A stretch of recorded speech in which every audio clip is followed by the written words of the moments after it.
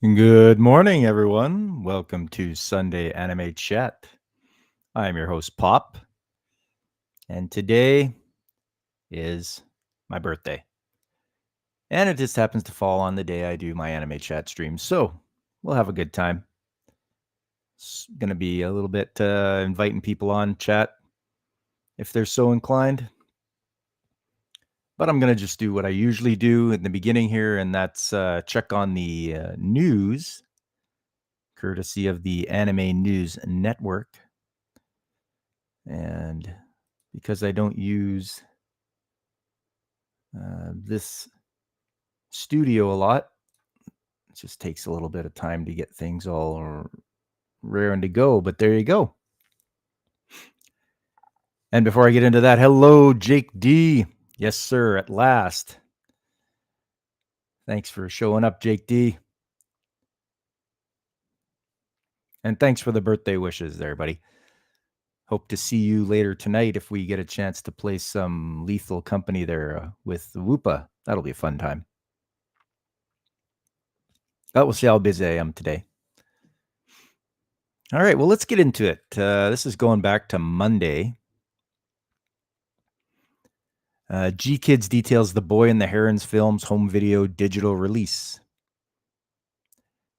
Sorry, home video and digital release. So it's going to be offered in 4K, UHD, Blu-ray disc, DVD on July the 9th, but digitally on June the 25th.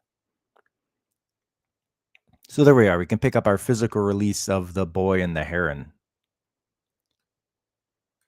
Next up, Bang Dream, It's My Go. TV Anime's compilation films opened this fall.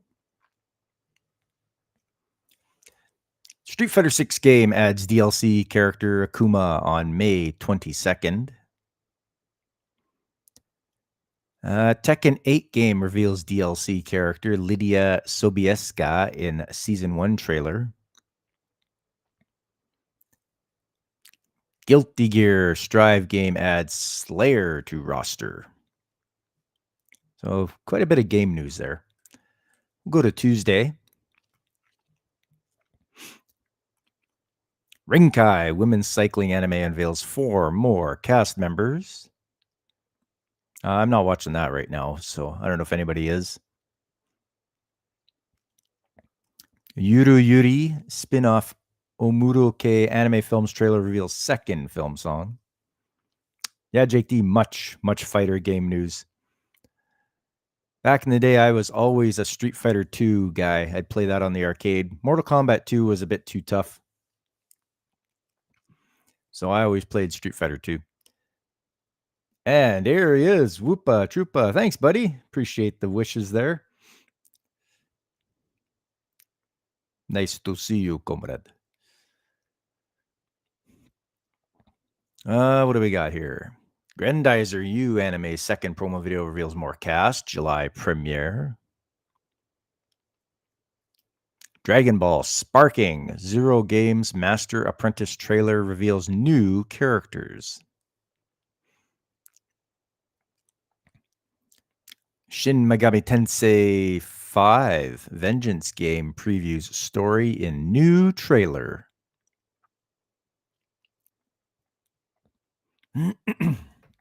Fairy Tail 100 Years Quest anime unveils 4 new cast members.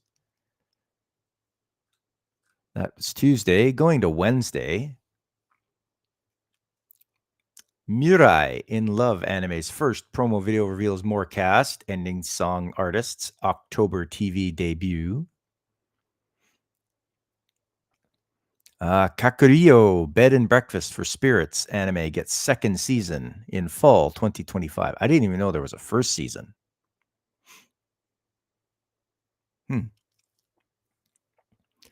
First Haikyuu final film tops 10 billion yen after 75 days. Man, people love their volleyball films.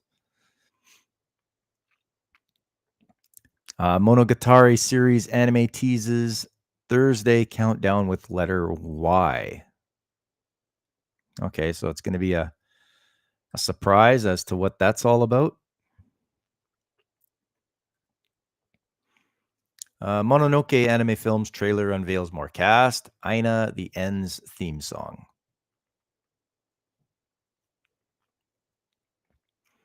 Earth Defense Force 6 games trailer reveals July 25th release in West. Looks like it's coming out for PS4, PS5, PC game. We'll just skip by the anime and manga releases. My Wife Has No Emotion anime reveals more cast, staff, July 2nd debut.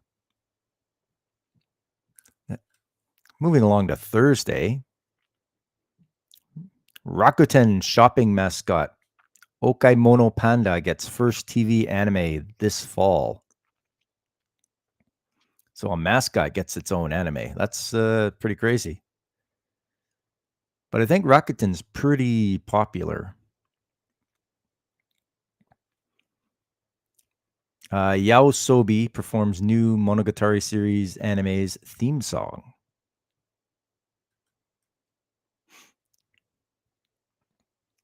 Kaiju number 8 anime cast Tesho Genda Mutsumi Tamura. That's one I want to get into, watching Kaiju number 8.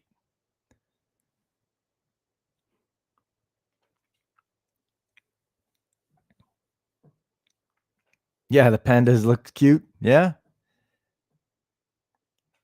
Definitely give it a watch. I'll try it out anyway, just to see what it looks like.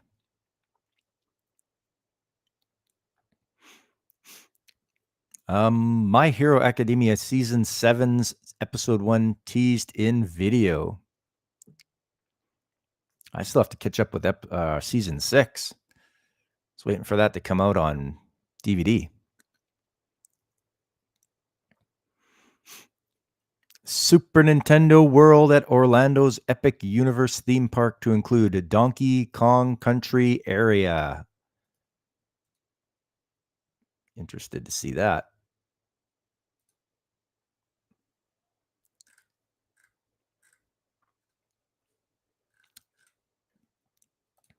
Yeah, Jake D. Shout does have a lot of good stuff. Just like this, Shout Studios released Speed Racer anime on digital platforms on June 1st. Both English dub and original Japanese. Personally, I'd watch it in the original Japanese. I really want to know what they're actually saying, not what people have dubbed in. And remember, these were really edited a lot heavily for television over here. So I would watch the original first.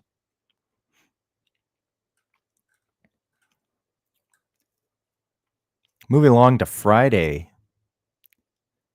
Godzilla X Kong, The New Empire opens at number 2 in Japan. Yeah, Trixie.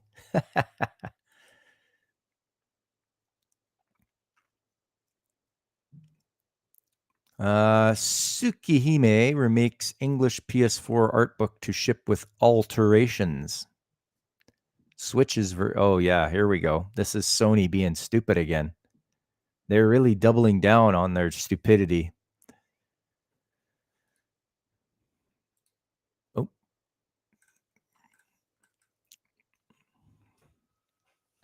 If Zhang Ziyi is in it, you'll watch it for her. The official English Twitter account for the English release of Tsukihime, A Piece of Bluegrass Moon, the remake of Type Moon's Tsukihime Dojin visual novel game, announced on Thursday that the game's physical limited edition for the PlayStation 4 will release with 2 altered pages from the included art book, while the physical limited edition for the Switch will release without the alterations. The post explains that changes are due to differing platform publishing policies. The announcement clarified that the content of the actual game for both versions will remain unchanged, unless Sony decides to do an update.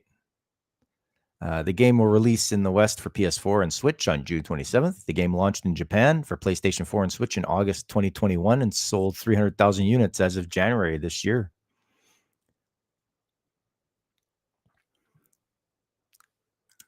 What else did it say here? They describe the story. Tsukihime follows the story of Shiki Tono, a high school student who begins to see lines of death after suffering an accident as a child. Following the death of his father, Shiki moves back home to live with his sister Akiha Tono and begins to uncover the dark truths lurking in his hometown. See the reimagined world of Tsukihime through Shiki's eyes as he unravels mysterious killings and meets both fan favorite and unexpected new characters.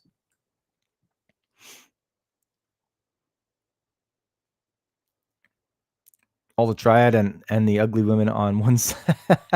Yeah.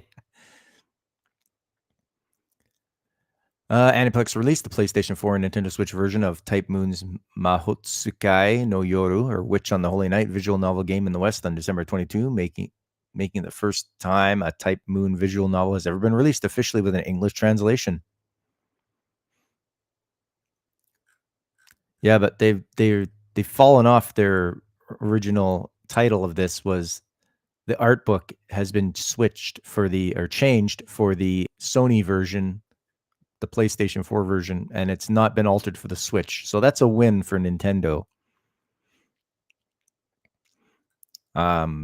This Sony censorship is getting out of hand. It's borderline, it's borderline on the ridiculous what they're doing. These guys, it just bothers me.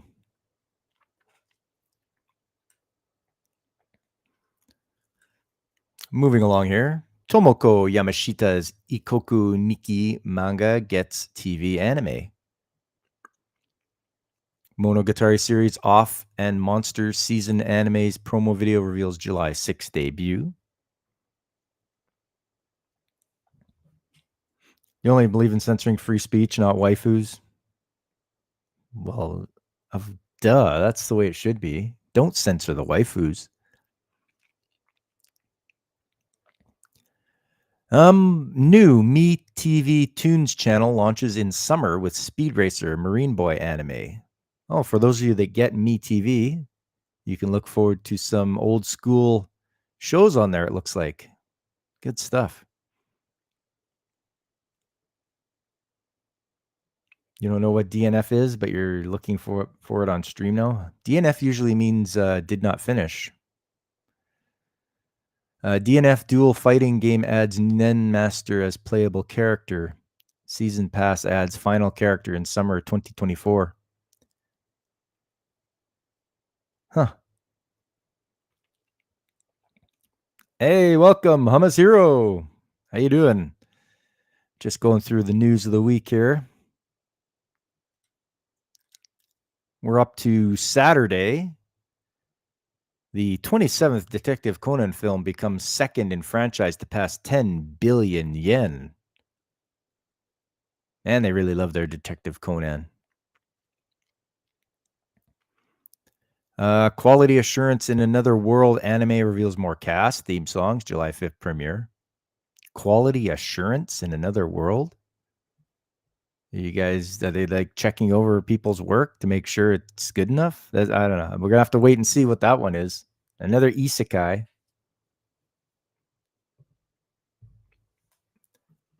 MeTV Tunes channel will be cool. You get that on the antenna. Hey, all right.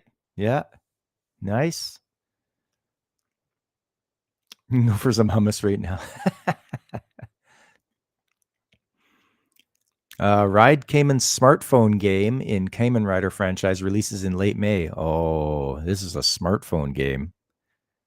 You guys know how I feel about smartphone games. Stay away. Don't even. They are easily turned off after you've invested all your time and money into them, and they decide they're not going to do it anymore. Lonely Castle in the Mirror anime film wins special mention at Stuttgart Film Festival.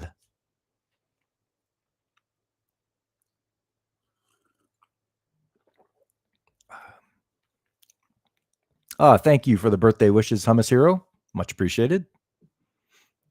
You're going to put DNF on the wish list once it goes on sale? There you go. That's our boy. What do we got here? Kaiju number 8 anime casts Hiroyuki Yoshino Tomokazu Sugita. My Oni Girl anime film footage previewed in music video for Zutomayo's theme song. Studio apartment, good lighting, angel included anime casts Misaki Kuno. I did start watching this one, and I just haven't been able to sit down and watch it. I think I watched at least 2 episodes of it. And then here we are, Sunday. There was no video game ratings. I'm disappointed, you guys.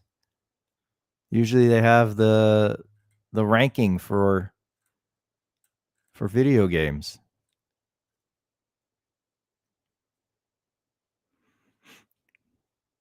What do we got here?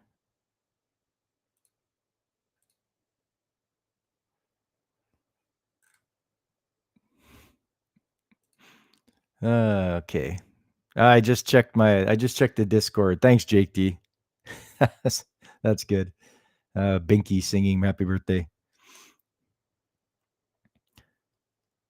All right. So for Sunday, all we have is Phoenix, Reminiscence of a Flower anime film competes at Anima Fest Zagreb. The film festival takes place in Zagreb, Croatia. From June 3rd to 8th. Okay. Senpai wa Otokonoko anime unveils theme song artist, more staff, and a July 4th debut.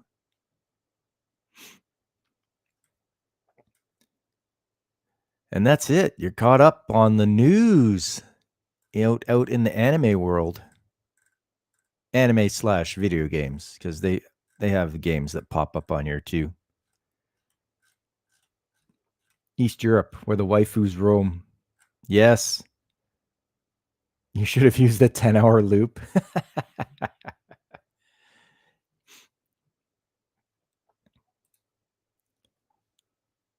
All right. So I have the theme for this month. And I don't think I've done it before. But the theme of May for anime is going to be trains. And we know how much that rail plays a big part of the Japanese people and the way they get around, the way they commute. It's very, very prevalent. Lots of rail. So I decided, you know what? I'm going to check out and see what they have for anime about trains. And there's quite a bit out there.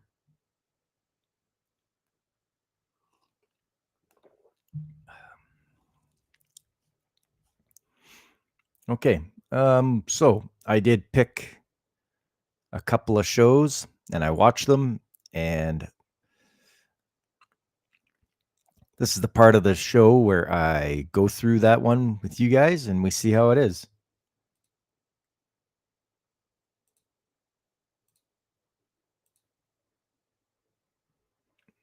Oh, there we go. I just have to pick that one and this one and get a little closer. So this is called X Densha de Ikoku, which I think means let's ride the train. Oh, take the X train. Okay. So this one is, the synopsis is Ishihara Toru is an everyday guy with an on and off girlfriend and a position working for a train buff. Things become complicated when a ghostly vehicle dubbed the X train begins to ride the rails, destroying everything in its path. Somehow it seems that Toru is connected with the X train by a strange power, which draws the attention of some very dangerous and power-hungry people who would wield it for their own. All right. So let's have a look at this thing.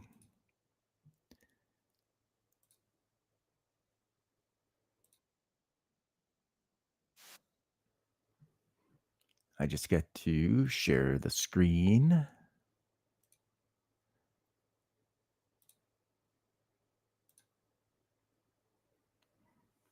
Okay, so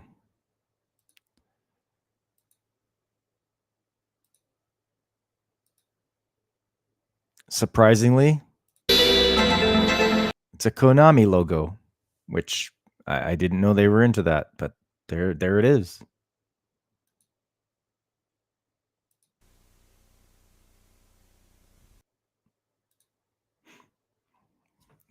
There's the title, Take the X Train.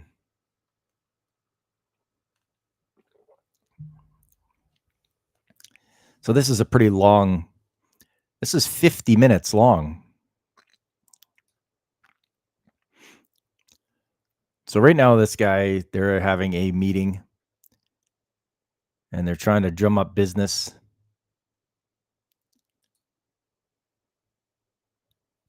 For the railways. They have these big meetings where they try to brainstorm. Our main character is on the left-hand side here. He's currently on the phone with someone, so he's not really paying much attention.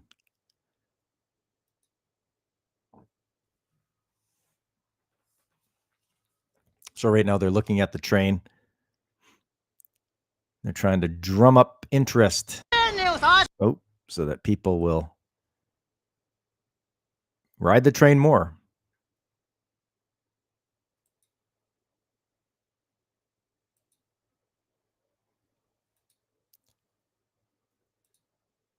So everybody's eating. They're taking a break. Main character right there, Toru. He's getting ready to eat.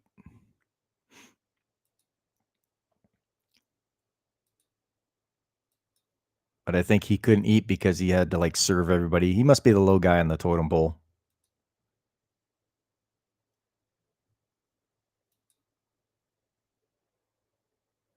Apparently the train that they're talking about is going to be scrapped.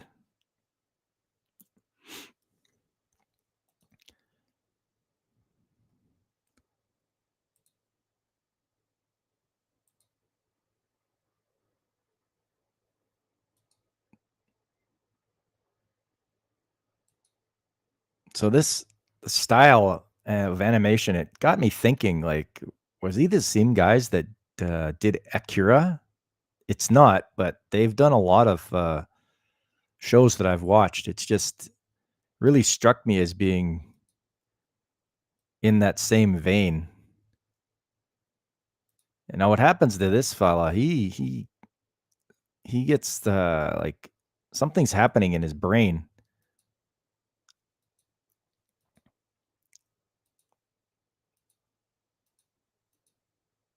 So there he is with his girlfriend. They were at a love hotel. And she's like, "Yeah, you know what? I think I'm gonna leave you now."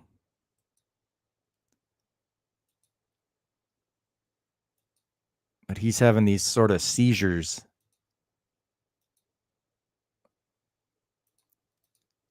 And it just gets really weird because he starts bleeding out of his nose there like that.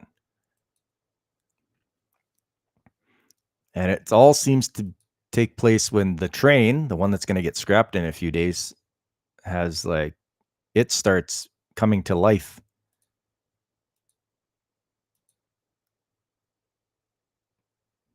So he's waiting for her to take the train home. The lights go out. Something's happening.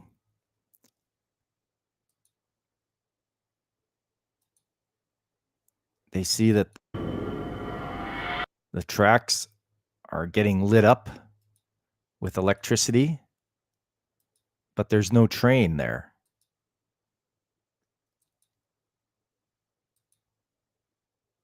Meanwhile, he's having one of his what do you call that? He's just not a conniption, but he's having a fit. And now the mysterious group are looking into what's going on. And of course, you got your reporter who's interviewing people when they about the incident that happened at the train station.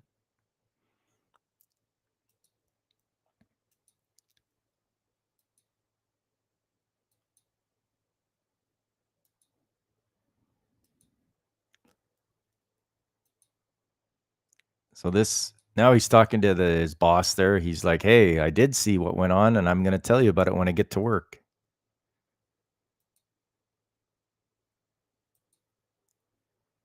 And it's havoc. It looks like that's the central train control center, and they're following this thing. And here it is. It's all you see is electricity flowing along the tracks. And he's trying to tell his boss what it was like.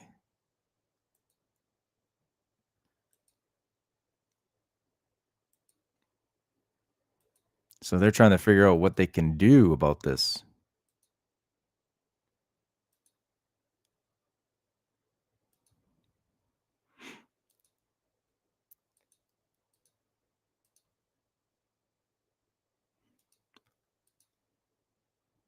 So he's having a little chat with his boss there, and he wants to know how his presentation was really. And he's like, "Well, let me tell you." And when he tells him the truth, he has to run and hide from him. But then the noise, he's pounding on the door, but then the noise stops.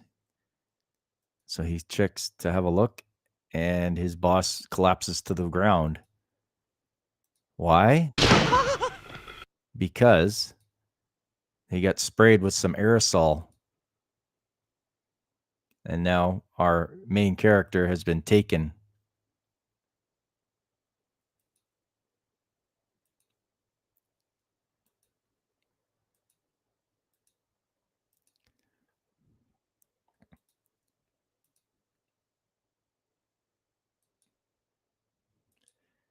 And now they're asking him, telling him where to go, and now they're asking him questions. He's under interrogation. This might look familiar to Jake D and Whoopa.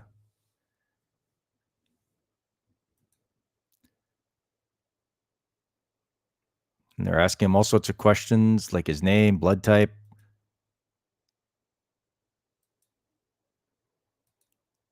Does he know about the train?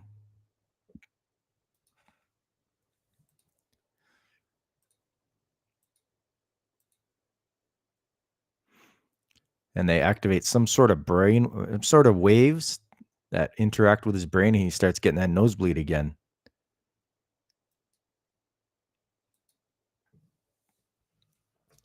There we get a little better view of the train there, all the electricity.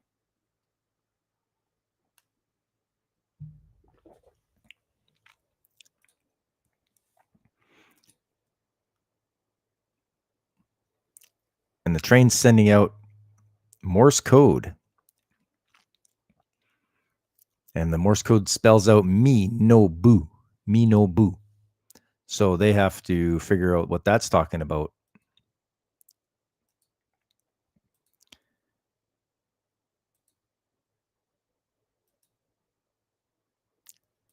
So they're taking Toru away, but he escapes.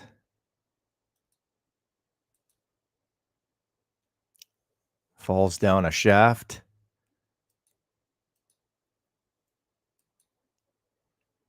Narrowly misses getting hit by a train.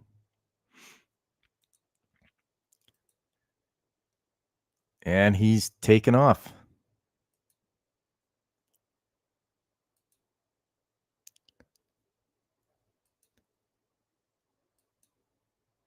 He's thinking about what went on. And I believe he's driving to the place called Minobu, where the government has set up a trap for that train.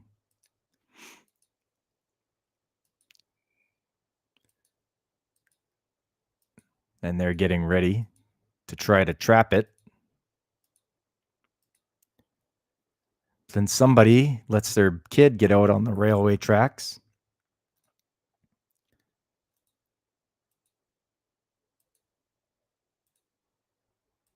But he got saved in time. He didn't get run over by the train. I think the train stopped actually,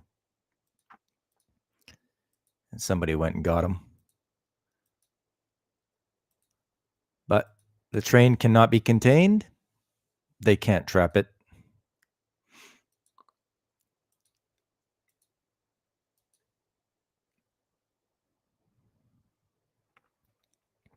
Apparently, they've been keeping an eye on this guy for a while, as they say that they've known he's had a special power hidden in his subconscious. They want him to communicate with the train.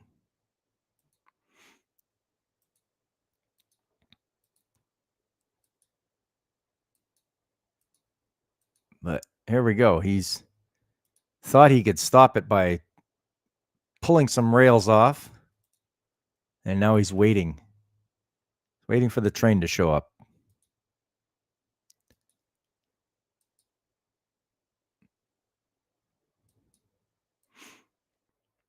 And he's still waiting.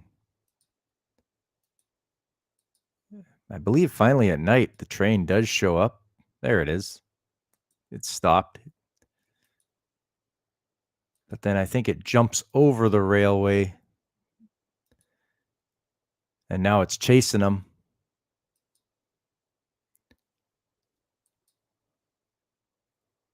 So he's trying to get away. And he finally does.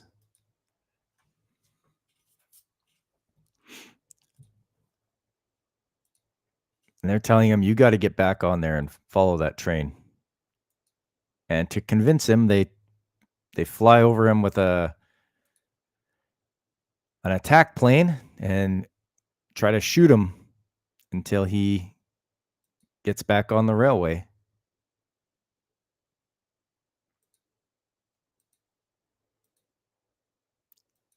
So now he's racing ahead. His car is a shambles. He makes it to the railway station.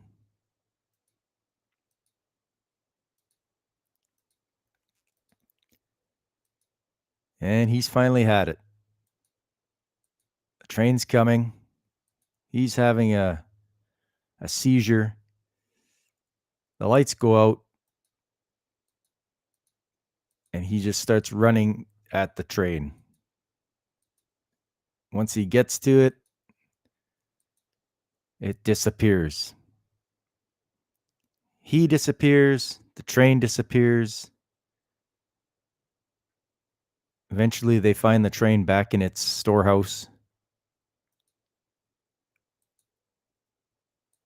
They go to have a look inside the train, but they get blown away.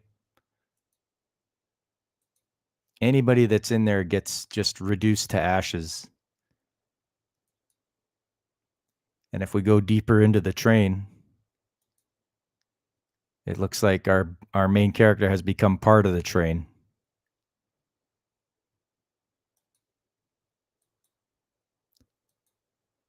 And there you go. That one was a strange show to watch. I mean, it was about a train, but I didn't know that it was going to be that strange.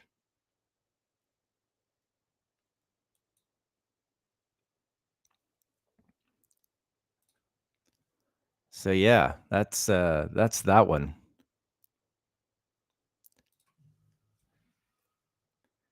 I just gotta bring up the next one I watched.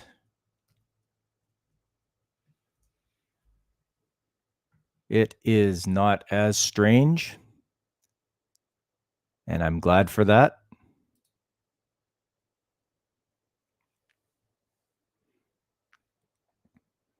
In fact, you'd find it a little more cheery, a little more pleasant.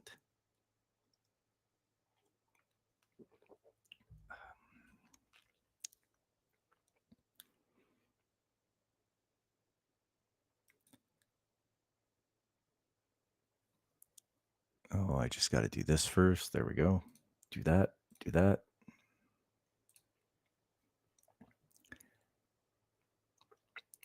Okay, this one is called Rail Romanesque.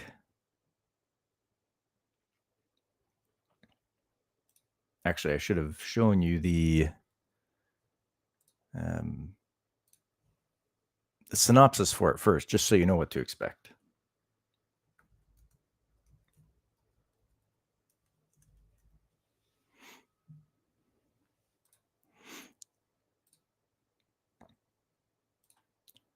Bump, bump, bump, bump, bump, bump.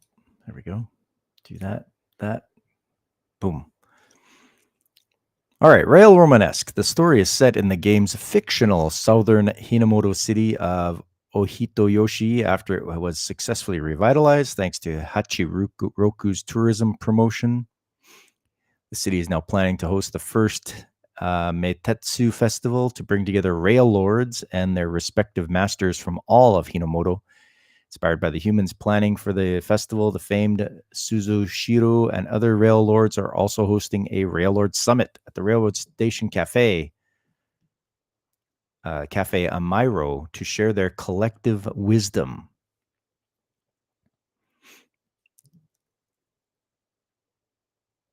So this one's a little bit more of a change of pace, a little cuter.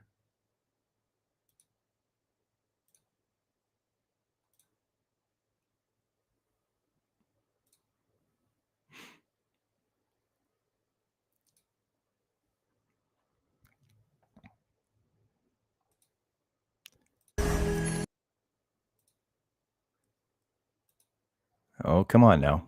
There we go.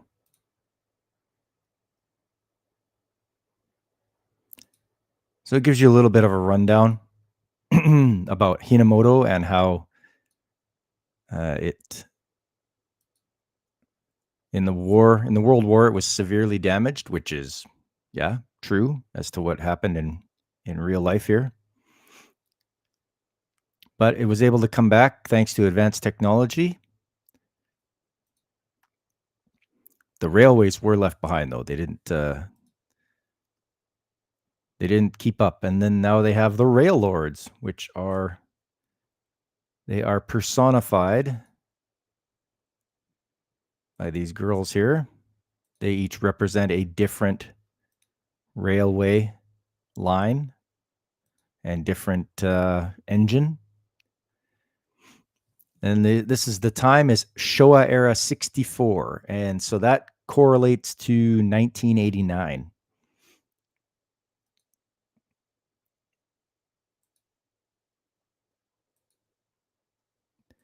And there's our character. She is relaxing at the cafe.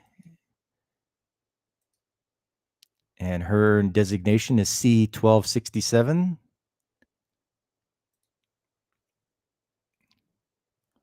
Her name is Suzushiro.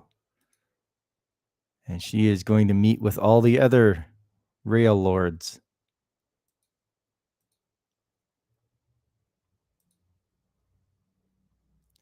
Also, you'll notice that this show is, or each episode is like 3 minutes long. This is not a long series by any means. Chapter 1, let's start the Rail Lord Summit. And you get to meet a lot more of the other rail lords. They all get their introduction. Some of them are steam engines, some are electric, some are diesel.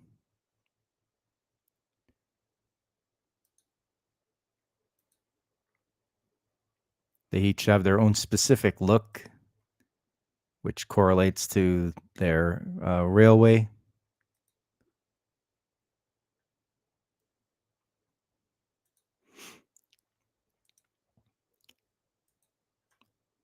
And there she is. 1267 welcomes everybody.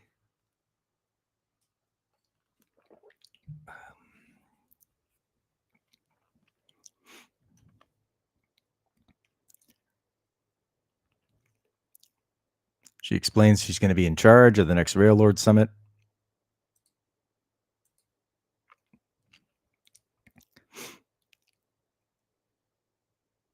They can see a short little film which explains that Hachiroko And Hachiroko just means 86. She can't attend, so she's going to leave it all up to 1267. And they're having this summit so they can come up with ideas to get more ridership. And they come up with producing merchandise. That'll get everybody trying to ride the rails more. If you produce merchandise, it'll bring people to buy the merchandise and travel to where they can only get the merchandise, whether it's to each station or whatever. And that's the end of that episode. A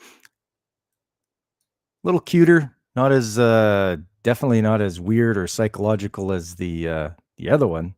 That's for sure. I'm just checking here. Let's see.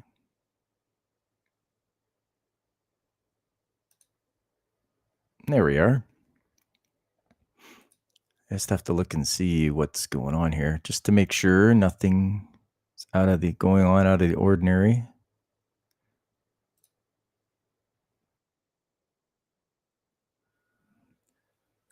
Yeah, I thought so. So I'm not ignoring you guys. It's just the Restream chat has not updated for the past while. So I'm not ignoring you guys. So here we are. I fired up the YouTube chat. That'll help. Now I got to catch up on a few things. He sees slacking. Yeah.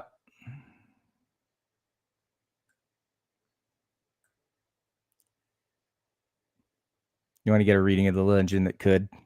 Nice. Hey, Godzillionaire, how you doing?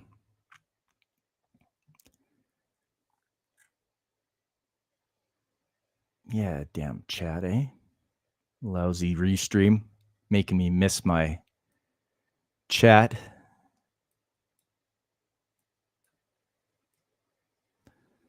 Boom.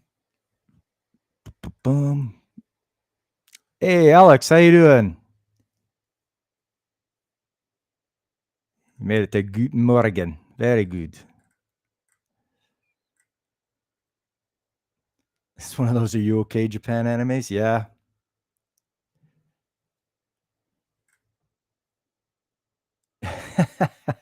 I'm not ignoring you. I swear it. I don't do that stuff. So I've got the pin to the top of the chat there. If you guys any of you want to hop on and chew the fat, we can do that. I'm up for it. A little bit of chatting around. What do we got here? Oh yes, I wanted to do this.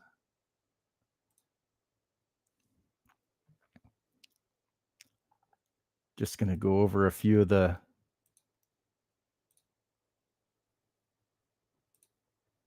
There's the animes watching this season. I'm going to have to drop some, I'm afraid. There's just some I'm just not catching up with. Just not feeling it, you know. I will stick with Sal Bowl of Eccentrics. That's pretty good. I just want to see what happens here. The princess and her retainer.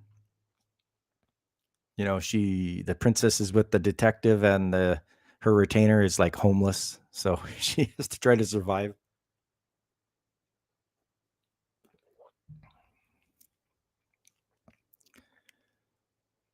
All right. Now that I got the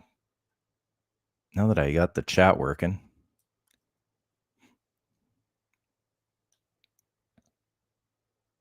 Being much better now.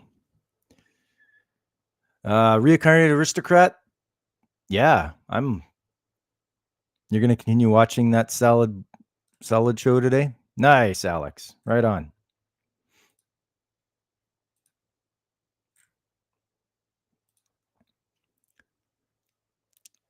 You're liking Kaiju number 8 so far, Godzillionaire? Yeah, I've got to. I have to start that. I haven't even gotten started on that one yet. I think I took on a lot of shows this season. But Aristocrat is good. I like the fact that his special power is just the appraisal skill that he can check on people and see what they're best suited for and what he needs for his to help him be successful when he takes over ruling the kingdom. So far, he's got himself an excellent fighter and an excellent mage. So we'll see. Oh, and one more. The young kid he got there is supposed to be an excellent strategist. So he's got 3 now. So let's see how this plays out. Who else he's going to round up?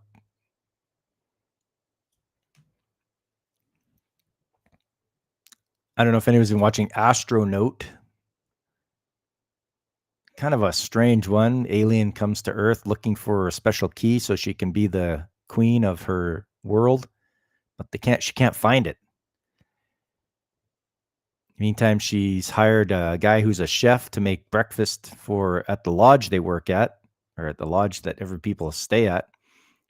And yeah, he likes her. He wants to be with her, but he's just not quite sure.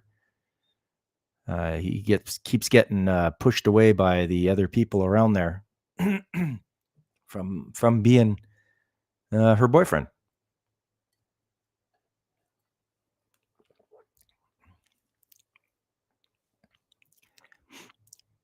Delicious in Dungeon. Yeah, this is good. So it's still doing well. It's still enjoyable. Hey, Punkwaddle, how you doing? Nice to see you. Thanks for the birthday wishes, buddy. Yeah, Delicious in Dungeon. I'm enjoying it. They went up against some shapeshifters that mimicked what they look like. And they had to sort of sort out who was real and who wasn't. That was pretty good.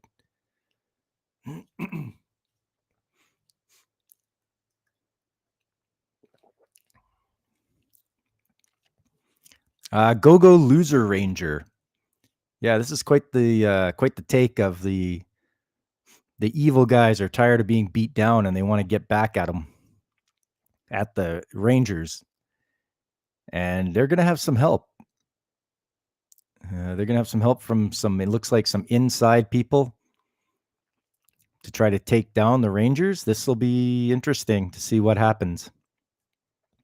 From what I saw last time, the Red Ranger is quite unhinged, and he's not someone to mess about with. He's pretty crazy.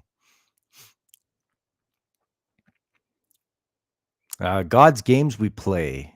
This one, I mean, it's a pretty neat concept where you challenge actual real gods to playing games, and hopefully you can defeat them because you don't get it spelled out to you what the rules are. You sort of have to figure it out on your own as you go along and try to stay alive at the same time. Grandma and Grandpa Turn Young Again. This is a pretty fun one. Just not a lot of action, a lot of talking, a lot of reminiscing and such between those two because they're older and they're young again. They get to sort of relive their life again. It's a nice one. It's very wholesome. Punkwaddle, you watched the first couple episodes of Jellyfish. Interesting. God's Game seems fun with the redhead. He's trying to figure out. Yeah, we got it. He's got to figure out whether. Well, they're going to work together. She wants to get her powers back, and he wants to find the girl that he used to play games with as a child. High Speed Etoile. That's probably going to be one of the ones I'm going to drop. It just didn't grab me. as much as some of the other ones did. So actually, I'll do that right now. You go here, we'll go here, and you're dropped. High speed at 12. Bye-bye. Reincarnated Seventh Prince. This is a fun one. This is good. This kid is training himself as hard as he can, reading spells and everything. He can enchant magical weapons to the point where he enchants them too much and they break. He just shatters some swords. So he's got to learn to hold back, but he's incredibly overpowered. But he has to keep it hidden. He can't show everybody how strong he is. You wish you could drop anime? ODC or OCD is a terrible thing. Yeah. I know, Godzillionaire. I know. I do like this though. The prince can't show everybody how powerful he is, and he's taking down like demons. But that one little demon that he took down in the first episode or second episode has become his sort of companion. He is plotting against him. So I want to see how that goes. And he's got some good protectors. There's good waifu material. Calling Jake D. You got to watch Seventh Prince for the waifus. If you haven't already, do it now.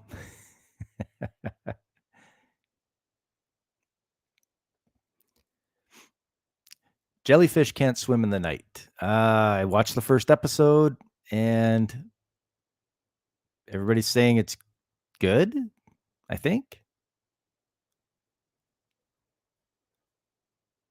So maybe I'll catch up with it. Kaiju number 8, haven't watched any episodes. I've heard people singing its praises, so that's good. I just have to find the time. The only thing that bothers you about reincarnated anime is the titles are so... Yeah, I know, Godzillionaire. It's like, I was reincarnated as this, so I can do this while I do that, and in this world. You're here. Hey, G, how you doing? Thanks, buddy. In case anybody's wondering, I turned 51 today, so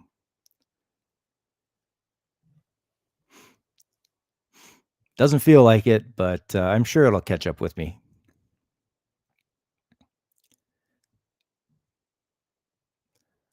Where was I here? Oh yes, Shinkalion changed the world. I mean, they're Shinkansen high-speed bullet trains that turn into mecha. I don't know. I don't think I can do it anymore. So right here, you're dropped. Bye-bye. Is that 51 metric years? Yes. Yeah, where did Jake D go? He take off already? Come on, Jake D. Usually when you say waifus 3 times, he shows up. You see me execute an anime in real time. Yeah.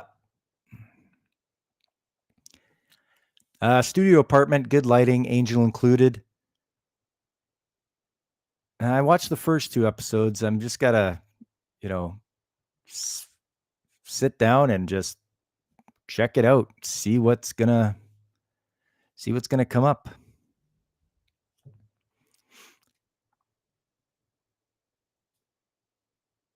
Jake D had to go to the waifu research department for further study. He spends so much time there. The many sides of voice actor radio. This one, it's funny. They both go to the same school. They're in the same class. They have a radio show together as their radio personalities, but they don't like each other. And it's just crazy. You try to work together, but you hate each other. Have I started Bartender Glass of the? No, I have not. That is not one that I have watched this season.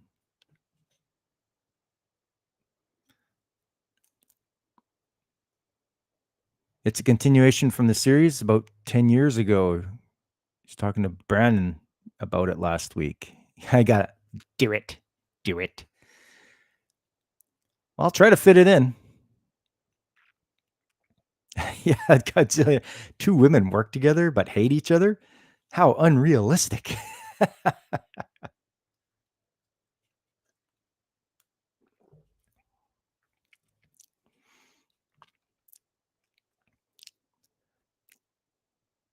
Yeah, I'll have to check into that there, Punk Waddle, and see what the bartender one's all about. I know Blaine likes it. Are they VTubers? No, one's a voice actress and one's an idol singer.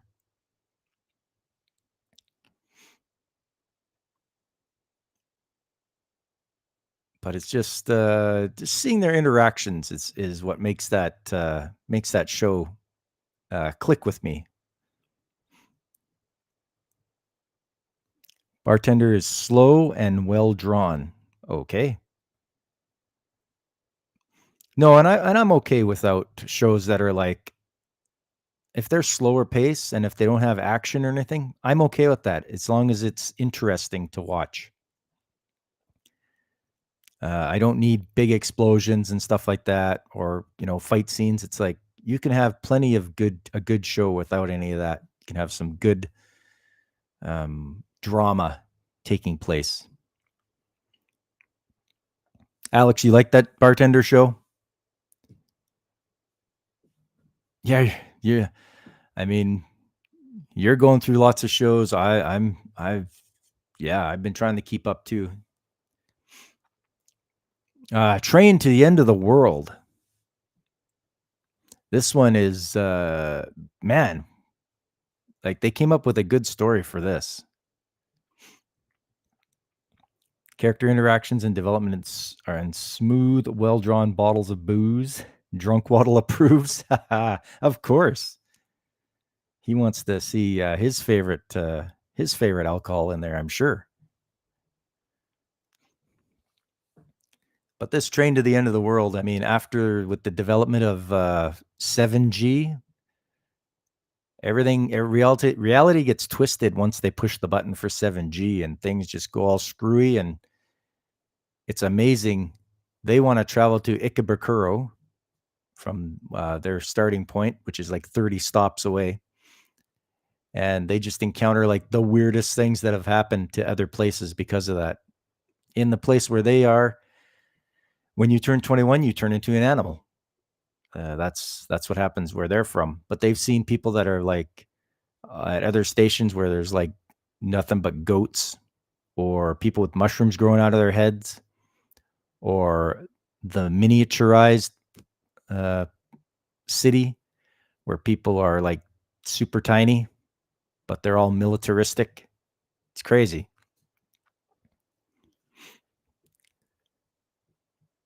7G. We learn nothing from 5G. Yeah, exactly. Train show can be difficult because all the girls talk at once. Sometimes dialogue is yeah. I could see that, especially when they're like arguing with each other. But I'm interested to see if they make it, because they're going to try to see their friend that they haven't seen in a long time in Ikebukuro. So I definitely want to keep up with that show. And actually, Mrs. Mechanic, she got right into it as well. She's like, because I'll be watching it on my computer, and she'll come in and she'll be like, "Oh, what's this?" And then she'll sit down and watch it, and then she'll get pulled right into it. She's like, "Let me know when this is on again, and I'll watch it." I'm like, "All right, there we go. We got a show to watch together."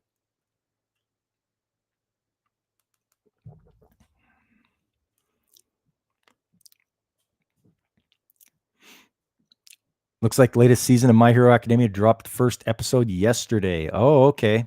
I think Brandon was saying something about that he finished all of season 6 and started season 7.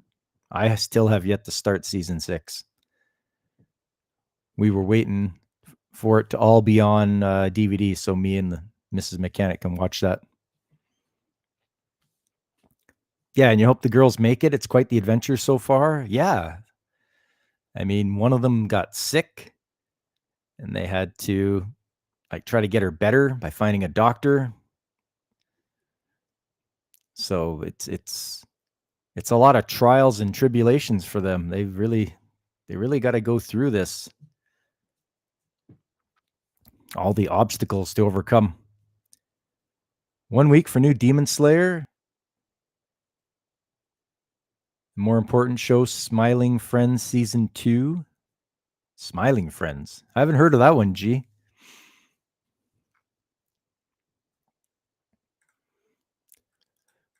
You're all caught up on the new Hero season? Like the first episode? All right. Unnamed Memory. This is the guy is cursed. He can't get a wife because they die. So he goes to a witch to try to get the curse removed, and he just wants to marry her instead. And she's like, "Don't be silly. I'm not going to marry you, but I'll try to lift the curse." And so she's living with him in the castle until she can finally get that curse removed. And this is a good one. I like it. It's enjoyable seeing her take down. She uses her powers to take down other monsters, beasts, whatever. And she keeps having to resist his advances, which is pretty funny too. You got chapter 7 of Unnamed Memory. Wow, you're just rolling right along, Alex. You're a reading machine. And then for all you fight fans, it's Windbreaker. Yeah, this is getting crazy. They're going to have like a big round robin tournament with one school against another school. And they're going to see who comes out on top. It's pretty crazy. It's nice that these guys protect the town that they're in from all the other ruffians and such. But yeah, fighting another school, we get to see some top level fights, I guess, and we'll see whether our main character is going to be the best fighter in the whole school. You have to admit you're a big shonen fan. You seem to lose interest with many anime if they don't have action, unless writing and animation is phenomenal. Let's go, more Earth Builder.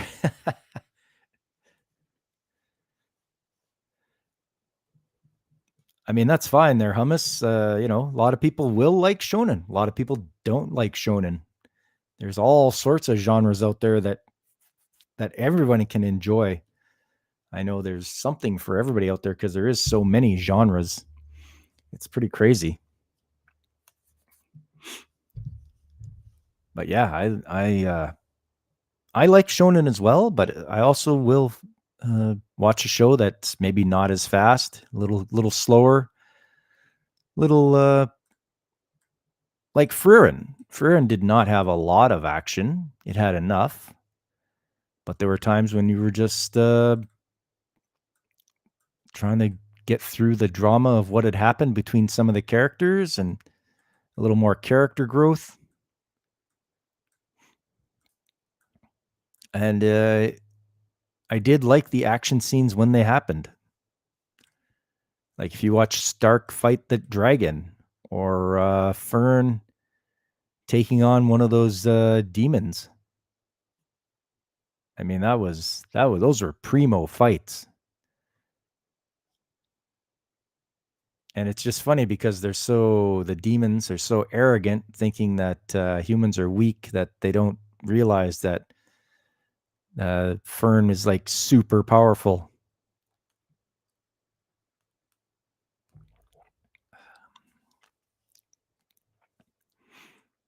But yeah, that's what I'm. Oh, and right, Magic Knight Rayearth. I'm watching Magic Knight Rayearth in the mornings before I go to work. The classic isekai of getting transported to another world and helping to save it. So yes, Magic Knight Rayearth. If you haven't seen it, it's pretty damn good. It's done by Studio Clamp, who do like the most beautiful character designs. They're always so well done. They just go crazy into detail.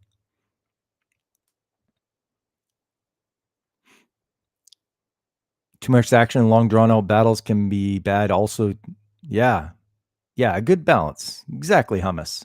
Good balance. When Fern's just snuck up on people was awesome. Yeah.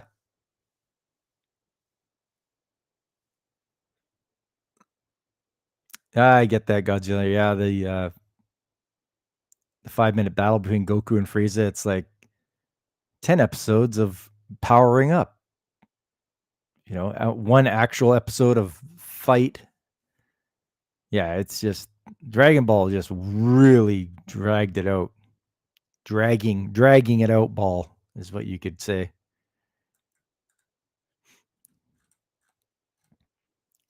But yeah, I've got the link in the top of the chat there. If anybody wants to hop on and chat about stuff, I'm all open for it.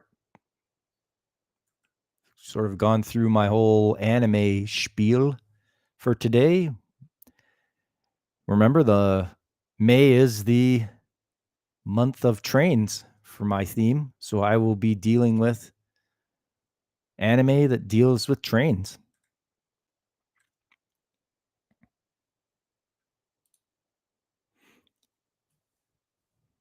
And I know you guys have some of your favorite ones.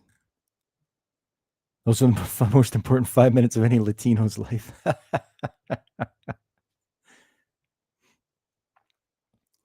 I'm sure we've all gone through our Dragon Ball phase where we've like, hey, this is great. For me, it was back in 2000, I think, 2002. Galaxy Express 39, another classic hummus. I love me some Galaxy Express. I'm sure that'll be on my list of stuff to talk about for this theme of the month. I do like me some of that.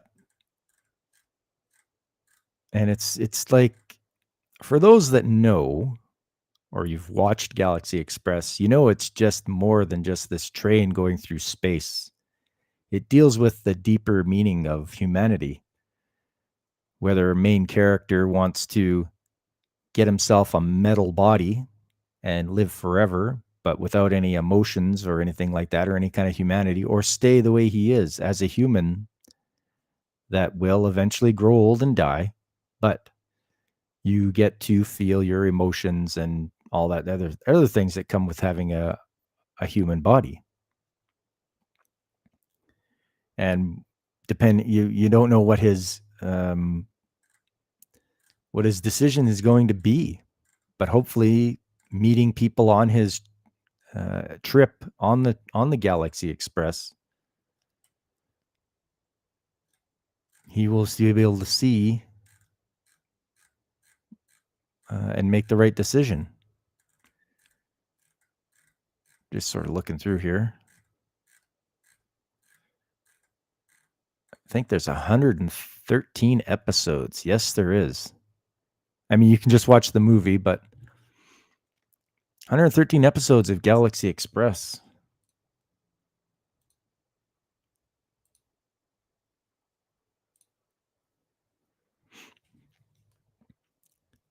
Has tons of character depth, great singular episodes, and a terrific overall story arc. It's in your top 5 all time, maybe number 1. Oh, very good. Yes, I see you have taste.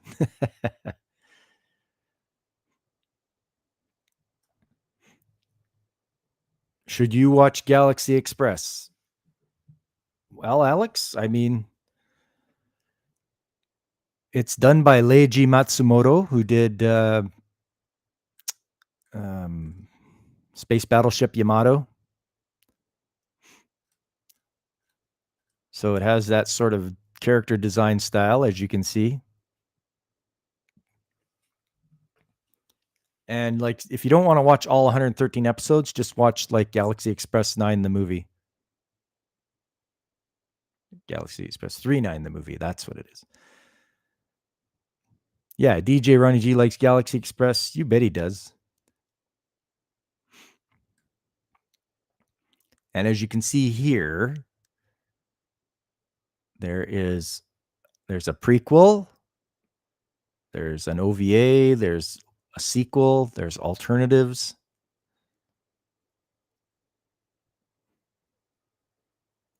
There's a lot to watch and enjoy.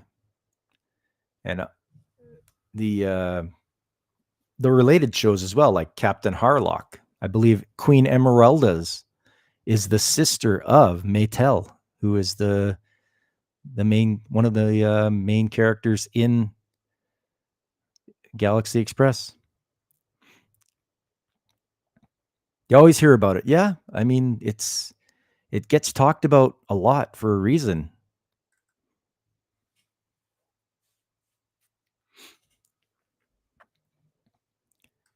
It came out so long ago. It came out in 1978.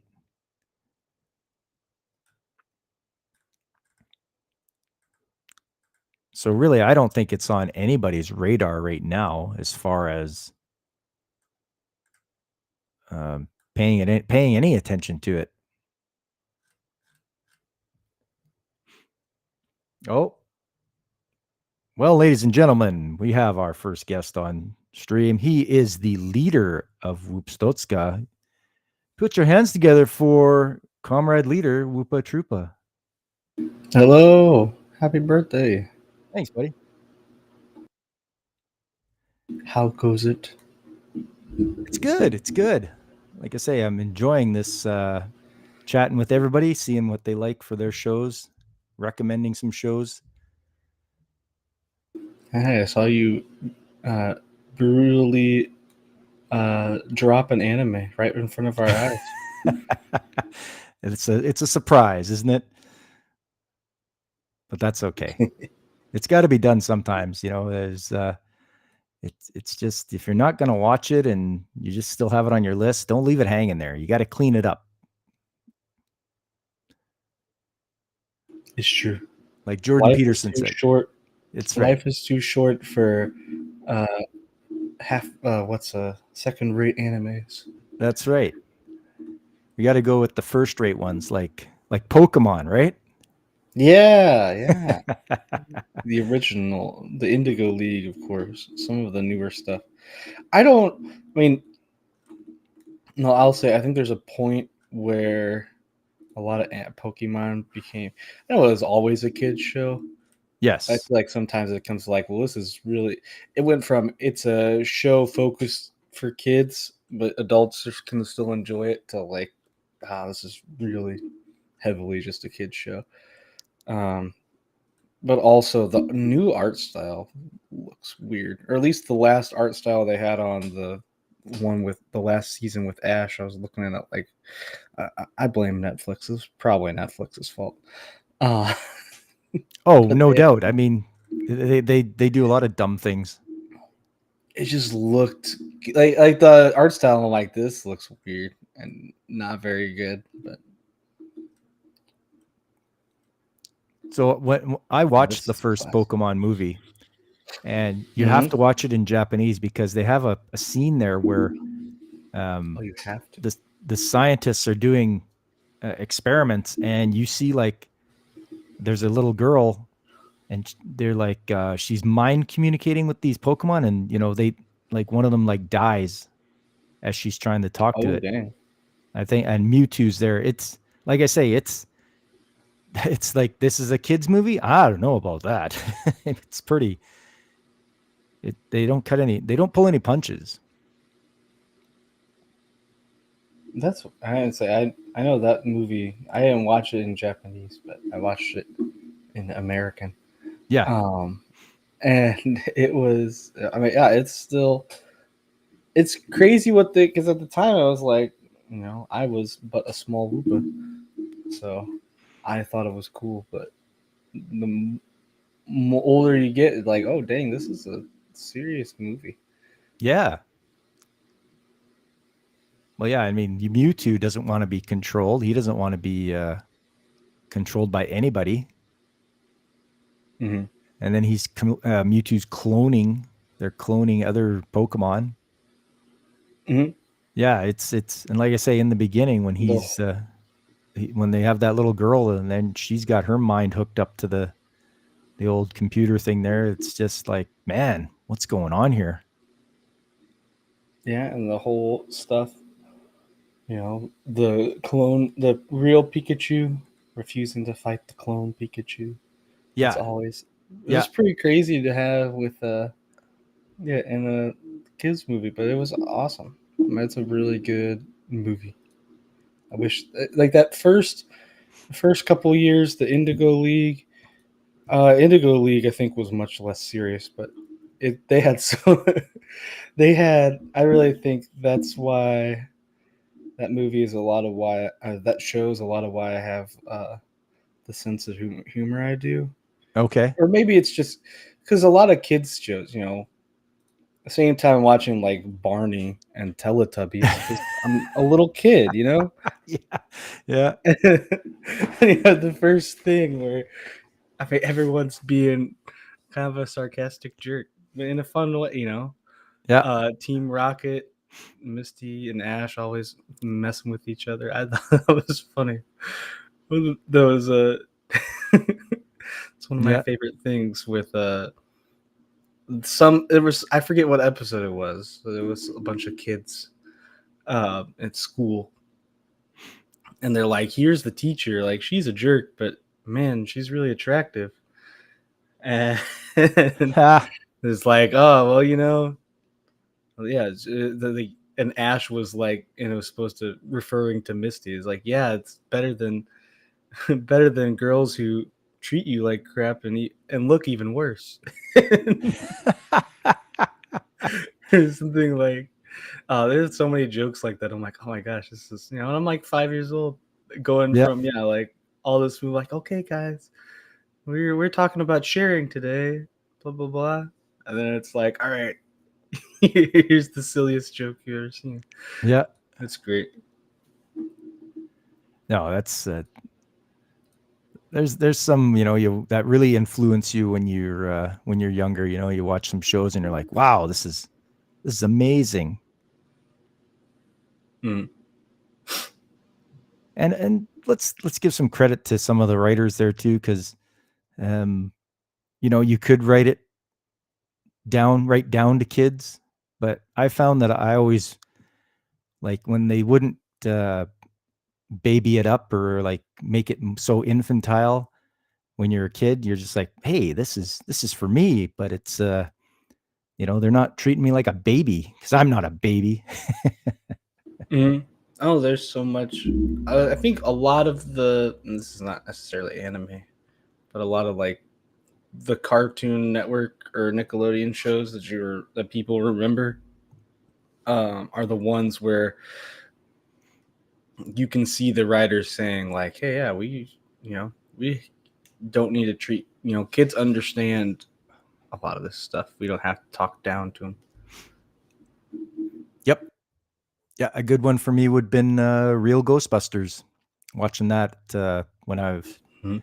when I was younger, and yeah, they didn't talk down or treat it like in the later seasons they did when they brought out like Slimer and the Real Ghostbuster. It's like, oh, okay, you're catering to babies now. I'm not going to watch this. That's always. I think that's always a fun thing. Oh yeah, Like I'm sure y'all did it when you're like 8 years old. You're like, I don't want to pull, like I don't want to do that. That's a baby show. That's a baby game. You're like, aren't you 8? And at the time, I'm like, I'm very grown up, and now I'm like, that's pretty funny. Yeah. I'm not a baby. Don't treat me like a baby. Now give me a chocolate milk. Oh, Yeah, yeah. I want some chocolate milk. I was just having a look here to see if I can find that scene in the Pokemon movie.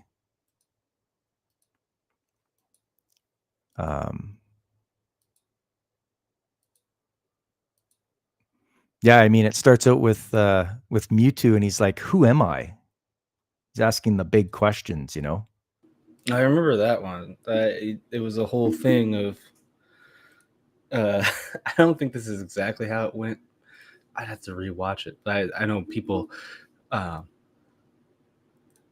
edit it because it's funny because Mewtwo is having conversations with Mew, and Mewtwo can obviously talk English or whatever, Yeah. and then Mew is just Mew. Yeah. And they'll have a conversation. You're like, this is it's funny. Yeah, he meets up with this girl, and I think they're talking psychically to each other.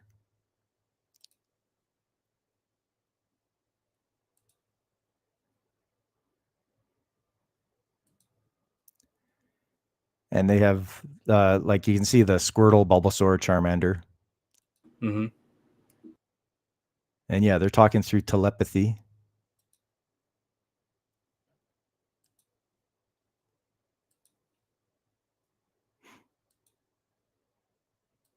And they're having a good old time, but then I think she actually dies.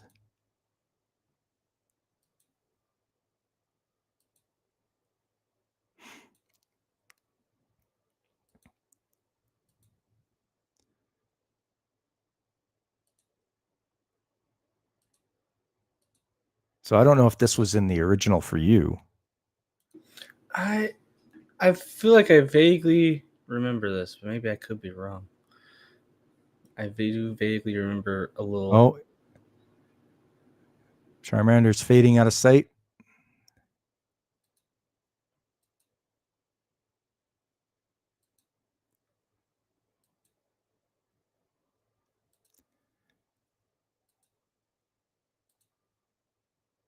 Yeah, there you go. I swear they would never have done that one on. Yeah, they definitely edited wouldn't that have out for sure. Yeah, maybe I'm trying to. I had to watch this movie again, just because it's been so long, and my memory's terrible. I don't think they would have. I don't remember anything about people dying, so I'm pretty sure. I feel like I do remember like Mewtwo. I know Mewtwo telepathically communicated with a lot of people. I feel like I vaguely remember a little girl, but maybe I'm wrong. Okay. I don't know if you may want to consider watching it again, this time the Japanese edition, and just be like, oh, they cut that out, because they do cut a lot out. I know that's one thing, because it wasn't it 4Kids that handled all this stuff for Pokemon? Ooh, was it 4Kids? I think it was. Yeah, you're right. Yeah, it's producers: TV Tokyo, Shogakukan, Imagica, 4Kids Entertainment, Warner Brothers Japan, Studio Jack. Because I know they cut a whole episode out of the anime, which I think is silly. Because the whole thing was basically, I forget, something had just happened, and then Ash and the gang roll up, and I guess people think they're robbers, so they open a door and like 3 people point a gun at them. Oh, okay. Like, hey, get out of here! What are you doing here? And they didn't show that entire episode in America.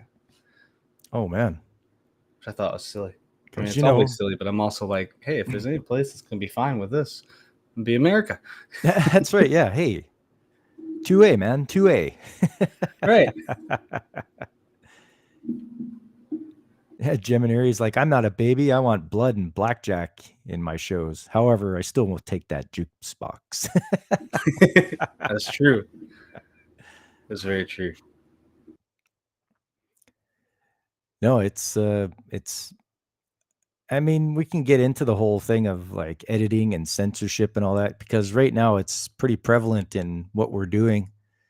Uh, Playing games and such like that. The newest game, Helldivers, that one got censored. Or no, not censored. They made you sign Not, up for a PlayStation account or something like that. yeah, they're making people sign up for PlayStation, which is frustrating. It's like, what? Right. I have to figure out because I mean I spent $40 on the game. I might have to try and refund it. I don't know. No, okay. Let's see. I I mean, it's a fun game. That's why I'm nervous to just refund it. But obviously you're looking at this like, well, Sony's going to do this. What else can they do? And also, I know the big controversy is, first of all, there's some countries that like, hey, we can't sign up for a PlayStation account. Like I think Egypt. I know there's more than this, but I just remember Egypt because that was one person I saw who was reading it on uh, Twitter. Was like, yeah, I can't sign up for a PlayStation account in Egypt. So even though I bought this game, like it's officially not able to buy it. Like I won't be able to play it after this point. That's crazy. And then just I know Sony has a lot of data leaks. Uh, I don't think this is how it is in the US, but I know some places like I think the in the UK, you have to like verify your age and like not like oh just put in your age. Like I think you have to either submit your ID or submit a face scan. And it's like, oh my goodness, that's ridiculous just to play a video game. A face scan. Yeah, Oh God, come on. I'm like, oh my gosh, I don't think you have to do that if you're in the US for now at least. But I think that's a thing in the UK and Ireland on the islands over there across the pond. Across the pond on the islands. Yeah, But I I'm mean, like, my goodness, I wouldn't do that just to play a video game. Put my ID out there. I don't even put my face on YouTube. So why would I put an ID on PlayStation? that's right. No, it's stupid. I mean, it's ridiculous what they've come down to so far. And I mean, Godzilla says they want to be able to arrest people for gamer words. It's like, it's just, where's the free speech? That's been a thing as well. The biggest thing aside from that is that PlayStation has a lot of they have heavier moderation than others will. Yeah. So which is I haven't had anyone say anything bad to me on Helldivers, so And it's I like, don't play with random people usually. So well, that's true. That's true too. Play with your friends. Godzillionaire and Gemini are like, it's like 170 or 190 countries that don't have PlayStation Network ability. It's like, why are you guys doing that? Like, it's you guys are ruining any chance you have of making any money. yeah, it's really frustrating, and it seems like I guess we don't really know, but it seems like the company that made the game doesn't want to do this, but Sony is basically making them do it. Oh, okay. Because I think it's how like Naughty Dog, well, they're a mess, but they're the developer, and then Sony I guess is the publisher. So I guess whoever the developer of this game is, the developer, and Sony publishes it, and this is something that Sony's like, hey, you got to do this, and it's just like they're shooting themselves in the foot here. They've done nothing but give themselves bad press, like the Stellar Blade thing that they did, shooting themselves in the foot there, and it's like, it's funny because it's such a minor change, the outfit barely changes. So it's like, Sony, why don't you like I mean, against censorship in all forms, but like this is barely anything. Why did Sony could have just not done this, and like you would probably not even notice the change. Um, but because they changed it, people are up in arms and they just gave themselves a bunch of bad press because it's such a silly thing. And now you have this game that's been going strong for 3 months, probably one of the most popular games right now, and they're just shooting themselves in the foot. They've moved their I think their rating on Steam is officially at 50%. When it was at like well over 90%. And that's how much they've annoyed people. There's a lot of people who can't buy the game. Yeah, they're stuck with the game. They have to refund. A lot of people who are mad who obviously, I just bought this new PC so I wouldn't have to worry about PlayStation or Microsoft accounts and stuff like that. So it's very annoying. Yeah, it is. I mean, like, make me maybe this. I'm almost at a loss for words here because this is just seems like idiocy to me. You stick with Nintendo and PC, then do that. I had that story earlier on about the art book that's going to be censored for the PS4 version, but the Switch version is not censored. It's like, okay, apparently Nintendo likes money, and yeah, they're not hurting anybody. And I mean, there's so much dumb stuff with like,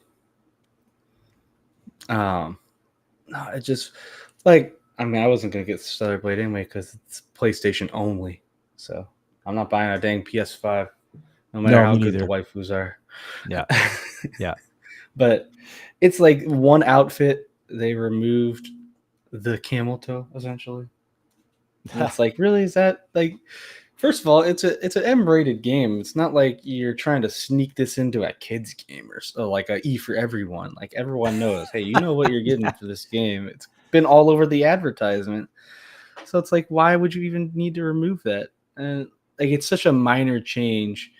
I feel like most people like wouldn't notice. So it's like, why even do that? You're just screwing yourselves over. And yeah, with the art book you're saying, they removed like 2-3 pages. It's like, why? Just keep them in there. Probably won't notice, but because you did it, now everyone's gonna know, and you're only gonna give it yourself bad press, and no one's gonna want to trust you from now on. Because yeah, like if a second, I don't know if I'm gonna keep Helldivers 2 or not. I think I probably will keep it, but the jury's still out. But next time a big game comes out, I'm like, oh, this is a lot of, here's this multiplayer game. It's a lot of fun. If I see it's from Sony, I'm like, I don't know about that anymore. Well, how many times do people have to get burned? Like we keep getting burned, and people are like, oh, well, this time it'll be different. This time they won't do anything this time, and bam, happens again. And then it's like, did you not learn from the last time? Make them pay. Make them pay. Don't buy their games. Don't pre-order, and just let them fix it. They have to fix their mistakes, and then you'll buy it. I think that's. Sorry, I just want to say, hey, Everest Productions, thank you for the birthday wishes, buddy. Appreciate it. The orca is here. The orca. But no, I think it's a lot of what is it? It's a lot of, I mean, the Stellar Blade thing is always a tale of, hey, don't pre-order your games. I still fall for that every now and then. I try my best not to, but I think this Helldivers thing is really interesting because it's kind of the whole point usually is like, hey, wait and see to make sure. But people waited and they saw, and then after 3 months of the game running, perfectly fine, then they change it. I mean, that's got to add a new level of paranoia to you of like, hey, maybe we shouldn't just buy anything from this, from Sony. Because it doesn't matter if it's 3 months, maybe a year or whatever, they can just change it whenever on you. And they've shown that they will do that. And that's pretty messed up. It is. If they can patch something or censor something out with a patch that you need to in order to play the game, that's not fair. That's underhanded business practices.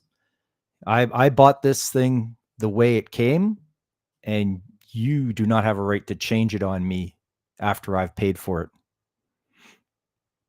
That's the way I look at it. Mhm. And like Godzillionaire says, battered gamer syndrome. Don't keep going back for more beats, okay? Just don't stop it. Just stop it.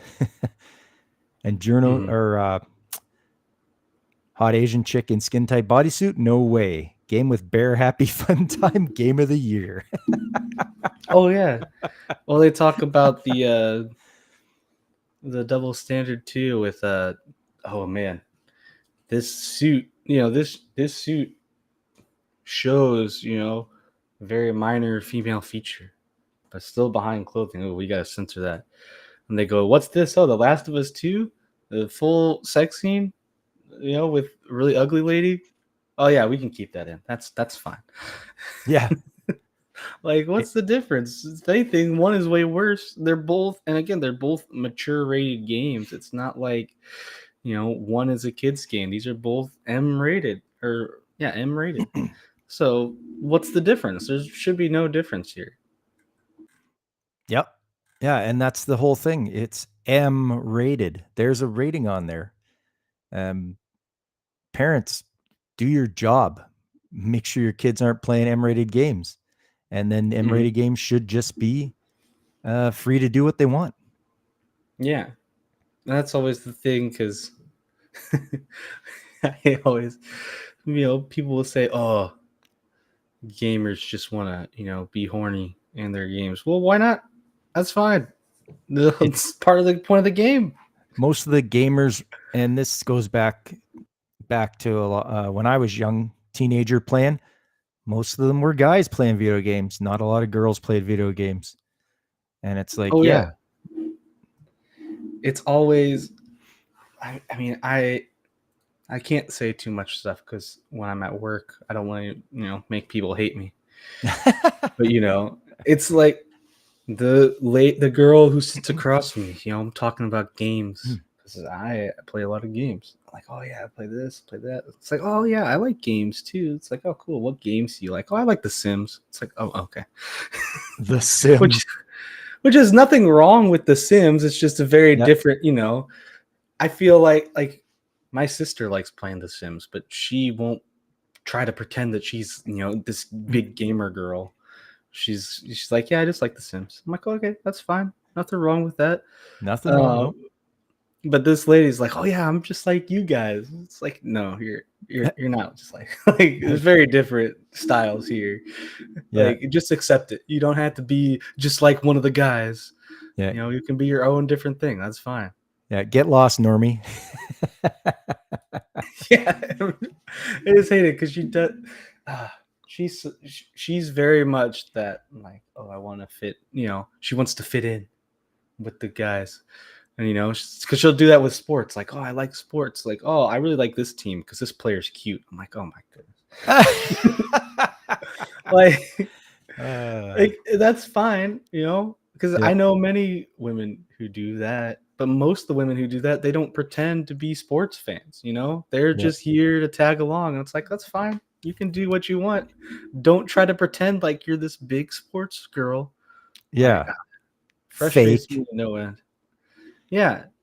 If you want to be fake, be fake. Just let us know about it, and then it's fine. Punkwaddle brought up a good issue, or a good point here. Online hosting has had issues even before they started saying you don't own it. You get what you get. All the games that you're sure Steam cannot host online.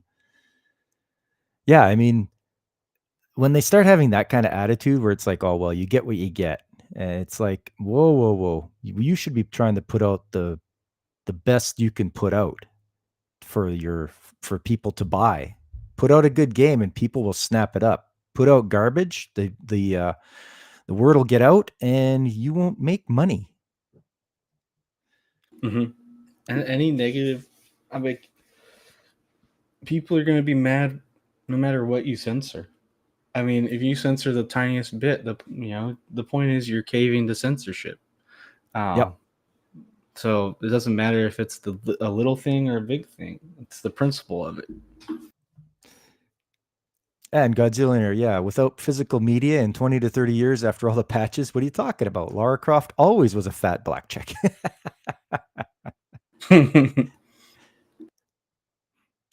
Yeah, it's like the deep fake issues of how they can go back and change the movies of old to change random stuff. Like Back to the Future could promote Coke or Pepsi now. Yeah, I don't like it when they screw around with that either. Just don't stop screwing around with movies. It was like George Lucas when he did between 1995 to 1997, he screwed around with the original series, putting in more digital stuff, and yeah, for the 1970 or 1997 releases, they had all sorts of different digital CGI stuff added in. Yeah, or how Blu-ray players can edit what scenes you see in a movie, physical copy that you, yeah. Go back even further. Go back to VHS. Let's go back to that again. I need my orange Rugrats in Paris VHS. The good old days. Yeah. That's a good movie too. God, I miss Rugrats.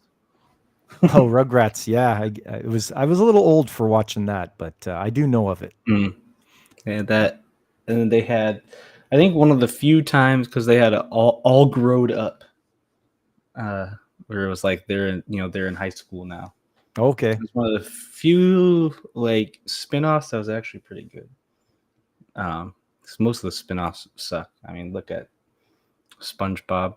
I mean, some of that I think is because those, all those spin-offs are soulless cash grabs, but also because SpongeBob is the only thing that Paramount Plus has. Everything else no one cares about. Yeah, and actually I think the creator died, didn't he? SpongeBob, Steven Hillenburg. The creator passed away. But even I think he died in like 2018, 2019, but even before that, because that was a big thing, because Nickelodeon was like, oh, look, yeah, SpongeBob is gay for gay price. Like, he's a sponge. He's a sponge. He lives in the ocean.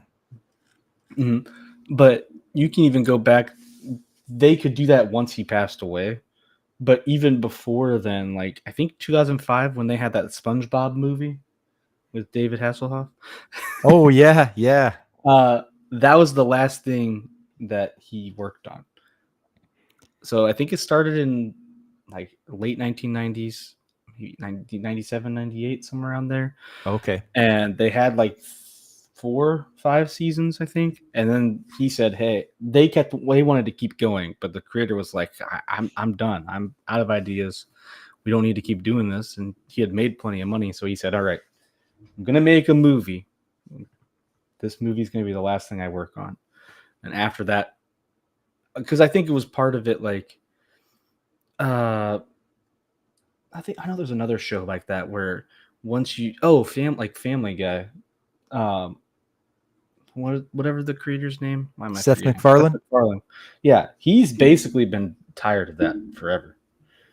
But it made the Fox so much money that they wanted to keep doing it. Oh yeah. So his options. And because he's kind of got the mix right, these creators don't own their shows. So it's like, listen, you can either be a part of this, or we'll just keep going without you.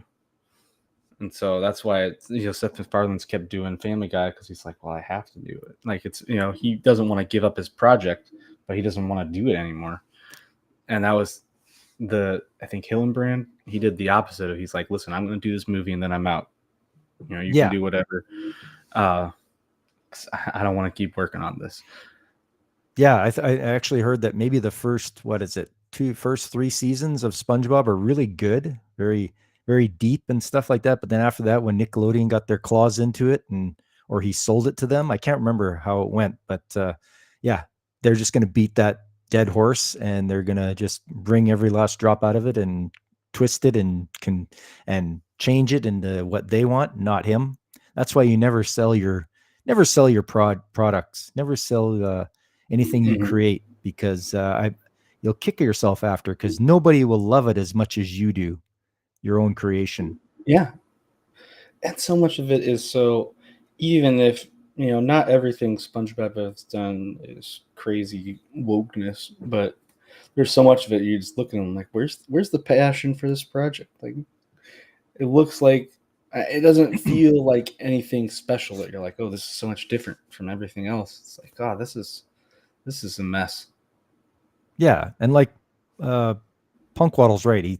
That's what they did with comic books years ago. Characters were created under a studio banner and owned by the studios, and the artists can't even draw that or on their own. Yeah. Um, Oh yeah. the classic one is Harley Quinn.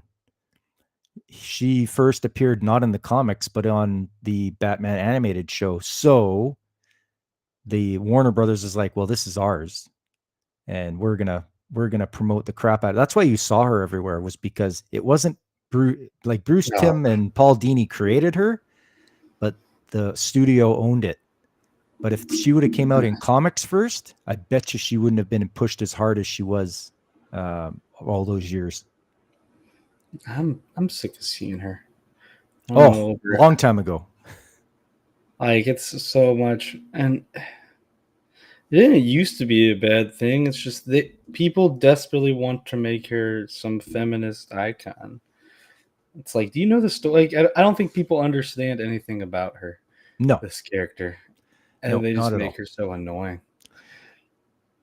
I No, feel like once the first Suicide Squad movie, even though that wasn't very good, I'm like, wait, Harley's okay in that. And then like the Arkham's games, or at least not the most recent ones for sure. The actual good ones, the first two. yeah, Um, that was Harley, and that was fine, partially because she put on a very nice outfit, if I do say so. But they kept true to her character. Uh, yep, but uh, now they're just trying to like, oh, Harley's independent, and they're trying to push this. They also did. They try to push her and Ivy as if like, and this again, the whole point is, Joker, Harley's in this like Stockholm syndrome kind of thing yep, with trying to figure out Joker, and then she goes to Ivy, and it's supposed to fix everything, as if we haven't seen like the whole point. Ivy uses uh, her uh, her charm, her sexual charm, is to control people so she can use them for her own gain. So it's like, this is not a positive, and it shouldn't. Like, if you're trying to make this a positive, you're not just messing up the whole point of Harley Quinn. You're messing up the whole point of Ivy. yep. It's so. Well, and Godzillionaire got it right. You notice how comics went off the rails when Stan Lee, Ditko, Romita Sr., Kirby, they all died? Yeah, because those were the guys that either created the characters or wrote for them, and they developed the lore. And then now it's just open for whoever's in charge of the company to decide, oh, hey, you know what? We're going to do this for Daredevil, or we're going to do this for the Flash and stuff like that. And it's like, well, that's not what came before. You're not paying attention to what was written as their proper backstory. You're changing it.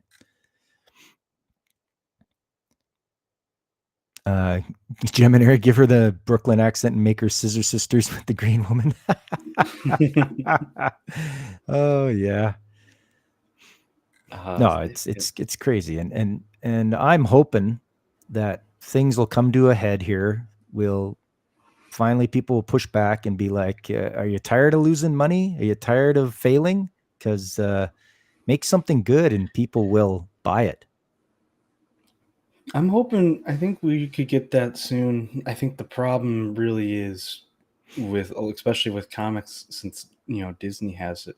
It's like they've got deep pockets, and they've got a lot of a lot of government backers, or whatever you would call it, The in their investors, pocket. Yeah, I don't know if it's investors. It's like they got a lot of lobbying. They remember how much bailout they got in the with the COOF when all that was oh, going on. They're okay, like, ooh, we need a lot of money so we can.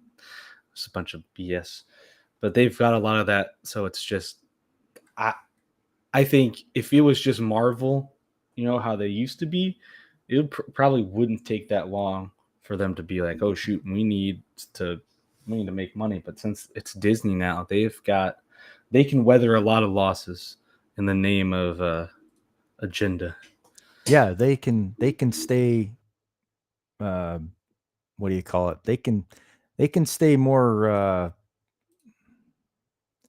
What do you call? I'm just trying to think of the word. They can be more irrational for longer because they have more money to deal with than anyone Yep. else does. And if you look on here, Oh my goodness. I have a chart here, everybody. Please look at the chart. Wow. It's the companies that Disney owns. Here's their worldwide assets. So on this year, you've got Marvel Worldwide, Marvel Entertainment, all the Marvel stuff, everything Marvel Studios. You can see that. We go over to the other ear. They have the Fox Entertainment Group. So Fox, FX, all the Fox stuff, Sky, National Geographic, Star TV, Hulu, all that. The Endemol Shine Group, which I've never heard of that, but okay, it must be from the UK. They have all of that stuff. They have Walt Disney Studios, Lucasfilm, Walt Disney Studios Motion Picture, Pixar. They have the Disney Music Group, the Disney Theatrical Group. Here's Disney Corporate. They've got Walt Disney Parks, Experiences, and Consumer Products. So that's all that stuff. They have the Disney ABC Television Group, and that's all of this stuff. A&E, History. Vice. That's hilarious. Oh, yeah. Yeah. ABC. So they've got Lifetime, all that stuff. ABC Entertainment Group. Then down here, they've got Direct Consumer and International. So Hulu, Disney Channel. What else they got? Walt Disney Company Private Limited. I don't even know what that is. And that's Disney Interactive Group Japan, Media Networks. Down here, they got Steamboat Ventures, Photo Bucket, GoPro. They have Chinese holdings. Look at all of those. Bonavista Construction Company, the Reedy Creek Improvement District. I think that's for their Florida Disney World. Spherio, whatever that is, or Sphero. I don't even know what that is. They have ESPN. Look at all the ESPN stuff. Got all the ESPN stuff. Disney Studio Services.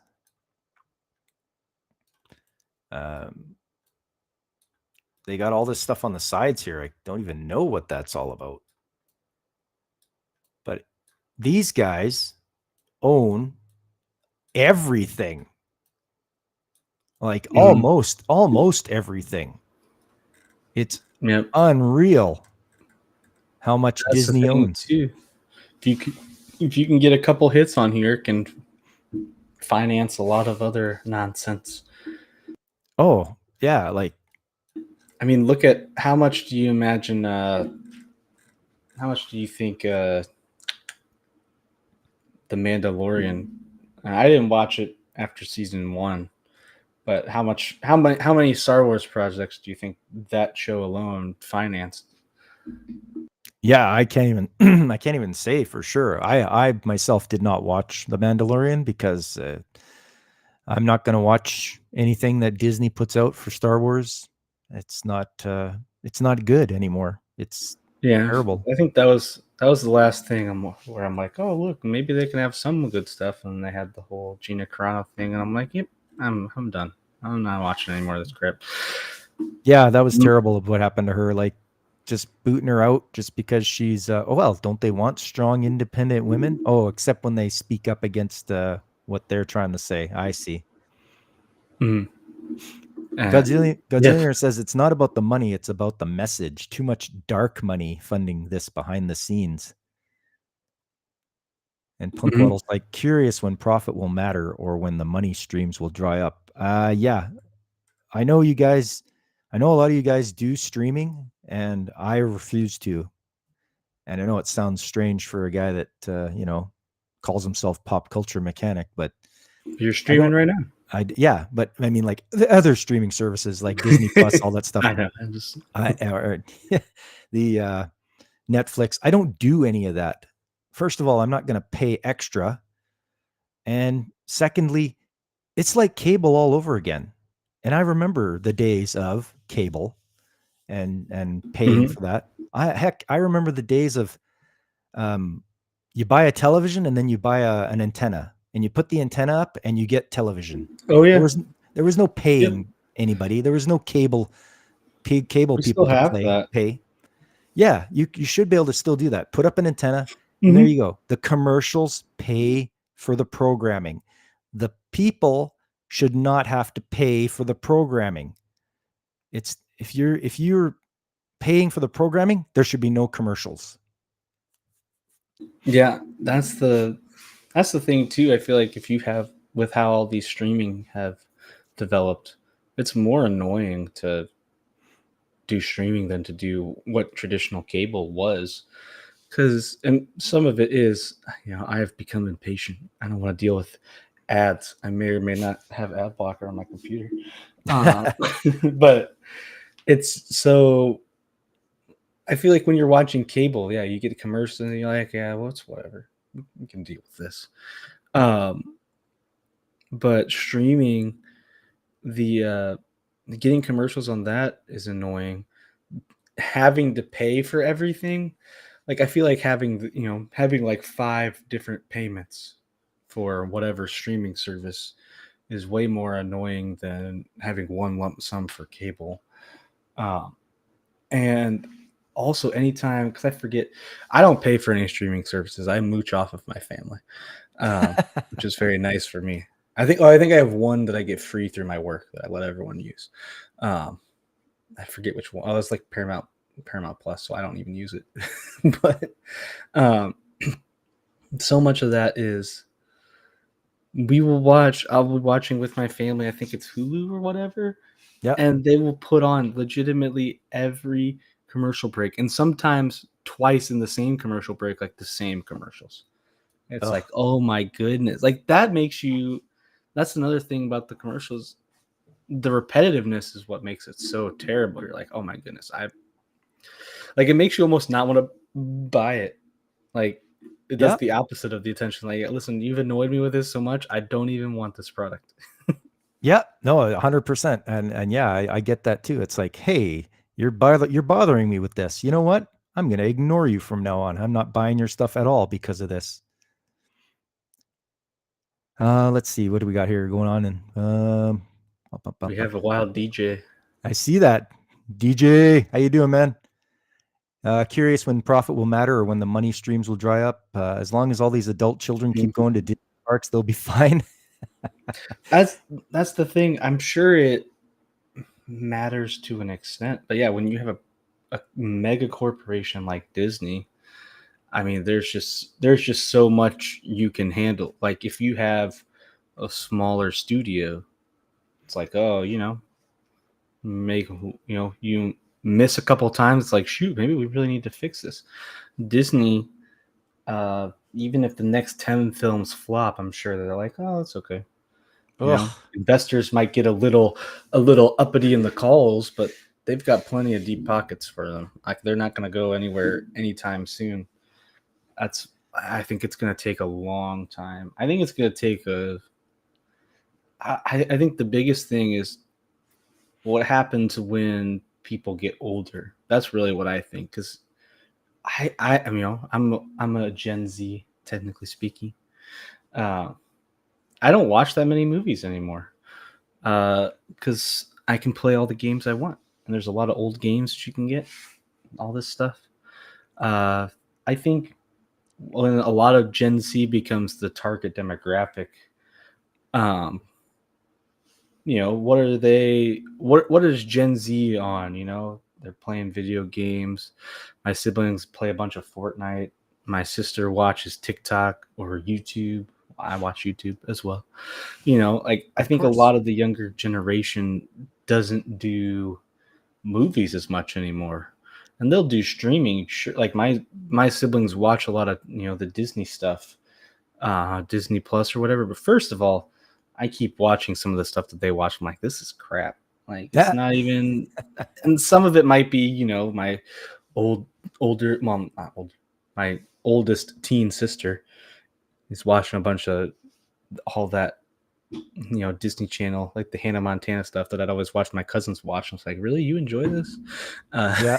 Yeah. But so much of the stuff, I'm like, this is not like good cartoons. This is pretty mediocre. The best one, I was recently with my brother watching a bunch of TV shows as I was watching him, and I think the only one they had that Miraculous show, which is like, okay, this is kind of goofy, but it's decent. That's French. Oh, Um, Ladybug and Chat yeah, Noir. yes, but and it's like, okay, that's fine. It's not a bad show. It's kind of goofy, but you know, it is a kids show. And then everything else they turned on was like, wow, this is crap. Like, why would you watch this? And I think you're gonna get that generation when they grow up and become like the target ad demographic, and they actually pay for stuff. Like, are they gonna want to pay for these streaming services? Are they gonna stick with their TikTok, the YouTube, the video games that they can? I think Like, it's I feel going to like dry that's, up. mhm. Yeah, And like that's you're saying. Go ahead. that's when I think it's gonna matter. But first of all, you're talking about at least a decade from now. And second of all, how do you even fix that then? That would be tough to, because then you're losing the demographic. Uh, that's I think something will happen eventually. It's just, yeah, I think you're talking about at least a decade from now when they're like, oh shoot, we've got to change. And even then, who knows? But Well, they won't know what to do. And is Disney going to try to make a YouTube channel and stream their stuff on that? If that's the case, you'd have to make it free. Obviously, there's going to be ads on it, but it's just like cable television all over again. I don't know why they don't. Why don't they don't clue in?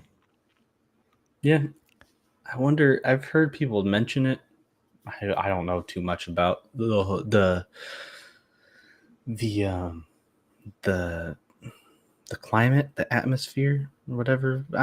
The people are talking about maybe you'll get to a point where it's pay per show, almost Okay.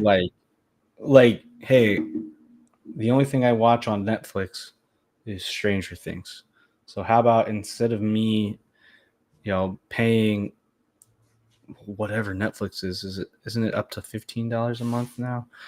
Don't Instead of know. paying that, how about I just pay, you know, I'll pay $10 per season of Stranger Things or something like that. Yeah. Or go out and buy the physical copies. I'm a big proponent Mhm. of getting your physical copies because watch them at your leisure. No commercials. You can watch as I much can't or as edit little as you want. anything. Nobody can take it away from you. Yep. No one can edit anything after the fact, which is always positive. Yeah. Oh, wanted to say good morning to you, Lucifer. How's things on the island there, buddy? We'll just catch up a little bit here in the chat. They're trying to screw up antenna. You believe something called 3.0? Oh, that's not good. Used to watch DJ used to watch recorded Star Trek marathons with laser disc commercials. Oh yeah. Yeah. You definitely need to be a certain mindset if you want to intend to watch a movie. Yeah. Goof Troop was goofy. Most recent movie you watched was Forbidden Planet. Oh man. Is that the one with Leslie Yep. Nielsen? I think the last movie I watched in theaters was Sonic 2. What did me and Mrs. Mechanic go and see? I know we went and watched. I'll just check my IMDb here because I keep track of the movies that I watch. Let's see.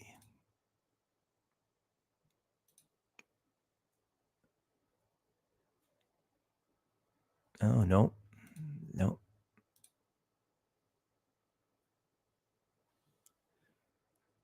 There we go. It's silly when it's like asks you to sign in and it's just like, I've been signed in forever. And it's just like, oh, no, we forgot who you are. Let's see. Do this and this and this. So I've marked down that I've watched 899 movies. That's lifetime, and the ones I can remember anyway. Let's see. I should be able to click on that. Dang. And it should tell me what my watch list is, and I'll go by, where is it here? Release date. There we go. Oh yeah, okay. The last one I went and saw in theaters was Godzilla -1. Definitely recommend That's a going. solid one. Yeah, go and see that in the theater. That was great. We had a great time. I think we even watched it in IMAX. And then, yeah, before that was Super Mario Brothers movie, the One Piece film Red, Bullet Train, Dragon Ball Super, Superhero, Sonic the Hedgehog 2. Yeah. Yep, Sonic the Hedgehog 2 was the last one I went to see in theaters. Yep. I do like going to the theaters too. Man, it's so expensive. And I think that's the problem. I don't mind paying the fee because it's a fun experience, but you got to give me a actually good movie to watch.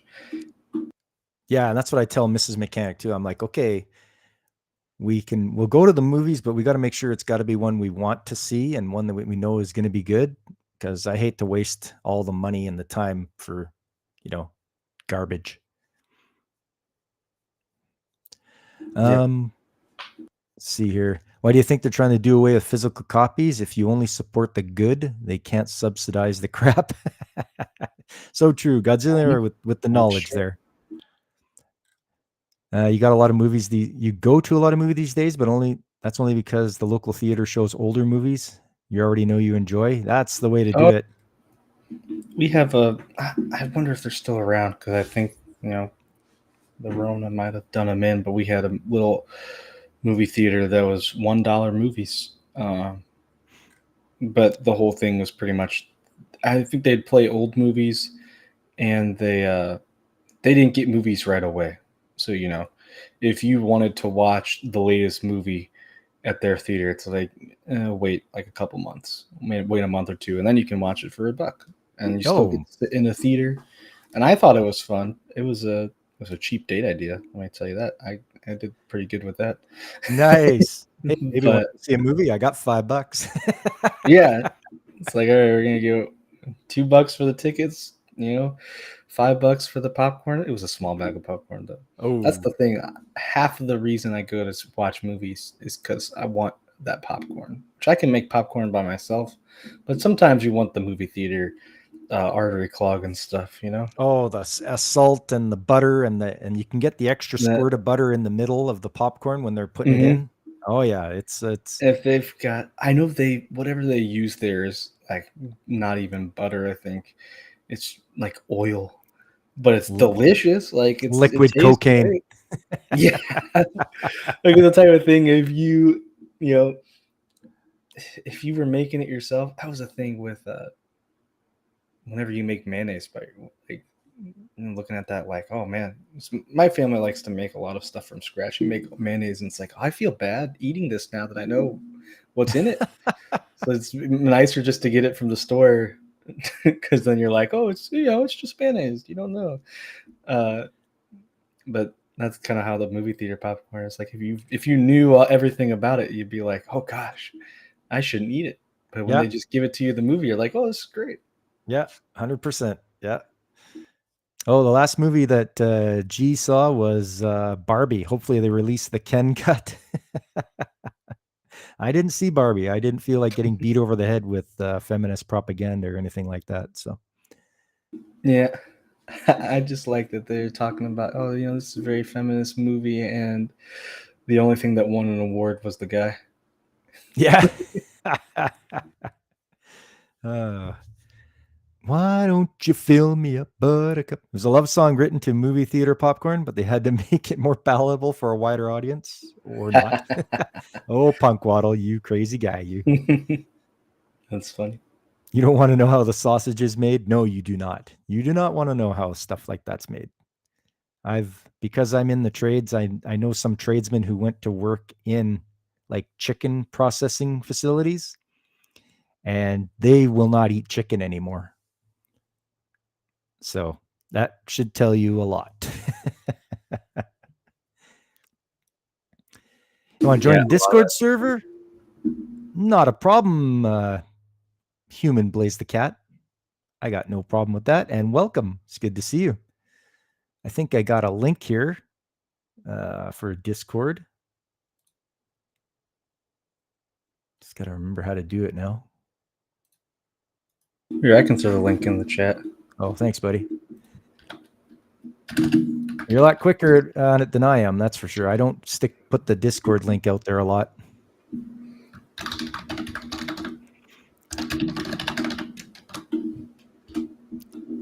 You've heard, Punkwater's heard a lot about chicken evisceration. Ooh, yeah. Yeah, that is how some of it goes.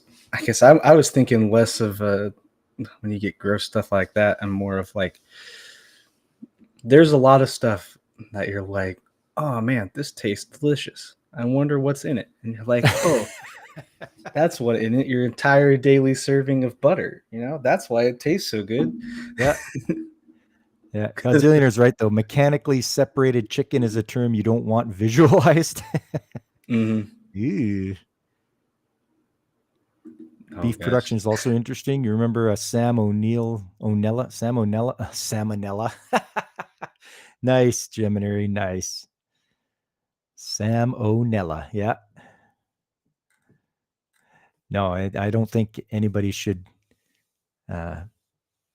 want to know.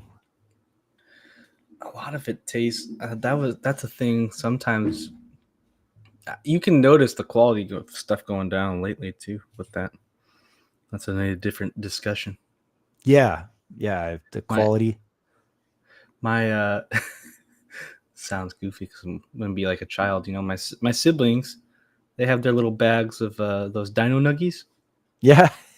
Sometimes when I'm over, I'm like, ooh, let me grab a snack real quick, and you can tell, I'm like, man, these taste like crap. Like, and even some of the, now that I'm a real boy, I'm an adult, has to buy his own food and make my own meals. Sometimes you can get chicken and you're like, ooh, there's something wrong with this. Yeah, it tastes bland, or there's like, what is going on here? Like, this is just, there's like, extra stuff that you're like, oh, I gotta cut this off. What the heck? Yeah, what's happening here? What is that, third leg growing there? Or oh, Godzillionaire, did y'all have to read The Jungle in school about early meatpacking industry? No, we did not. Oh, I remember that. I am going to show you guys a book that I picked up that I thought was quite eye-opening. And it's not very long. It's a very short, or it's not a very big book either. It is called, here it is. I'll throw it up on the screen here and you guys can have a look.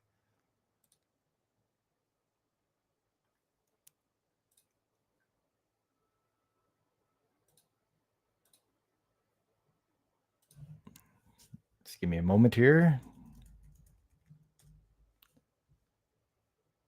There it is. It's called The End of Food. How the food industry is destroying our food supply. Not a very expensive book, but I won't do that then. But yeah, The End of Food. Very interesting book. A good read.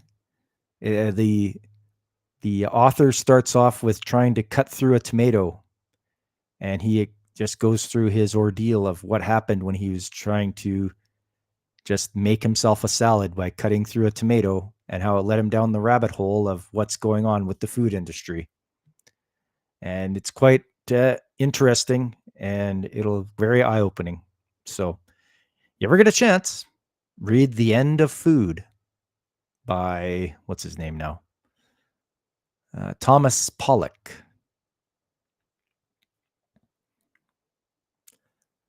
What else we got here? Read those ingredients labels. That's good. Alex works at what is it, a food warehouse? Alex? And so you would know.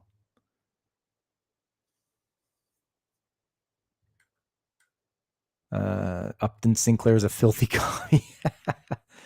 Boomerang.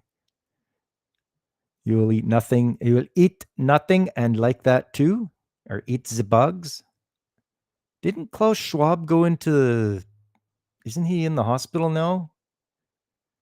He did. I don't know if he's still there. Okay, I thought he might have gone in for something, and it's like, yeah, maybe evil people He did, do. and everyone was hoping for. Yeah, it was something bad, but yeah. You remember we read Ender's Game? I liked the movie. It wasn't bad. Harrison Bergeron and an Anthem freshman year.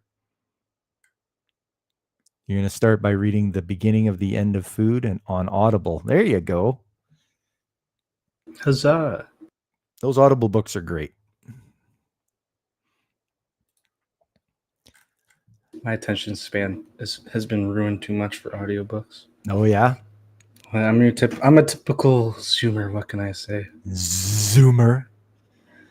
That's okay. No, I think that is something that's always interesting to me. That because you see an increase in people with ADHD, or let's say they have ADHD. Some of it is very self-diagnosed. Yes. But I think there has to be some truth to that, because I know I don't have a problem. I know I don't have ADHD or anything like that.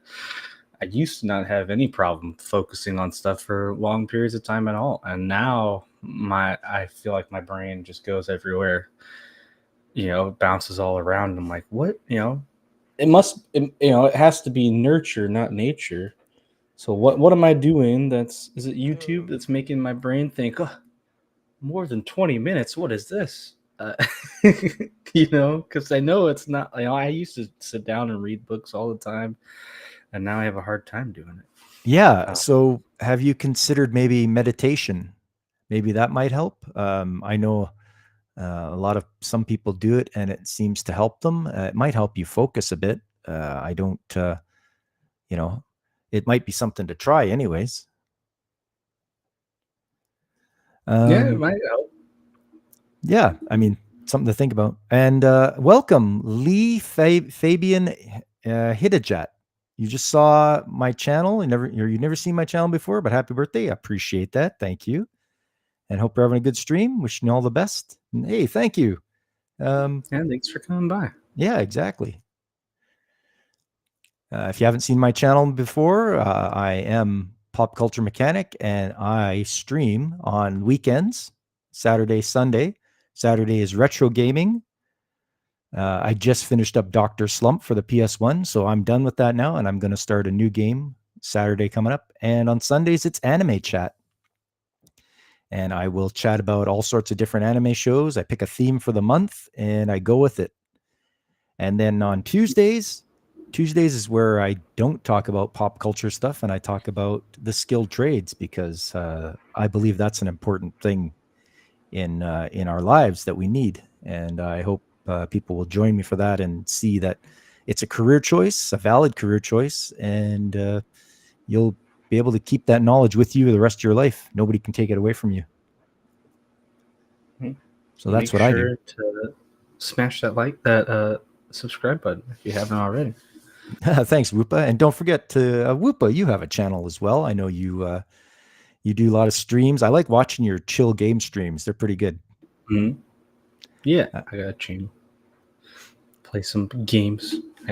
Hopefully play some games today.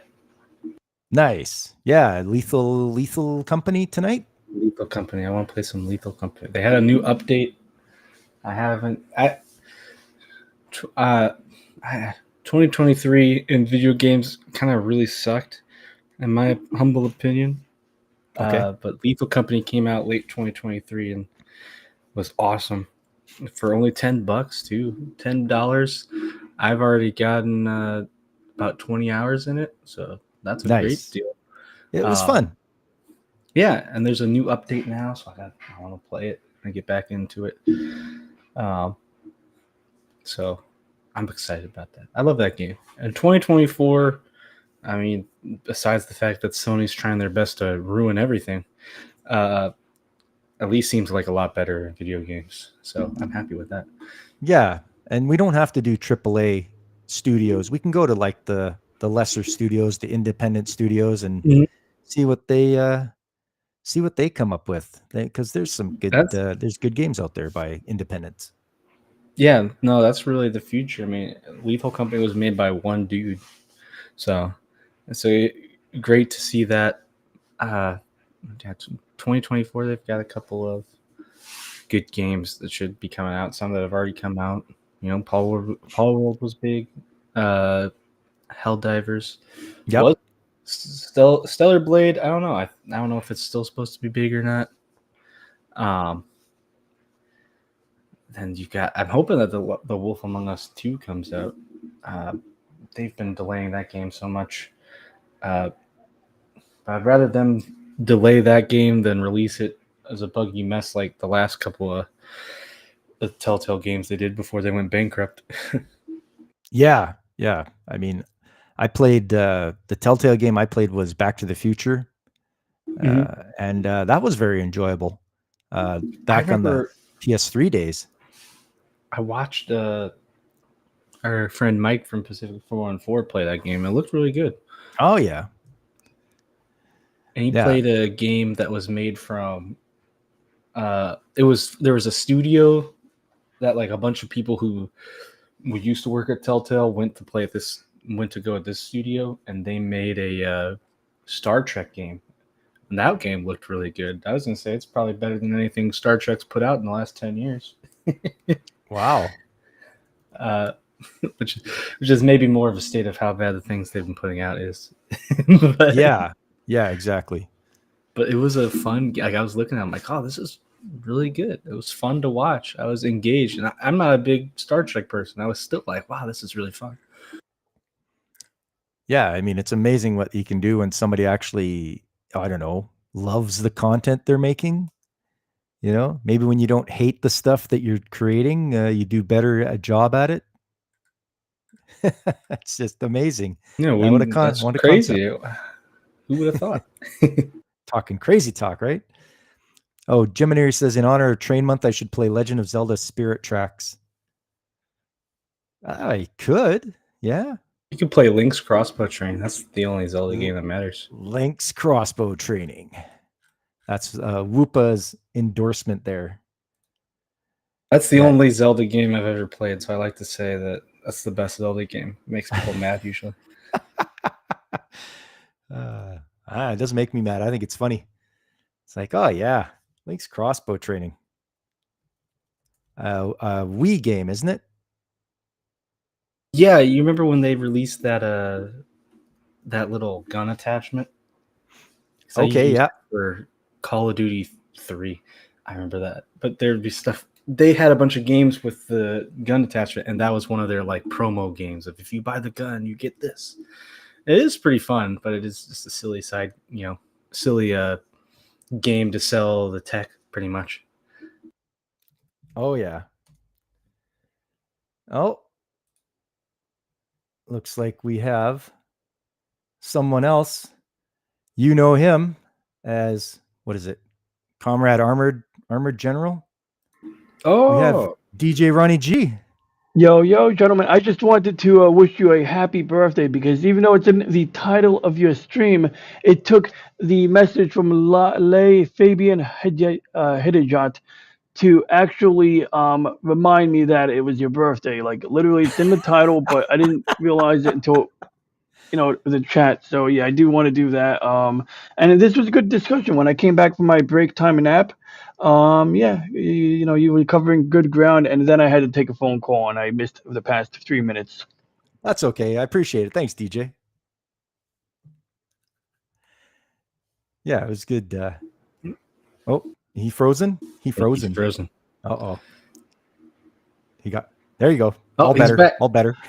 Okay, yeah, so I took a phone call earlier and lost the last 3 minutes. But I want to say, you guys are covering a lot of good ground in your conversation. And it sounded like you were wrapping up when I got back on. So I don't want to hold you up. But I don't know. Were you wrapping up? I don't know. No. Good. we're still going. We're Cool. going strong for a while.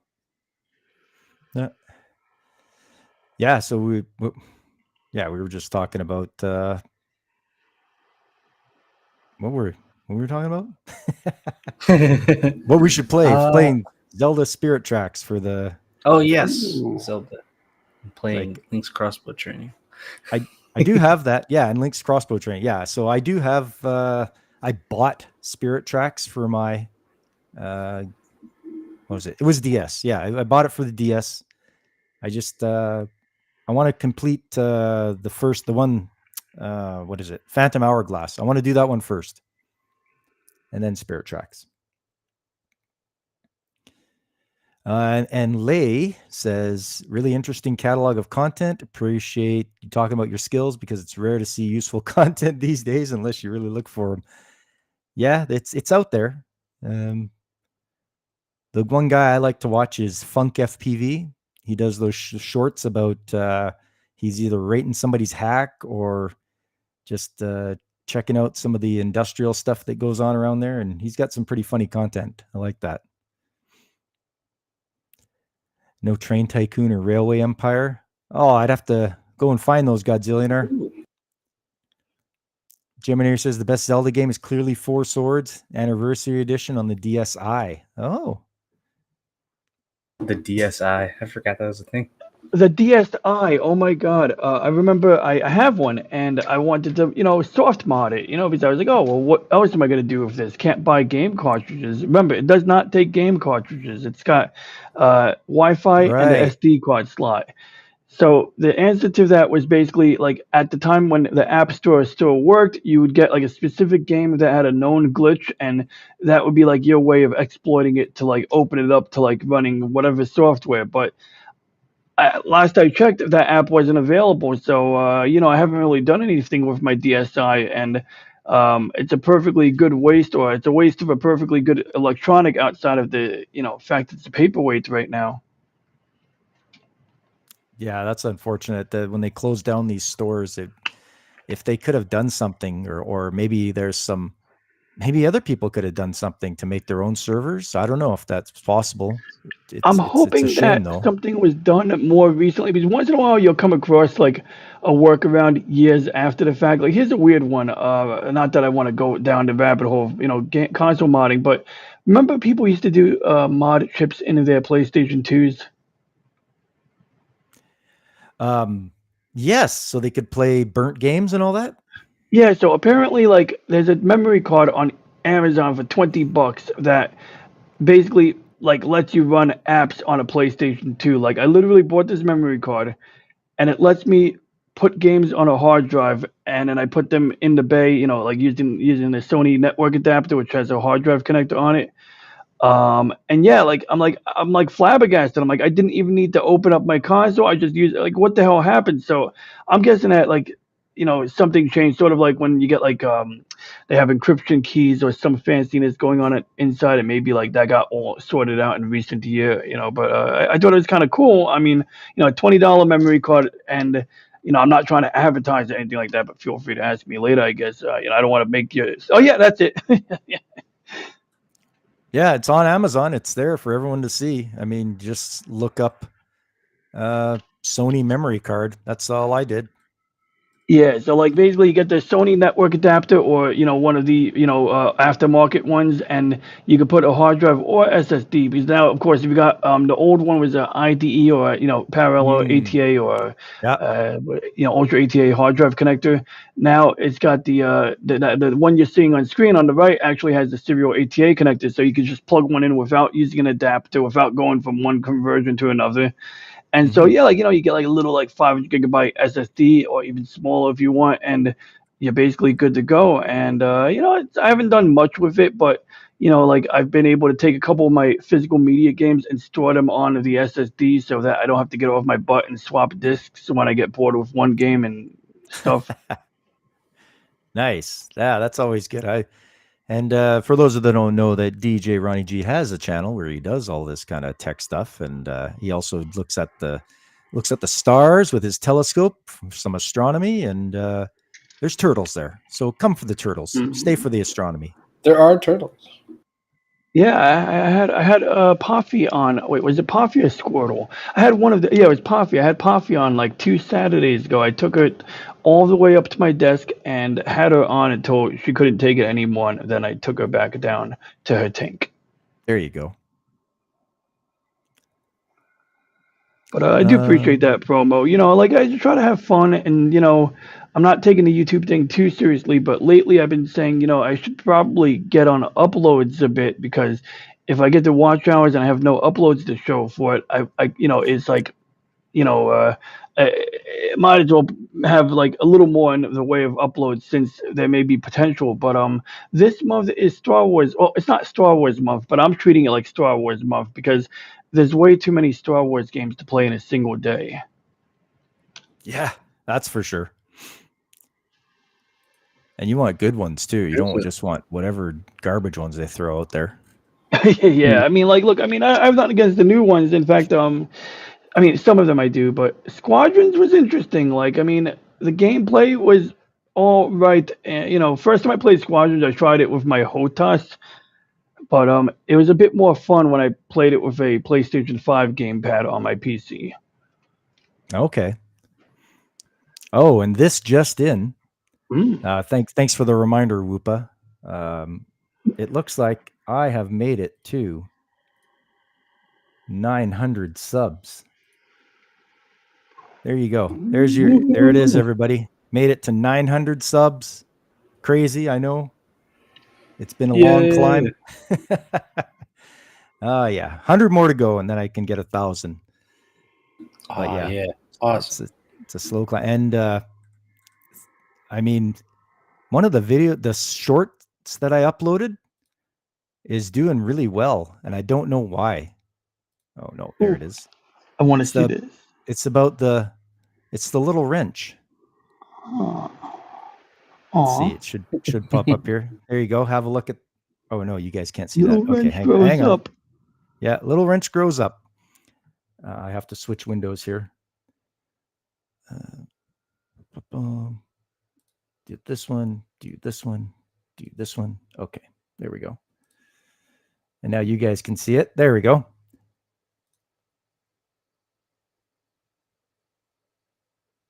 It's nothing too fancy. It's just me. I took one of the smallest wrenches I have, which is 1/4 inch, and I laid it on top of one of the biggest wrenches I have, which is like 2 3/8 or something like that. And people have just been watching it. It's good. It's really good. I like it. Next, you can set up a live webcam. Maybe people will watch the 24-hour stream of the baby wrench on the big wrench. Maybe. Yeah. Yeah, it's yeah. You never know what's gonna catch people's eyes. It's just crazy. I just don't get it sometimes. Trying to find that algorithm. I mean, it's it can't definitely be pretty confusing. Human Blaze the Cat says Lego games, Battlefront, Jedi's Fallen Order, Survivor, Dark Forces Remastered, and the pinball game and other games on Switch, Force Unleashed, and Jedi Outcast. Wow.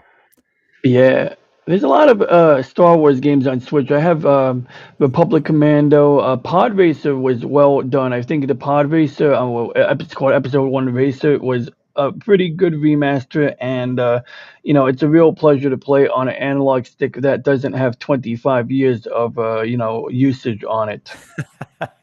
Yeah, I remember I bought that for the N64, and yeah, I just played the crap out of it because it was so fun going so fast with that. Yep. That was good stuff. And I conquered that game a few months back. I was playing it, and I honestly think I conquered it because I was getting first place in just about everything. And then there was like one level in like there was like the last 4 levels or last 4 tracks, and one of them was like this one where you have like an upper level and a lower level, like when you're going on a bridge. And if you fall from the upper level onto the lower level, you can still drive. You're good, but the instant you fall into the lower level, you immediately go into 5th place because the only way that you could stay on ahead of the competition, or in league with the competition, is by staying on the upper level, because once you go to the lower level, you now have to drive around like a zigzag turn before you can get back on the normal path. And so like that is the trickiest thing, is the way it's designed is as you're driving on the upper level, if you're going too fast around that curve, around that turn, you will fall. And so I developed a technique, a patented technique. Now, jokes aside, it involves tapping the acceleration, just kind of tapping it instead of holding it down, and that seems to give me more control over that particular turn. Oh, okay. Yeah, I can remember actually with the Nintendo controller at the time for the N64, you would push forward on it and hit the button, and you go even faster. But then you'd heat up, and your engines would overheat. Or you could pull back and try to pull the reins on there and try to slow yourself down a bit without hitting the brake too much. Yeah, there was a lot to it to getting good at that game.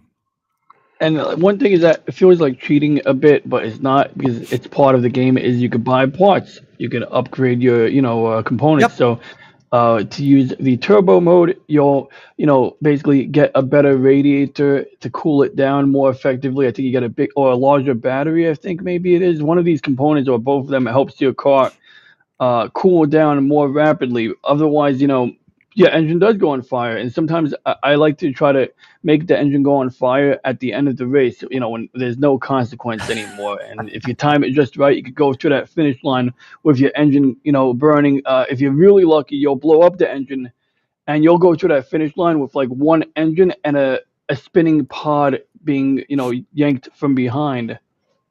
Yeah, and Anakin getting spun to his doom. Oh yeah, that was one of the more fun games to play on the N64. And I know I don't understand, maybe because I don't know, I lived through it and some people didn't live through it, but the N64 gets a lot of hate, and it's like, why? It was the best they could do at the time. You had games on cartridges, and it was rendering it in real time. It was doing the best it could do. And yeah, some stuff looked blocky, but that was the power of the machine at the time. You couldn't do anything about it. So I don't get it. I mean, I'm trying to convince my coworker that they're like, "Hey, I have this N64. I think it's N64 laying around. Would you be interested in?" I'm like, "Yes." yes, Give me me that. But I think some of the Sony PlayStation owners were a little salty that they were stuck with an inferior game console, and so they had to tell us that the Nintendo 64 sucked in comparison. But jokes aside, I mean, there was some contention where some people would say one was superior to the other, and I mean, the strength of the PlayStation was it had that storage capacity, it had that ability to store oods and tons of full motion video and potentially CD quality audio. N64 could play CD quality audio, but generally the devs would have to make a compromise, basically opt for a lower quality bit rate or some audio encoding that's lower quality, or use MIDI music. So if you play Star Wars Shadows of the Empire, you have like good Star Wars music. The songs sort of get into a bit of a loop, but if you beat the level in like 15 minutes, it's not like you're gonna hear it like 10,000 times. But Rogue Squadron, they switched to synthesized music, and they have a ton more music into that game, and that's basically why. But cartridges, bottom line was, for more capacity, it was going to cost you back in that era. And the other thing was, I mean, N64 is a bit of an ambitious story there, and they didn't always realize all of it. But all in all, I think it was a freaking cool system. I mean, thing I never have to worry about the laser burning out on me. It's still chugging along. It was super easy for me to put the HDMI port on it today. Although that did require some work, but yeah, I think it was a beautiful. Oh, dude, and fun fact: did you guys have either of you guys have a Rumble Pack on an N64 when you were younger?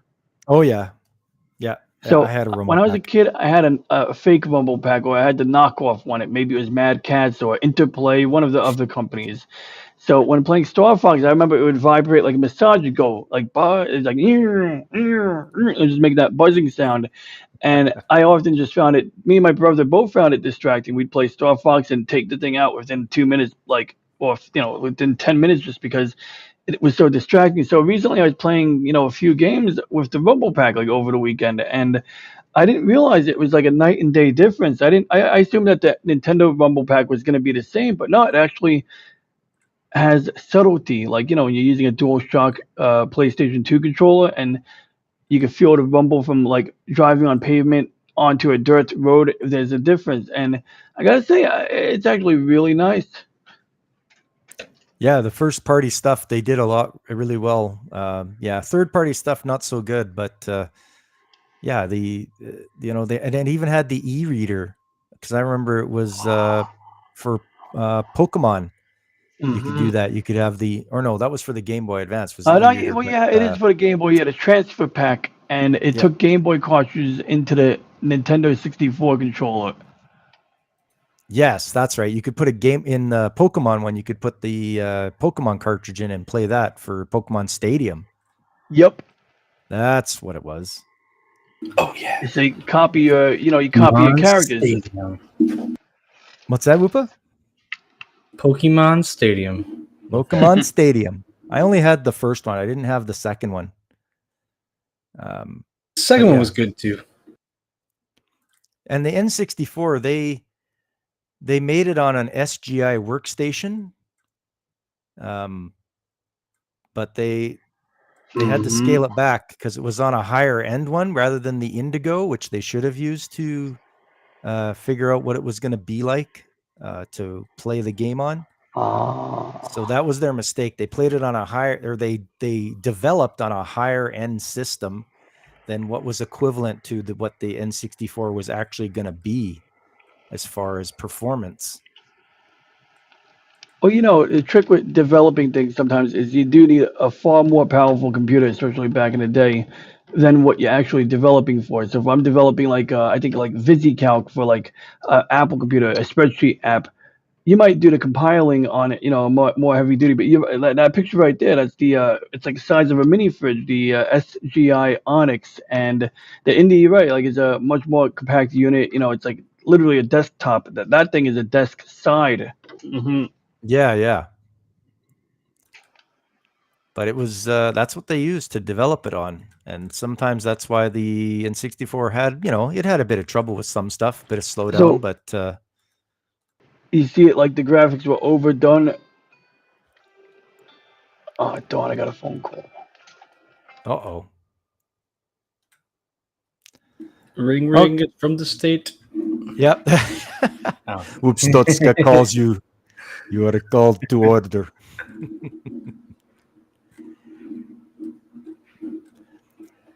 So yeah, what's Geminari saying? Last Star Wars game played was Bounty Hunter. Do you have Fallen Order on your PSN? So you'll probably check that out.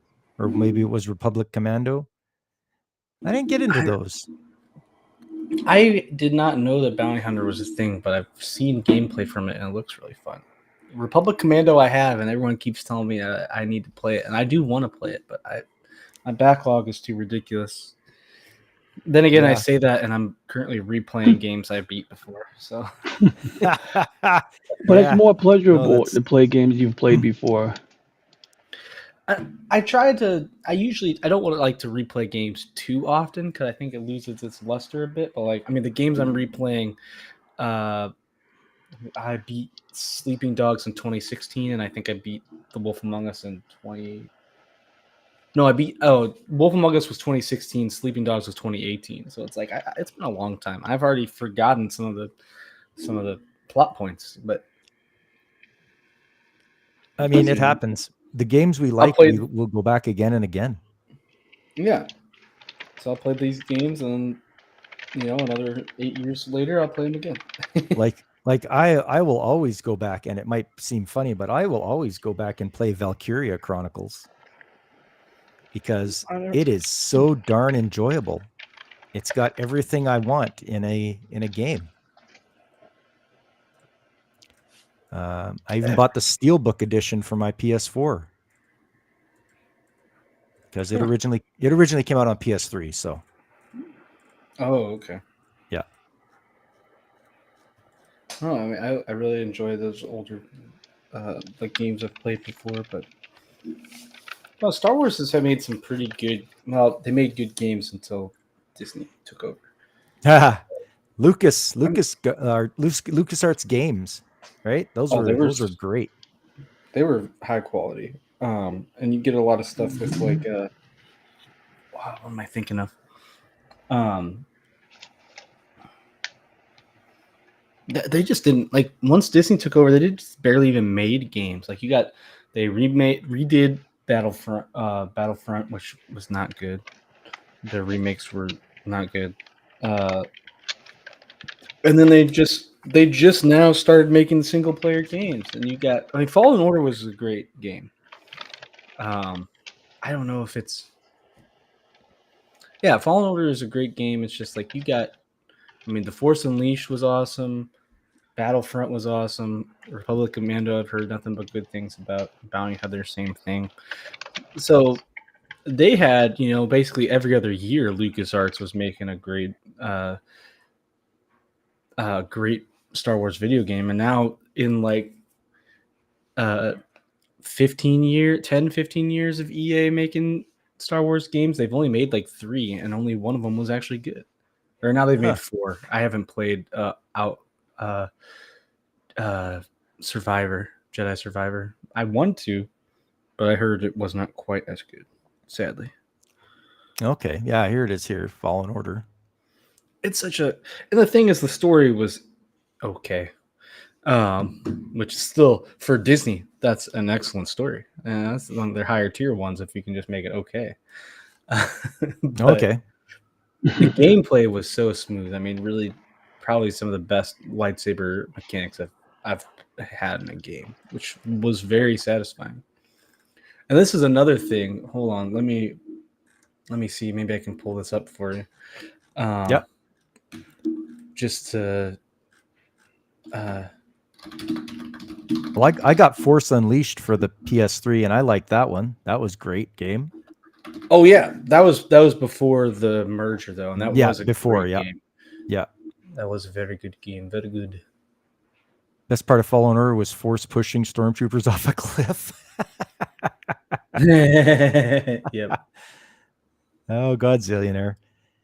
You enjoyed your time with EA Battlefront 2. Granted, I got it for free on PSN and didn't have to deal with the loot box fiasco. Oh yeah. That's fair. Yeah, Lucifer like Force Unleashed. But he's done 10 plus playthroughs of Bloodborne. Wow. Dang. Okay. That's a lot of playthroughs. Yeah, that's a lot. I was to say, I don't know if I've ever played anything 10 times through. Maybe I have. I don't know. I put a lot of hours into Valkyria Chronicles. Also into One Piece Odyssey. I put a lot of hours into that too. Oh, okay. Let's see here.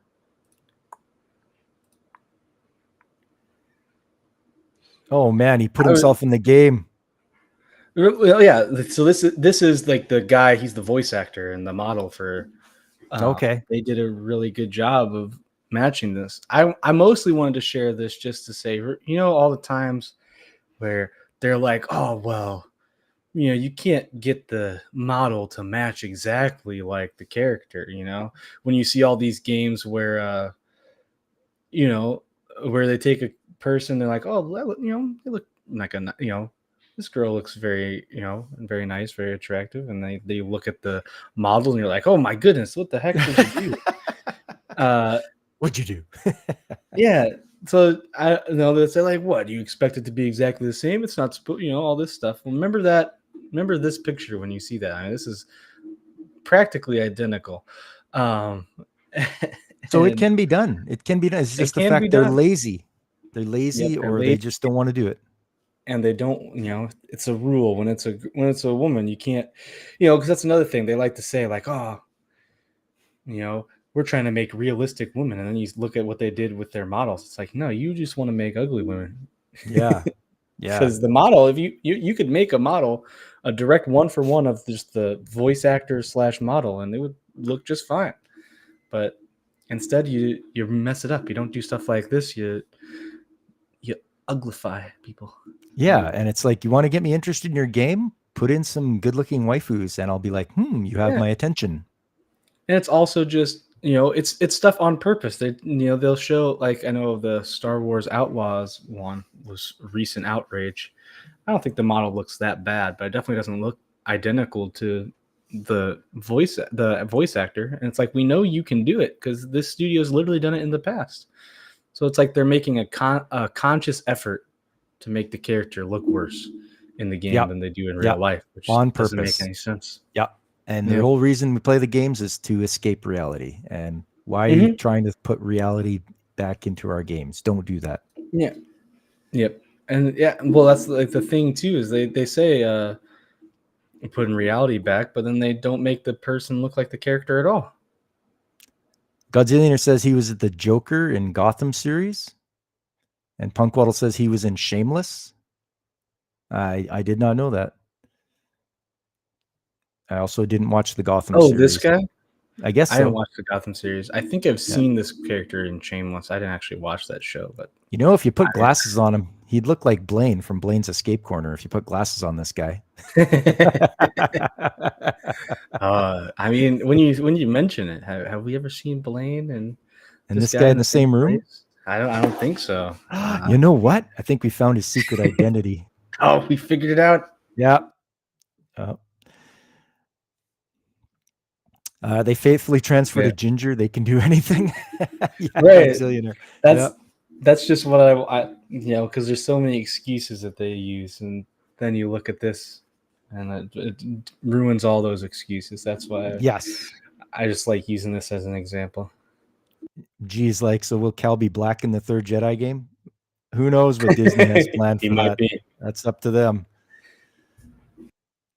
It's one thing to take specific body type model in real life and then do them justice in the game, but to say that we can't make good avatars as if it's still the 90s, it's odd when they blame the 90s for things while also saying they're making things for modern audiences that exist past 2020 or 2017.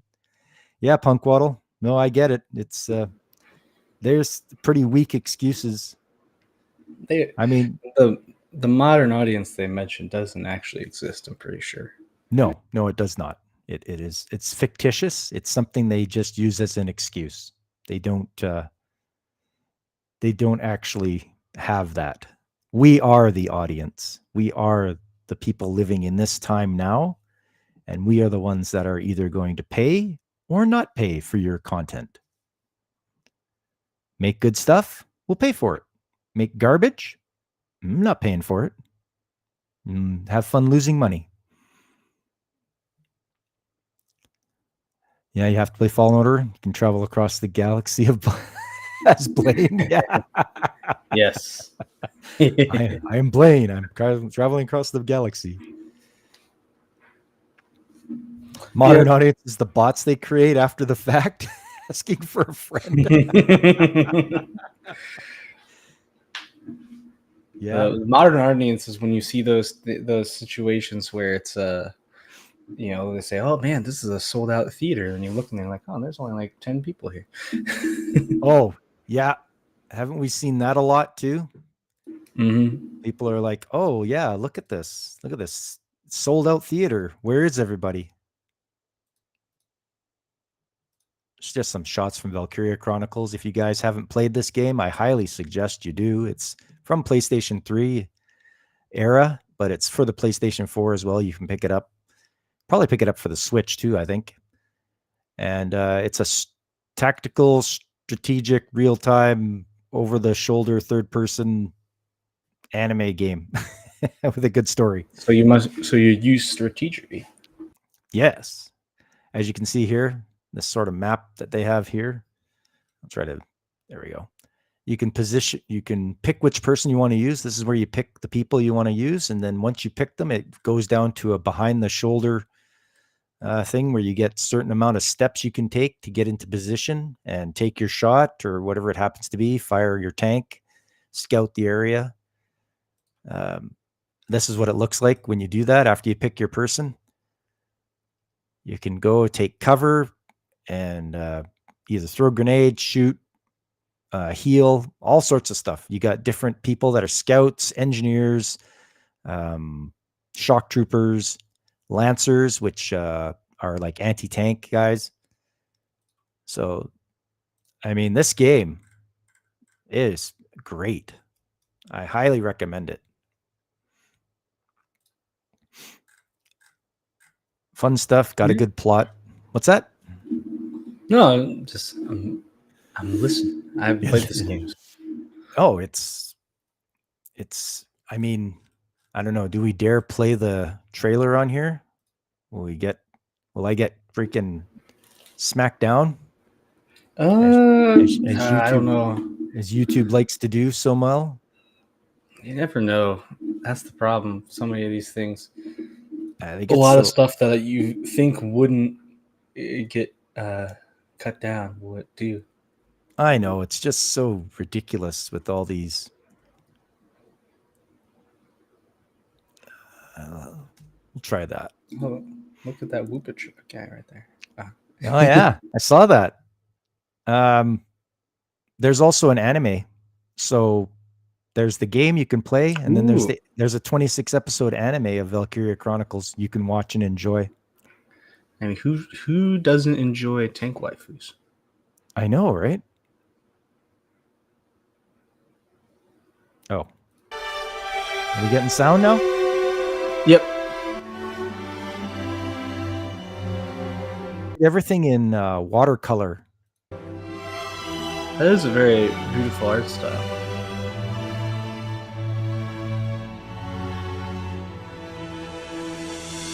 And yes, the remastered version is for the PS4. Looks really good.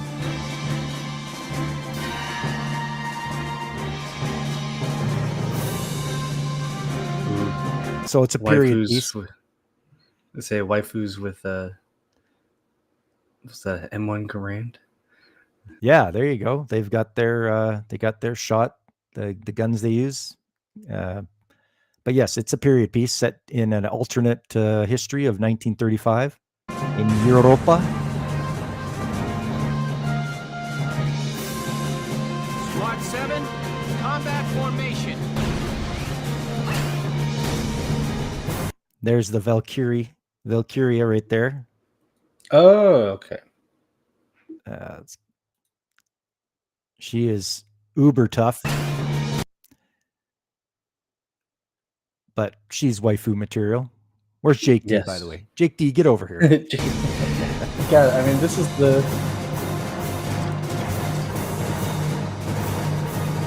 So this is, that's your command mode where you can look at your units on screen.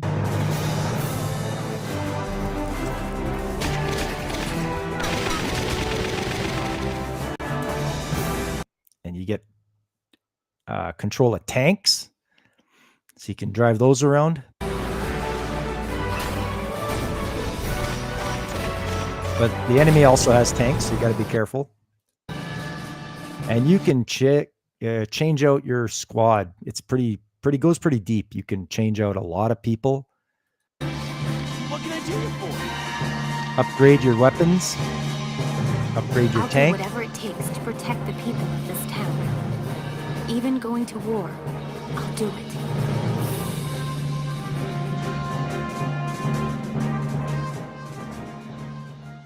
All praise the waifus. Yeah. That looks very cool. I like, Jake D likes the, what does he do? He likes the kunoichi.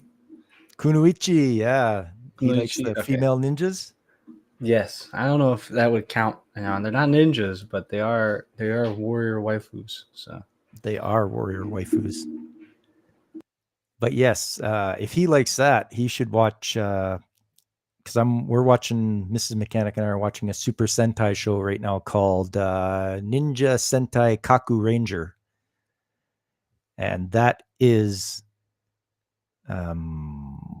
it's like I want to say it's part of Power Rangers use part of it for their things. I can't remember which one though, like what season it would have been, but Kaku Ranger is the original, and it is they have Kunoichi in it. Like, I don't know if you recognize this at all, or whoever's. I recognize that. I don't know if I recognize. I think it was called Ninja Force, maybe. I can't remember. Ninja Force. I remember seeing Super Sentai. Power Rangers Ninja Force or something, but this one is the original. It's not hacked up and edited like they did for. So yeah, these guys are all ninjas, and they're fighting against the yokai of the week. So every episode, they're fighting a different yokai. So if you know your Japanese lore and mythology, some of these yokai will be familiar to you. Oh, is that? No, that's not them. I was going to say, they might have a picture of the... There is a group of evil Kunoichi, and they are... they look pretty good. I think JT would like them. I can't remember what they call them, though.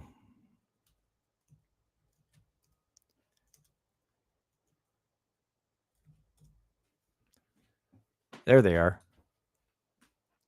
The Flowery Kunoichi team.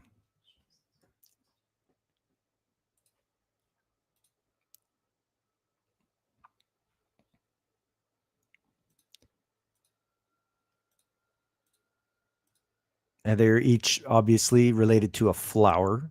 And there they are with the Dark Overlord. Huzzah!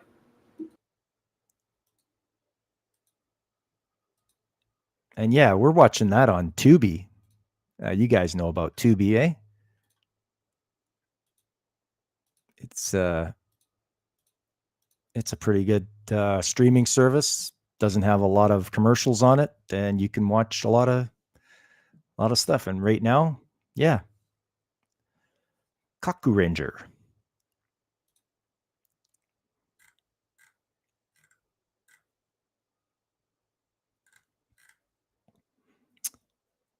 Those are Mighty Morphin Alien Rangers, according to your Google search. Thanks, G. I knew they used it in something, but I'm sure they must have really edited it a lot to make it fit in with what they wanted to do. You downloaded Tubi, you still need to use it. It's pretty easy, and there's a lot to choose from. There's a lot of anime shows on there. You can pretty much find, a lot of different genres. Interesting video with the angry mustache model and the bottle of Fanta. Yeah, I saw that one. I don't know if I'd want to watch that one.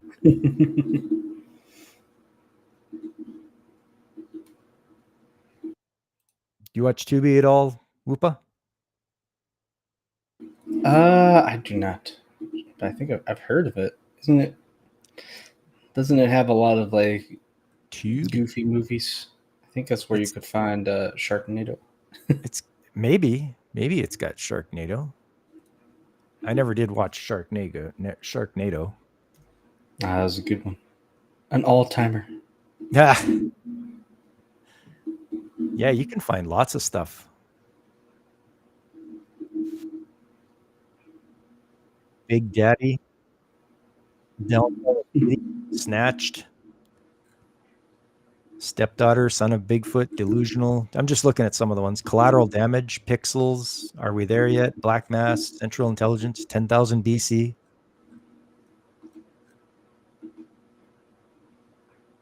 And that's just the featured ones they have. It's their most popular ones. Elysium's on there, Lake Placid. Fun with Dick and Jane. That looks Lake like a Jim. Placid. Is that about 1980? No, that looks like Ooh, something okay. is trying to eat somebody. Is it the Looks like a ghost monkey. of? Is it the ghost? Who's that Soviet coach?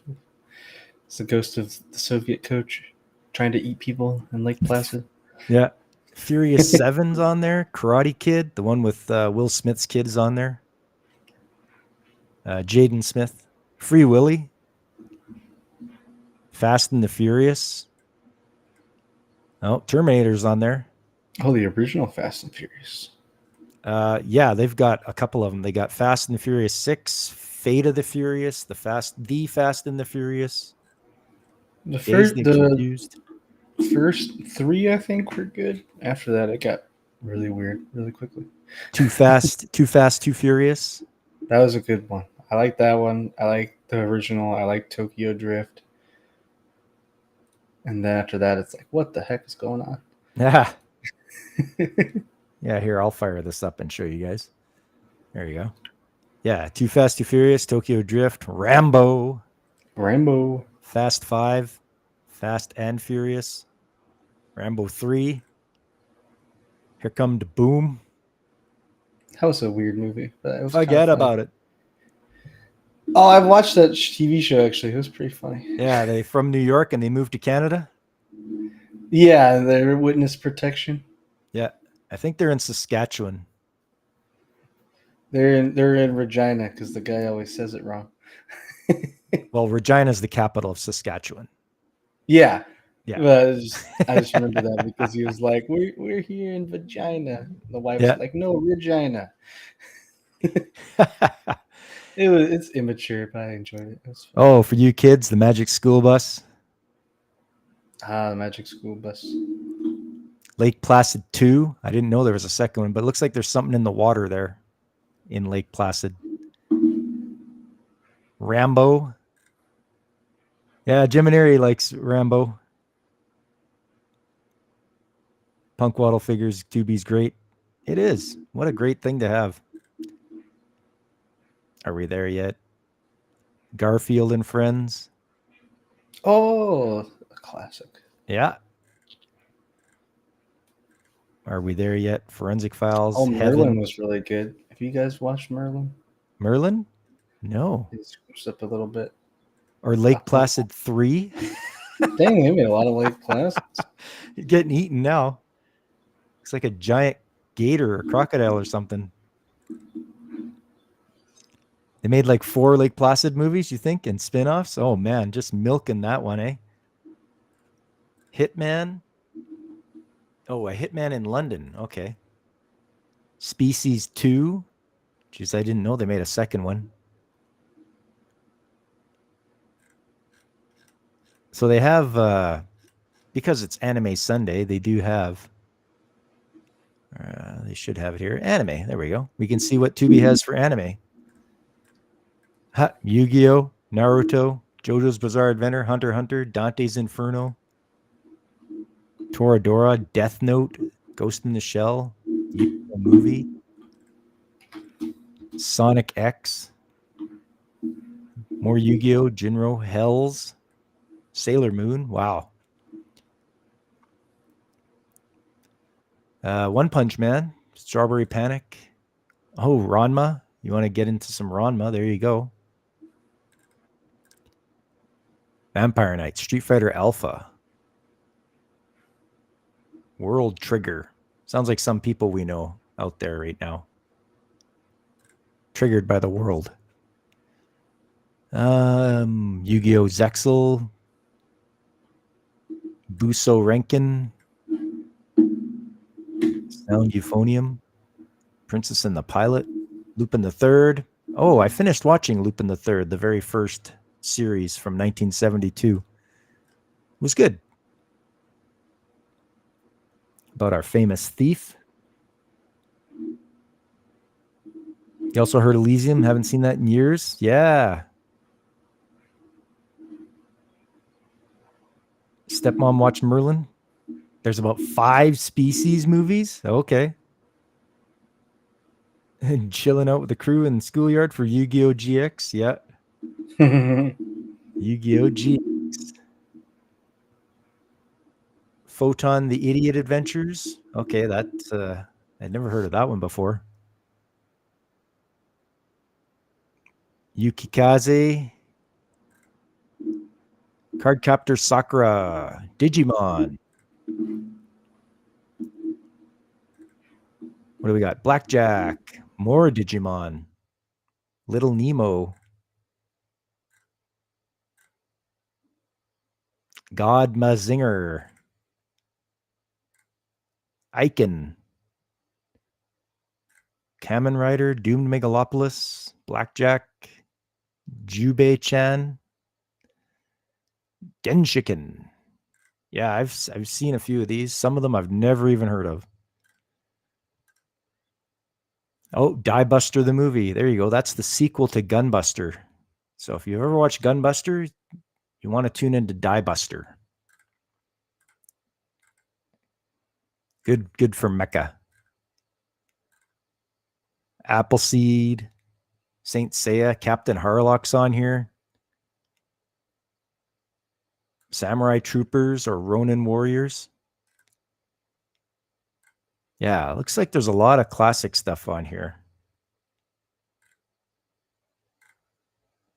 Devil Lady. So instead of Devilman from Go Nagai, it's Devil Lady.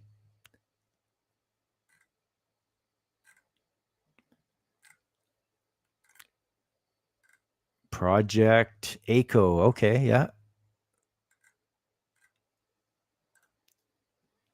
I don't see any Ghibli movies. Magic Knight Ray Earth, there you go. Super Sentai, Die Ranger, there's one. If you want to watch your Super Sentai shows, watch them on Tubi.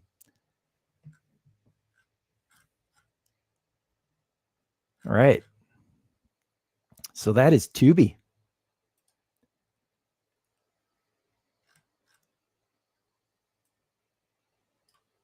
Alrighty, Pop. I gotta You got to go? get to my weekend chores. Yeah, well, that's great. I'm glad you were able to join Whoopa. It was fun having you on. You guys make sure you visit Whoopa on his channel. He's got some good stuff, good content.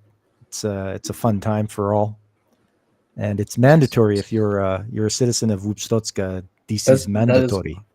That is also true. I agree. Very true. And as Armored General, I support that message. Thank you, General.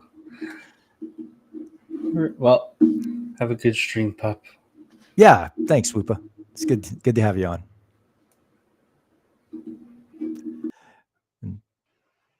It's me and DJ now. Yeah, man, my avatar disappeared like 20 minutes ago, and I know. I don't know where it went, and I don't know how to get it back, and I'm not trying to disconnect and reconnect. I mean, I figure once I disconnect, I'm out, you know. Yeah, DJ, I don't know what happened. You can't make a new one? I was thinking about setting up. No, that's setting up what? Oh yeah, no, I was just thinking about setting up one of those my Annie lists that you guys like you and Brandon utilize, and then I didn't even know IMDb has one too. Sort of like, you know, when you put a reading list online. So now I got to decide: do I want to make an Annie list or an IMDb list first? I think I'm leaning towards the anime list because you know. Yeah, it depends on what you use more, I guess. But yeah, you can always fire up the old IMDb or Annie list, and then you can. All you do is just go to browse and then type it in shows that you've seen or whatnot or want to see or by year, and you can just be like, yes, I've seen that. Boom, boom, boom. Click, click, click. Done, done, done. And it just keeps it in. Keeps a nice, neat, curated list for you of how many you're watching right now, you've completed, all that stuff. Just go to your profile, which is right here, and it'll keep you up to date. And with the people you follow, it'll show what they're doing as well. Because I can see on here that Brandon just watched episode 5 of Mushoku Tensei, Jobless Reincarnation Season 2. And Alex read chapters 761 to 765 of One Piece.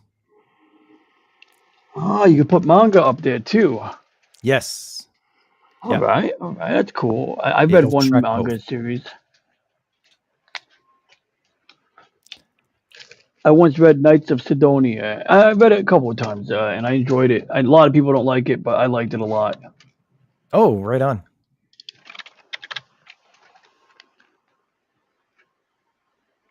And then, of course, I'd get all of the Gundams in there, basically all of the UC Timeline Gundams.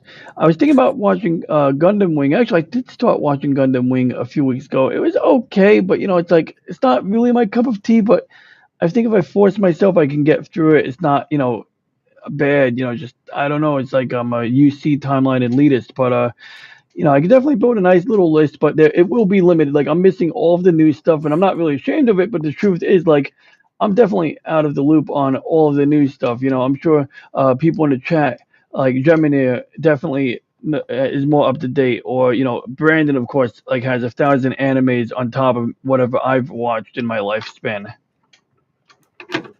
Well, and I think what Gundam Wing had going for it was actually broadcast on television. I remember Mhm. that back in the day, and it's like, oh, hey, Gundam on TV, why not? And as far as it being, I didn't even have a clue as to the difference between UC timeline and other timelines. It's just like, oh, hey, look, Gundam, and people got introduced to it that way, and they enjoyed it. So it is a strange one, though. If you watch it, it's like some of the things that the characters do are kind of strange, but like Relina and all that. Yeah.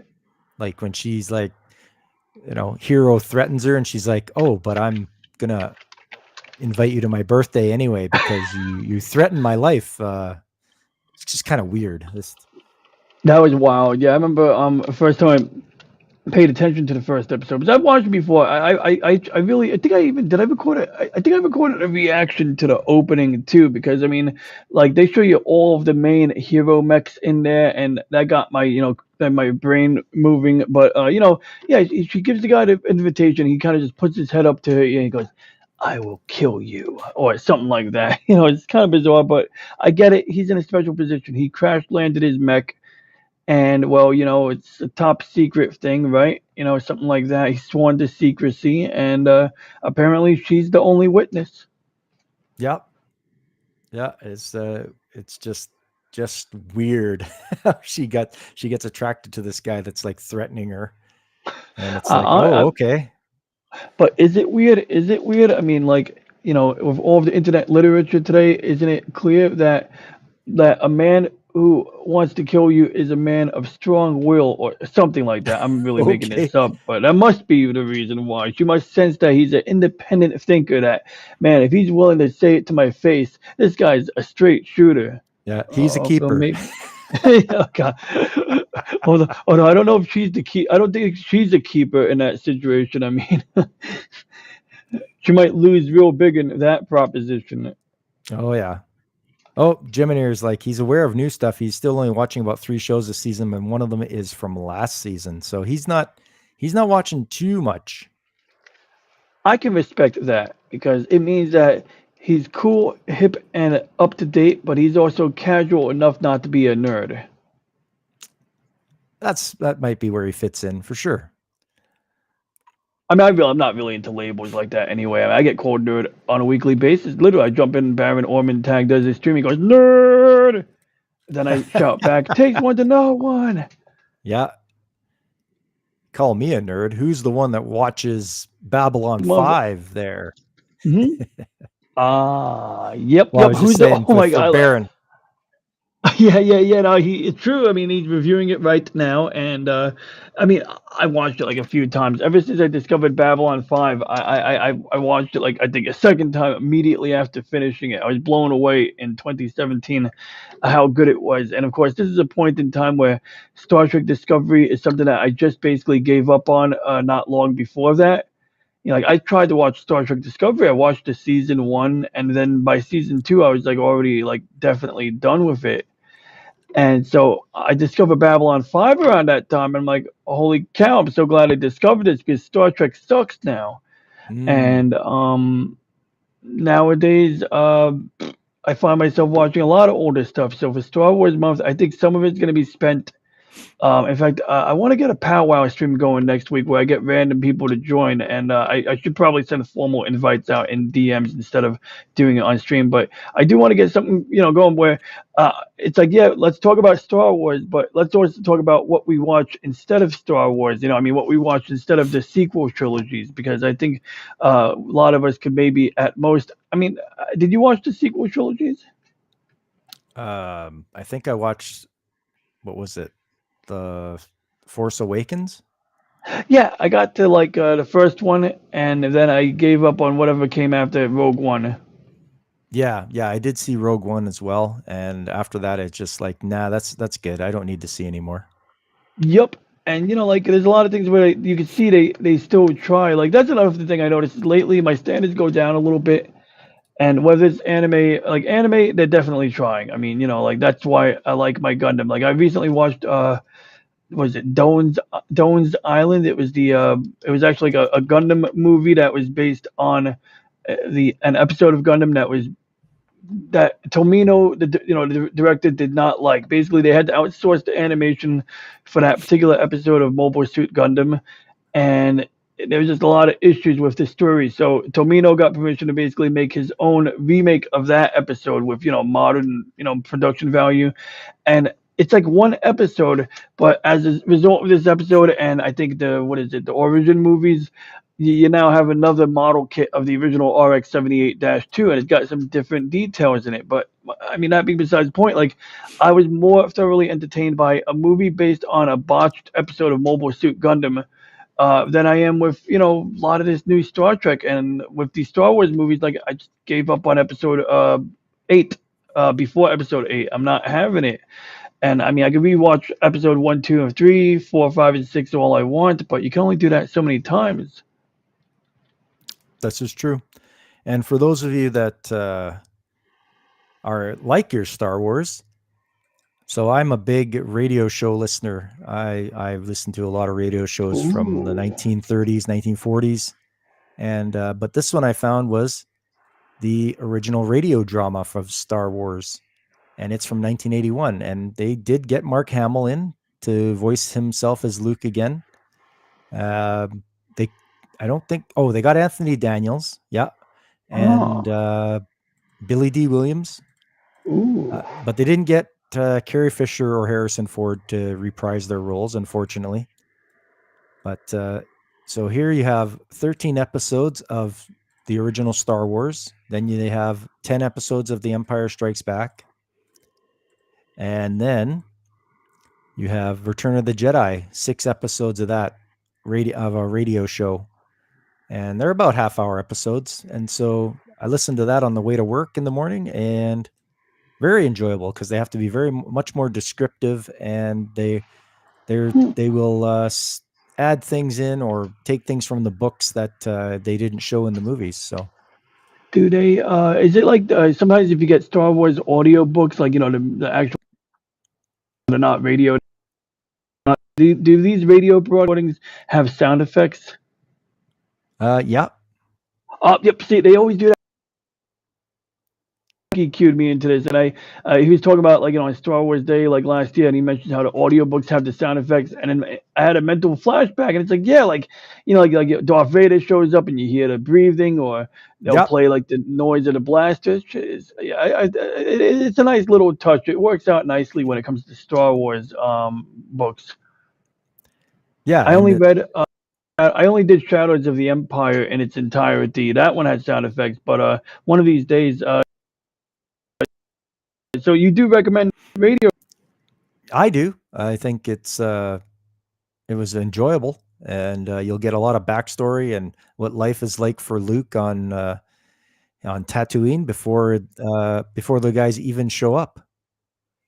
What's up, DJ? My audio cut out for a second. That's why I might have used the expletive out loud on stream. Oh. That's all right. I'm going to turn off my VPN real quick. Okay.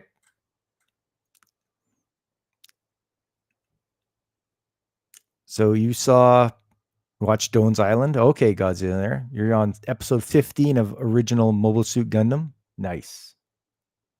Is that Godzillionaire's first run? Is he getting to watch it for the first time? That's always a treat. I don't know. Well, either way, even if it's the fifth time watching it, it's worth it. I really do. I really did enjoy like the whole like just everything about the original Mobile Suit Gundam. I enjoyed. Like, I have no issue with the animation. I know that some people want something newer and more nicely animated, but no, I think the music is fun, and it's got that nice early '80s, late '70s motif going on. The hair is great. I want to do Noah Bright. I want to be Noah Bright. If I ever do cosplay, I want to be Noah Bright. I think I could pull him off. There you go. And Yeah, like, there's no. those moral quandaries in Mobile Suit Gundam. Like the time he's like at the supply base and Armor is just blowing shit up, and it's like, dude, you got to focus on the target here. You're just blowing up random, things here, and it's like, yeah, you're killing the bad guys, but it's not really helping the war effort. And you're just sowing destruction and harming people.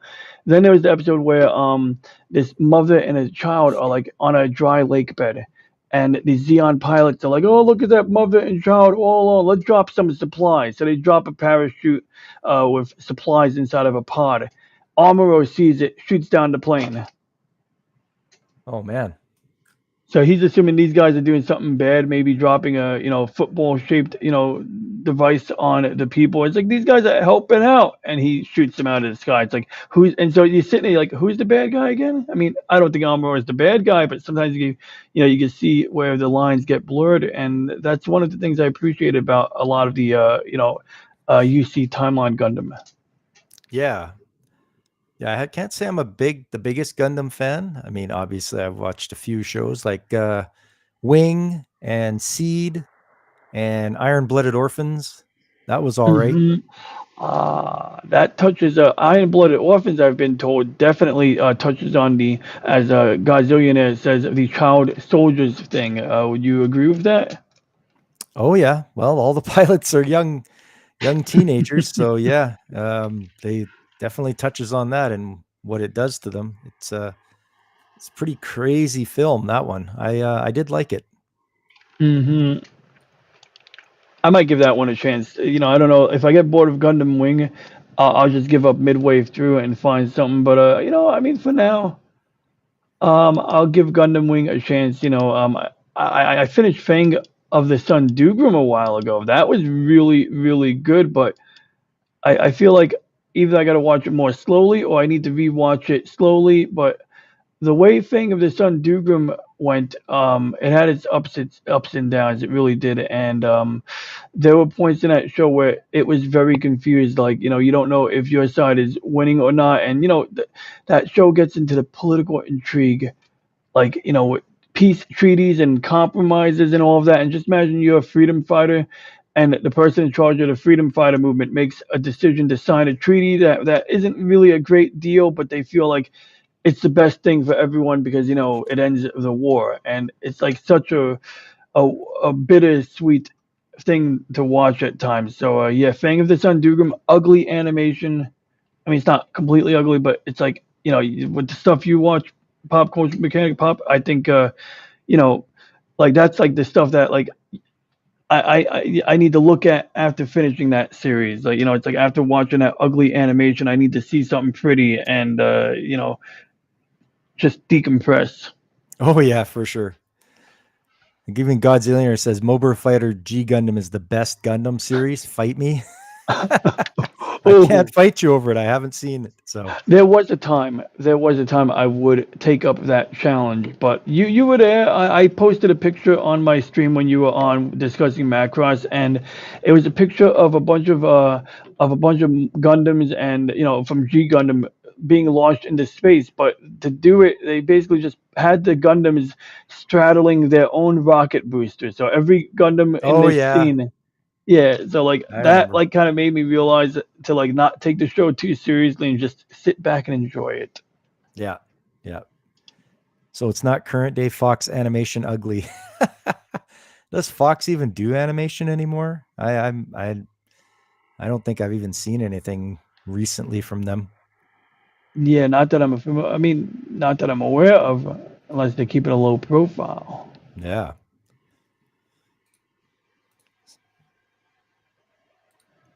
But yeah, that's oh yeah, and I forgot. Yeah, Punkwaddle celebrated his birthday earlier Oh this shoot! week, I believe.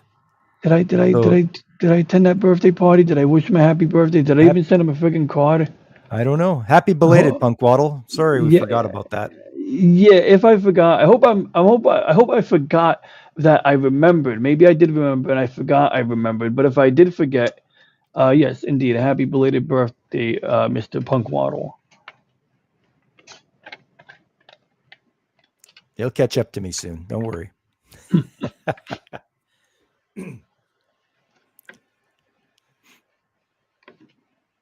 We did good. So yeah, I mean,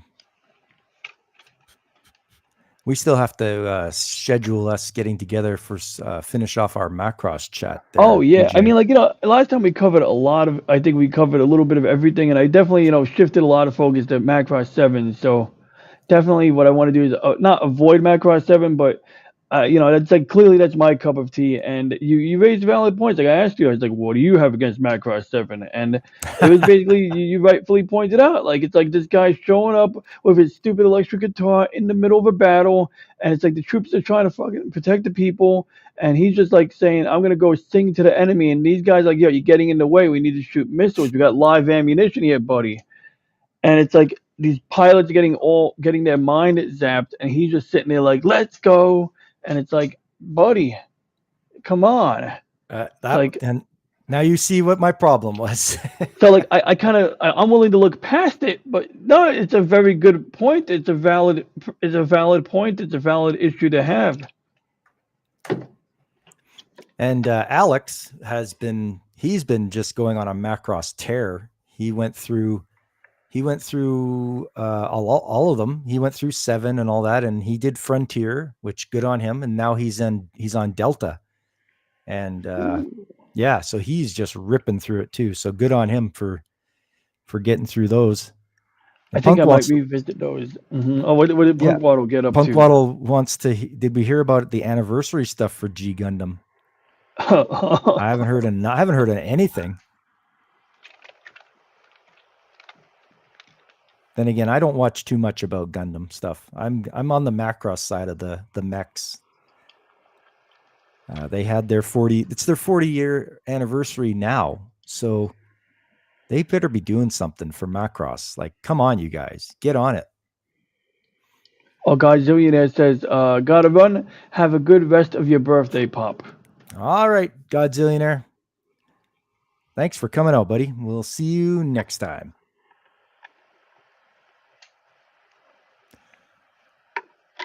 But yeah, I definitely do I like my Gundam a lot, but Macross is not hard to cover. There's like only so many series. I think Gundam is a little bit trickier to figure out where certain things fit into the chronology at times, and you're dealing with different timelines. At least Macross, you got you got one chronology to work with, so it is I think a bit more approachable if I didn't have to go and go through hoops to order the physical media. But outside of that, if it was all sold in one place, yeah, it'd be easy to obtain.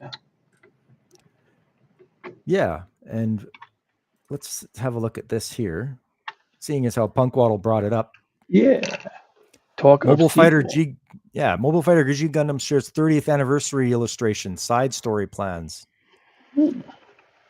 So 30th anniversary plans are teased for Mobile Fighter G Gundam anime, along with some highlights surrounding the wider 45th anniversary festivities for the original Gundam. Now some of them have come to fruition, including a 30th anniversary visual above, a new side story scenario that's being developed by G Gundam Chief Director Yasuhiro Imagawa. So there's the picture there. Not bad. Yasuhiro Imagawa. The character-filled illustration comes from animator Shinpei Sawa. The side story follows tease of a new character for the series, complete with art. According to announcement, the story connecting the past, present, and future is in development for summer 2024, and stories will be posted on the official G Gundam website. That must be the character there. Revealed character tease. G Gundam anime ran from 1994 to 1995, total of 49 episodes. Okay, there you go. And what is the G Gundam website? What does that look like? Okay. It is all in Japanese. Ah. But it looks good.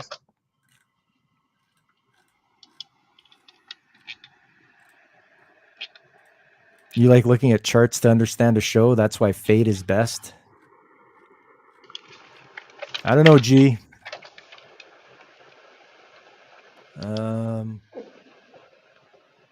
I wish there was a switch to flip it over into English. That would be all right.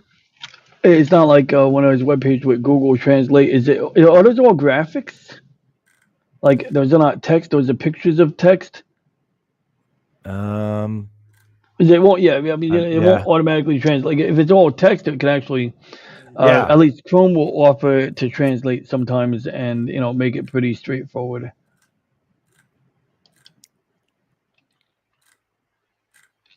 No, they're lucky. They're getting to look at this stuff before anybody else. So you can go to character. Okay, there you go. There's all your characters. I was recently thinking about buying like an art book or something like that. It's like a technical manual from Victory Gundam, all in Japanese. So I'd be sitting there, probably holding my phone up to it. Just use Google Translate on my phone, and just let That's the a good camera. idea. And that's worked moderately well. Like I've used it when I watch that Japanese oboe player who does Gundam cover songs. She'll do videos where she's building model kits, and I've started using my camera in order to help me, because like. Sometimes I want to know what the hell is she doing. Like she's airbrushing her Gundam. I want to know, what technique she's doing, stuff like that. That's a beast right there. Yeah, which one? This one here, the Gundam Maxter. Yeah, that thing is like just some heavy Maxter, just like the hard drive company. But yeah, it's got some heavy armor on the shoulders and upper body there, huh? Yeah. Oh, that Dragon Gundam. Okay, that makes sense. Look at that. Yes, I like the how it had dragons on the wrist. Yeah. It's a lot more fun when I stop taking it seriously. This looks like a matador. Look at that. He's got the little. It would be like his cape draped over his. He looks like he's got the hat. Oh yeah, the hat definitely. And yeah, I mean the cape, maybe that's some kind of armor, maybe it's some kind of special shield that doubles as something. Yeah. Bolt Gundam. Hey, it looks like a bolt. Gundam Spiegel. Yeah, that does have that German look to it. The Kowloon Gundam. So from China. Yeah. He's a Hong Konger. Yeah. Master Gundam. Yeah, it looks like something that would be a master, I guess. Oh yeah, this one. A mobile horse. Hey, Genitals. How you doing? Also known as Jay's daddy. I dressed Jenna Toles as Jenna last week, thinking he was a chick. No. But it's more like a part of a person or chick. Anyway, yeah.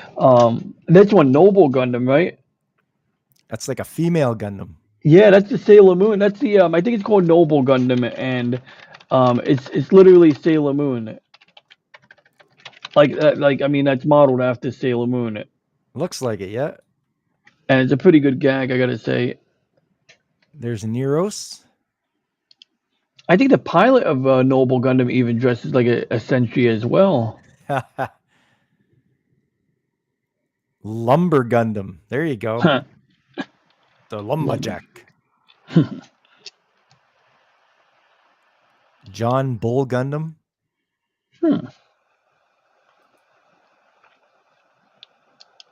The Cobra Gundam. Look at that. There you go. For you G.I. Joe fans. I mean, that one's almost a mobile armor at that point. Yeah, if G.I. Joe or if Cobra had a Gundam, they would have this one. The Mermaid Gundam.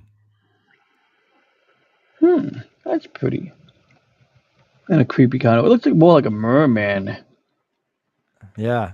There's the Jester Gundam. No, that looks like a Joker. All right. What do we got here? The Skull Gundam. Oof. Oh yeah, there's the eyes right there. Whoa. Okay. Okay. So it's got two heads. That's so confusing, but cool. You guys are just waiting for all these to come out as sets so you can build them. The Ashura Gundam with the multiple limbs. Wow. I'm so glad I can enjoy looking at these now instead of hating on them. The Arachno Gundam. Arachno, huh? Oh, there it is. There's Tequila Gundam. Ah, yep, there's our boy. Ouch. You were waiting for it, G, and here it is. Minaret Gundam. The Pharaoh Gunda. It's called Pharaoh Gunda 4. Pharaoh Gundam 4? And here's Pharaoh Gundam 13. Ah, okay. I thought it's named after the country Darfur. Ah. Here's Temin. Temin Gundam. Looks like, oh, I get it. Yeah, he's like, looks like a Japanese. Is that what he's supposed to look like, a Japanese warrior? I don't know. Either way, it looks cool. Mirage Gundam.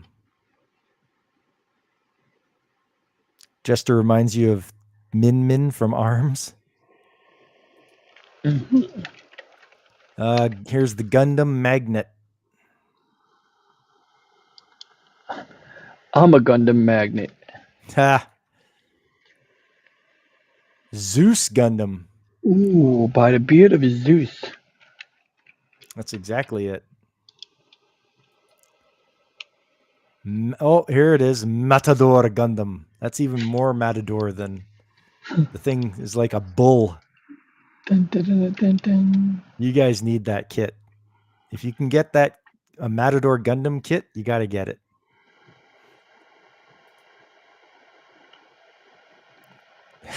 It's Gundam from the Netherlands.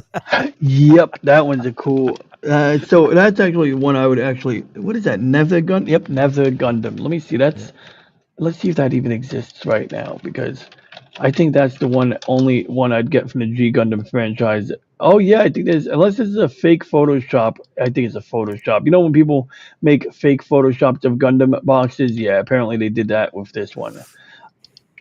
But I would totally buy like a. Yeah, no, they got stickers. They don't have this one for sale. At least I'm not looking in the right place at the moment. But yeah, I sort it out later on. It would have been a nice one to get. Hey, Padawannabe, how you doing? Is that the Uh-huh. Flying Dutchman? It is the Nether Gundam. The Gundam from the Netherlands. And then we got the Viking Gundam. That looks pretty good. I like that. The shoulders look like the head of the Viking ships. What do we got here? Gundam Zebra. Wow. There He you looks go. like he got zebra heads on his shoulders. It's almost like he killed two zebras and made a pelt out of it. But Yep. it's too big to be that. Looks pretty cool. What do we got here? Mandor Gundam. What the hell? I don't know if I could take that seriously. That looks like a Jack in the Box or something. The bottom looks like one of those Chinese bells they hang at the temples or Japanese temples. I might be mixing up two different cultures here, but yeah, that's what I'm seeing. But yeah, right, it does look hard to take seriously. It looks like a Jack in the Box, like you say. What do we got next? Oh, the Devil Gundam. Oof. Doesn't look particularly devilish, but I mean, he's definitely got some heavy armor. The feet are kind of not devilish at all. I mean, his feet I can't take seriously there, but I can see like where like he's got extra propellant. He could engage in more devilish activity and maybe spit out more fire or something. Yep. Oh, Gundam Heaven's Sword. Okay. Oh, it's very heavenly. So it changes into a sword, I'm guessing. Here's the Grand Gundam. Oh, that reminds me of one of those heavy artillery mobile suits. Like they had one in Double 80 that had like one big, cannon on it, and it would be like, able Okay. to fire from like many, many kilometers away. But this Huh. one looks a bit like an elephant to me here. The Walter Gundam. Now they're just making up names. I don't know where Walter comes into play here. The Shuffle Joker. Shuffle something. That's, yeah. Here's the Shuffle Spade. Oh, okay. We're getting into card decks now. Is it going to be like the hearts and the diamonds and the clubs? There I think it is. they even have a booster pack for these. Yeah, Shuffle Diamond. There you go. Shuffle Club.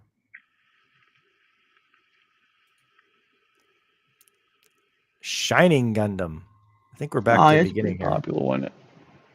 Yeah, we're back to the beginning. This is the very first one with Shining Gundam. So they start off with pretty normal looking mobile suits, normal looking Gundams, and they work their way up. I see how it is. Yeah. God Gundam.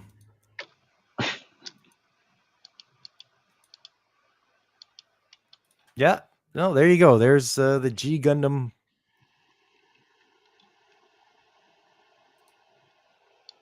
There you go. That's your daily dose of Gundam, people. Yeah, and that's a lot more Gundam than in a while. I mean, I'm sure you discussed Gundam here before, but I was just skimming through the the statuettes they sell where it's like an action figure, but like they got like more expensive ones. And apparently, they Crunchyroll sells them, and so I was looking at some of the Gundam figurines they got. Like they have the girl from 08 Mobile Suit Team, and it's like one of the things is that I don't remember her taking off her spacesuit and showing her, like stomach, but like and chest. But like apparently a lot of these figurines they'll come with like two configurations where you remove the head or you remove the shirt, and then you got one where it's showing more cleavage or less cleavage. So it's like you want a girl in a spacesuit, you got a girl in a spacesuit. You want her showing more, you got her showing more. And then there is precedent in Victory Gundam where one of the females actually does flash the pilot character and distracts him just at the same time to basically stab him in the back. Oh, that's just devilish then. Jeez. And they sell the figurine, and the figurine even comes with her holding the knife behind her back. Ha. Well, it happened. It's canon. You should make the figure of it. Yeah, and honestly, I'm thinking about getting it, but it's like, I don't really even have a display location for these at the moment, but it's tempting. I mean, because I do like the idea of commemorating that moment when Katarzyna Luce tried to stab Uso. Oh, she did stab Uso, but luckily he persevered. Stabbed him right in the back. Can't even trust her. And I was a little confused at how they even configure these. Like, it's like, is the outer suit made out of rubber? Like, because it looks like a solid action figure. But when I'm looking at the pictures, I can see like two versions. In fact, I could probably just show if I just switch my camera to the other camera like this, and I do that, and then I do that. There we go. Yeah. So if we got like her like that, see that's like one angle. It's like clearly she's exposing. Then this angle, and then this one right here. So it's like it looks like a rigid suit or a rigid piece of clothing, but apparently it must be flexible enough, or it must come with separate detachable pieces. And then if you want to see the knife I mentioned, in fact, yeah, I think it has detachable parts. Yeah. There we go. So that's the knife right down there, and But you get the idea. It's a very nice one. But the one with Aina Shiolin, that one was nice. The one with the girl from Zero Eighth Mobile Suit Team. So that one's not even the one that I was looking at a minute. This is the one. This one is nice.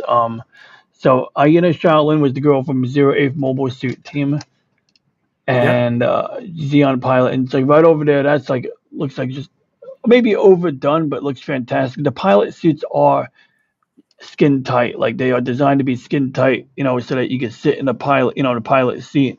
Whereas a normal spacesuit would be a lot more bulkier, but this one definitely they did up the curves on it.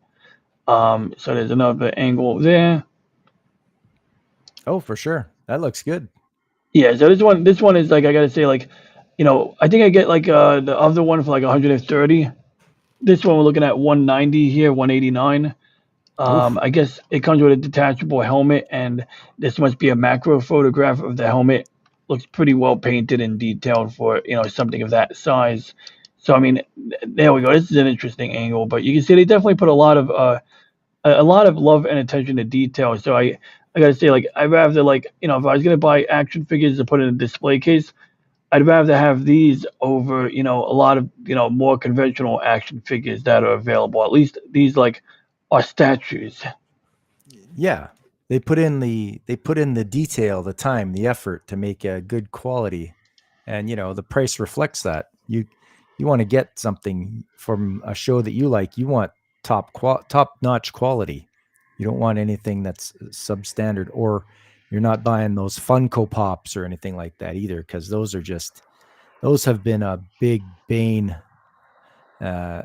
Nobody's buying them anymore, and now the people that have had them for sale are desperate to get rid of them now because nobody's buying them anymore. So I see they got the market a little saturated on those, huh? Yes, I think that's what's happened. They've saturated the market, and honestly, they're not that nice looking anyway. I'd rather get what you're showing on screen right there. I'd rather get one of those than like a Funko Pop or anything like that. Wow, man, that helmet is hot. No, I'm kidding. That'd be funny if I was like focusing on that. People like, oh, something's wrong with DJ. But I think I'm looking at these pictures in a loop. Oh yeah, they go in a loop. Okay, but that was very, it's like still, yeah, I like that one a lot.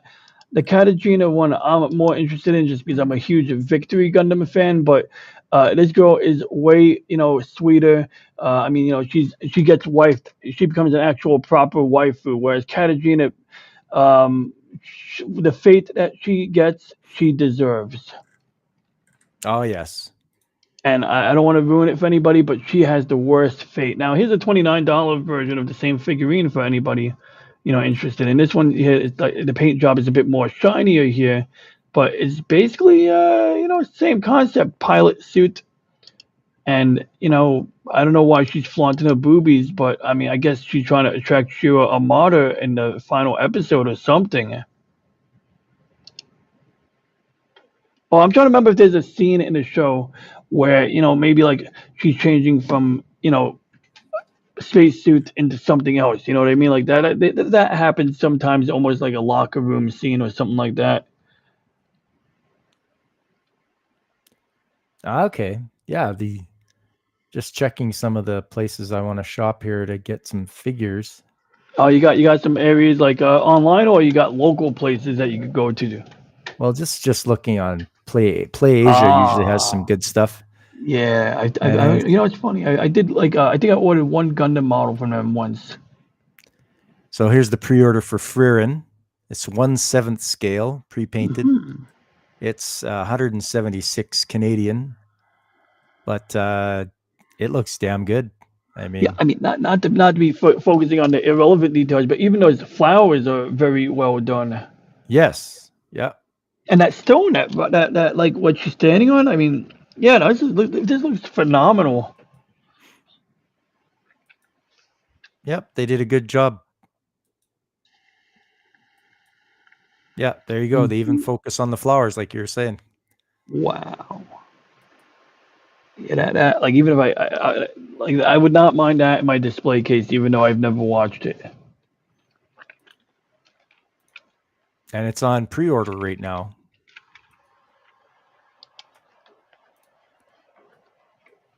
So the deadline is May 21st.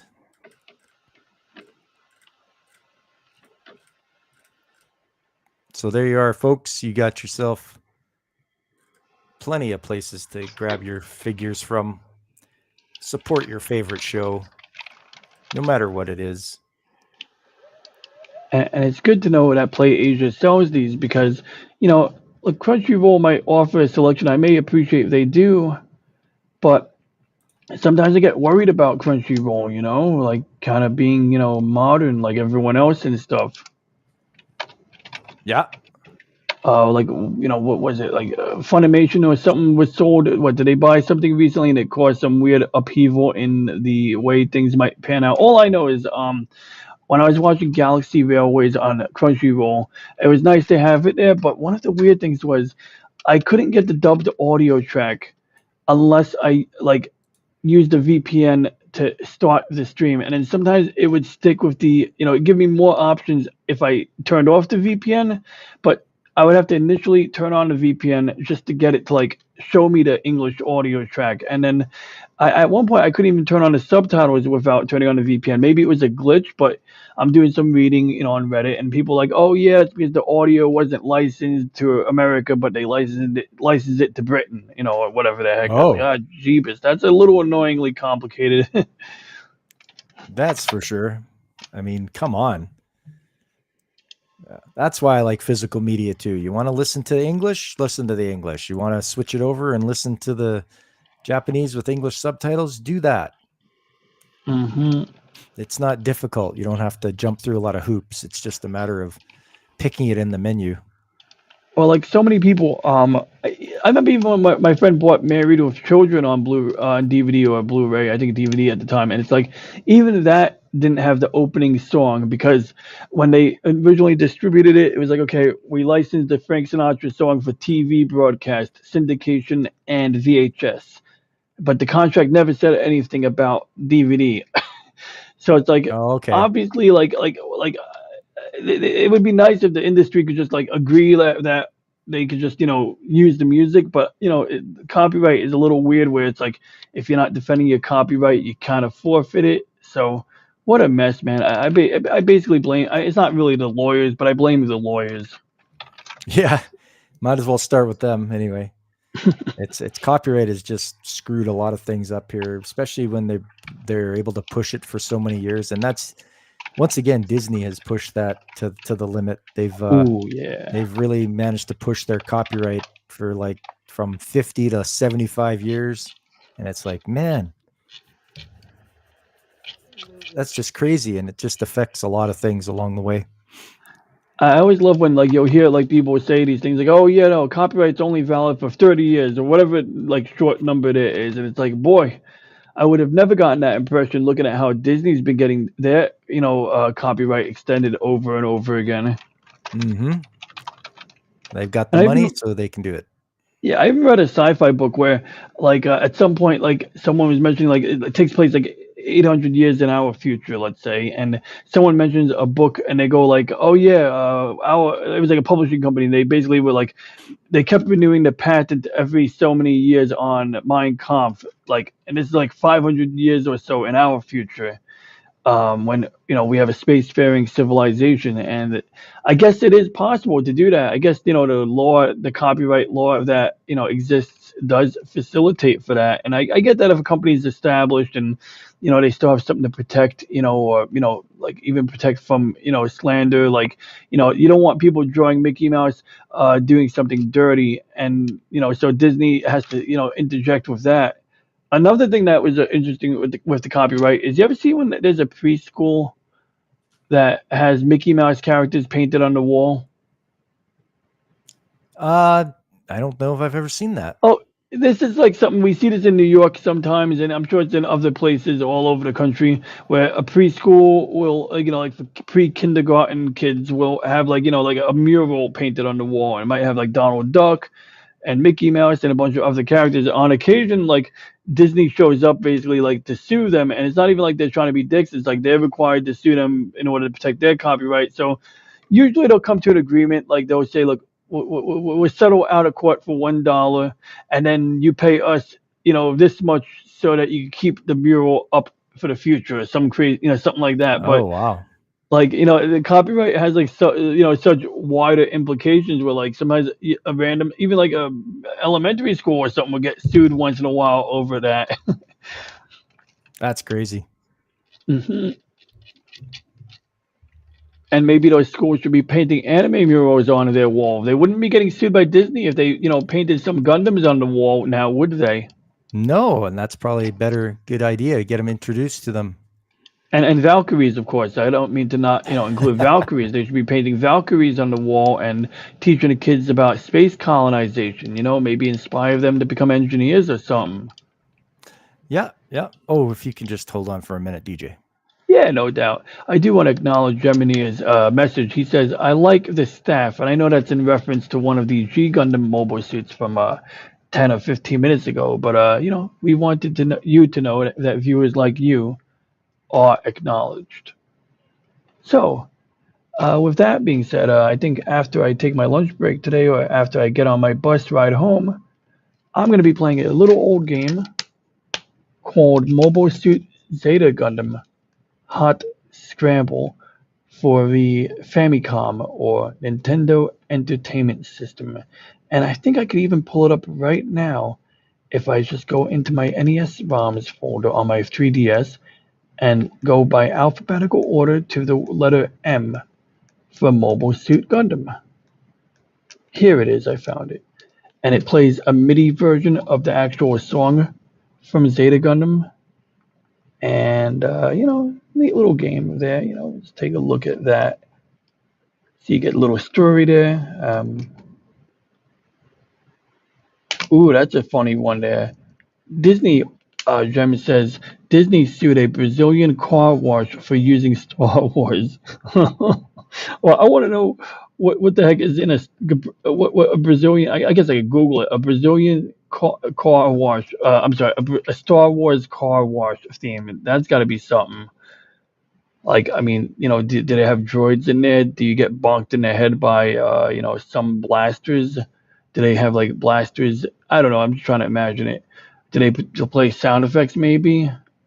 But yeah, so this game is cool because it's actually 3D on the NES. I mean, it's not really 3D, but obviously I'm not going to try to hold my phone and fly at the same time. But you could do up, down, left, right. You're flying over a checkerboard pattern, and it's definitely like a fancy hack. Like like the devs definitely did something fancy or special to make this work. But I give them props. Oh yeah, and I was just drawing. Yeah, so I definitely give them props. And what's interesting is I have a Game Boy Micro, which is basically like a miniature version of the Game Boy. And this game won't run on there. Like I have a thing that lets me run NES games on here using a special cartridge. Okay. And this game will not run on the Game Boy Micro. But this game has two modes. It has this flying mode, and then the next three modes actually. You fly over the planet, you blow up enemies, right? And then you go to space and you do the same thing. And then you go inside a space colony, and then it becomes a side scroller. And when you're in side scrolling mode, you can transform from a fighter plane or a wave rider and back into a mech. So you can basically be a mobile suit or a fighter plane, and you can fire your weapons in all 8 cardinal points. Nice. That's a nice looking game there. Yeah, it's pretty cool. I've been playing it for years, and before I don't think I've ever had a cartridge for this one. I've only ever played on emulators in school and things like that. But yeah, it's a pretty sweet game, and this is like a microcosm. And maybe during one of my streams when I talk about why I don't watch new Star Wars, maybe I'll play this game instead of a Star Wars game. But like I said, I got a lot of Star Wars games to get through this month, so maybe I'll do some space games like this. Yeah, that's a good idea. And that's your DSi? Yeah, this one's my 3DS 3DS. XL. So the 3DS XL is pretty sweet because it's got the larger screen, and you can toggle to 3D. It's got the motion tracking, so it actually tracks your pupils. And because with the 3DS, the old one, you used to, if you moved your head side to side, it would actually disrupt the 3D effect, or it wouldn't work properly. So you'd have to, I think, adjust some kind of side to side adjustment. But this one, There's actually a test diagnostic screen where it'll show you where your eyeballs are looking as you're moving your head around. So it does a very good job at maintaining a 3D. 90% of the time, I turn off the 3D because I'm on a bus and I'm not trying to get motion sickness or whatever the case is. I'm doing something that like a game like this. This does not even take advantage of 3D. So but it's pretty sweet because it's got the internal memory card and it's got like like a shit ton of NES games fit on it because it's whatever SD card I have in there. I have some of the official apps. I have some official cartridges. I mean, I bought Star Fox. The day I bought this from my friend, they were still selling 3DS games at Best Buy, and I bought Star Fox 64 in 3D. So pretty cool. Made some observations about it, like how when you're playing Pilot Wings, they're very ambitious about the 3D effect, but the reality is they can only do 3D in discrete layers, at least the way Pilot Wings does it. So when you're flying in a certain direction, you'll suddenly see like an object go from here, and it'll snap. It'll go like here to here. Like it doesn't smoothly move. It'll just go like 1 second it's here, next second it's over here, and kind of interesting. It seems that Pilot Wings tried to be too ambitious, or maybe they did it differently. But whereas the Mario games, you'll never see a 3D glitch like that because they tend to be very careful, I think, about how they put a Mario game together, how they put their layers together. Yeah, they polish it up really good. Human Blaze the Cat wants to know, how can you hack his new Nintendo 2DS XL? Easily. No, I'm joking around. That's a good question. I'm not trying to gain subscribers, but if you're interested in that, maybe I can investigate that and share some insights on my channel at some point because I could do like a little overview of this 3DS, find out how my coworker modded it because he was the one who sold it to me, modded it. And one of the things that like this 3DS does is like after it was modded, it has a file manager called GM9, which is like abbreviation for God Mode 9. And so like when I turn on my 3DS, I have to hold down Start. And I hold down the start, power it up, and it's going to bring me the hidden menu. And it says, oh, would you like to do GM9 or do some decryption thingy? And then this is how, sometimes if I want to, back up a game from the cartridge slot into the SD card, sometimes I have to do it through here. And so you got Drive C is the game cartridge. I just kind of, matches C for cartridge. So this is kind of interesting because this file manager seems to be special in some way, and that's why I have to open it from boot up. But I actually don't remember how to mod it. Like I was fortunate this was pre-modded. I almost redid the mod on it, and I was lucky I didn't because I messaged my friend first. I said, "Hey man, looks like I have to redo the mod," and he goes, "No. It basically what happened was the SD card was slightly ejected, and it looked like the mod was gone, but it wasn't." Well, there you go. And I'm sure if you tune in to DJ Ronnie G on his channel, you'll definitely find some videos of him doing some modifications and such. Yeah, and if I'm doing a live stream and the question comes up and, I don't have a specific topic that day, I'll happily get sidetracked and go and dive into that. Like, I'll start looking up videos at the same time to see if I could, recommend a reputable guide, because sometimes it's good to get, like, a second opinion on, like, what's a reputable source of how to do this.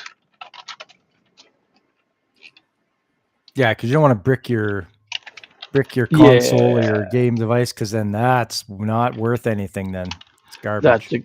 That's a very good point, and that's exactly like my biggest fear basically. And it's like the DSi, I have nothing to lose. I think there's probably a way to mod the DSi now. I bet you it involves taking it apart and doing something internal. But yeah, I don't want to brick. This thing's beautiful here. I mean, like this thing, you can't even get a good price on a 3DS XL. Oh yeah, it has a 3D camera on it too, but when you try to take pictures on it in public, it still makes a noise, so you can't like discreetly. I mean, I'm not trying to be creepy, it's just that I'm on the bus and I want to like get a 3D picture of the rows, because I mean it's a 3D camera, so you can see the people sitting in front of you, and I mean not the people, just the fact that it's some depth perception, and you basically got to cover up the speakers. So it's like you're taking a picture, you got to be like and then you could take your finger off. Not really a big deal, but the resolution is so low. Nobody's gonna do anything creepy on a 3DS. It's like nothing's gonna look good on this screen. At this resolution, it is a very low resolution. Yeah, I didn't think it was that high of a resolution screen, so should be okay. Yeah, but it is a cool novelty. I do want to try to photograph some interesting targets at some point, like find a outdoor environment where you have some trees or some buildings or something that you that it'll hopefully be able to turn into a 3D photo that actually pops out. Oh yeah. So Blaze, I've put the link to DJ Ronnie G's Thank you. channel in the chat. You can check that out. He's got some pretty interesting videos and streams on his channel. Have a look and see what you think. I appreciate that. I should have done that. I appreciate you allowing me doing that for me. But yeah, I'm so lazy. No, I'm kidding. But what I'm looking for right now is But yeah, jokes aside, check it out. I have a video on how to install an HDMI port on an N64, and I take questions in the comments if people have questions. But otherwise, I always do a Monday show at 10:45 p.m. Eastern time. So I can always be found on Mondays at 10:45 p.m. Yes, that is Eastern time, 8:45 Mountain time. So no matter where you are, you're bound to catch his stream on a Monday. I found it. I was having trouble finding this app here, but it is interesting. Now the 2DS on its own is like very much. It is the same thing as the 3DS, same hardware, and like I say, 90% of the time I'm leaving the 3D off, so I don't benefit. I almost bought a 2DS, and only reason I didn't was because my coworker had one available, and you can see, wow, that's interesting. So that's what happens when you turn on the 3D with a regular camera, Wow. and I could. And then now I have a 3D picture. Let's see. Oh yeah, look at that. I can see my USB power bank in a 3D. Oh wow, even when so when I'm holding the screen up and I'm pointing at things, even the stuff I see on the screen is in 3D. So I can see the real world in 3D on a low resolution screen in real time. Could be Look fun. at that. Fun things with your 3DS. But yeah, as far as portable gaming, the only thing it doesn't do well, so to set expectations for anybody who has one of these is it's not going to play SNES games particularly well. Some SNES games, Super Nintendo, it does play well. And other times, the audio is just kind of like garbage. It's like the gameplay seems okay, but it'll get a little bit slow in certain parts. But the music will be that, it's not the most enjoyable sound effects experience at all.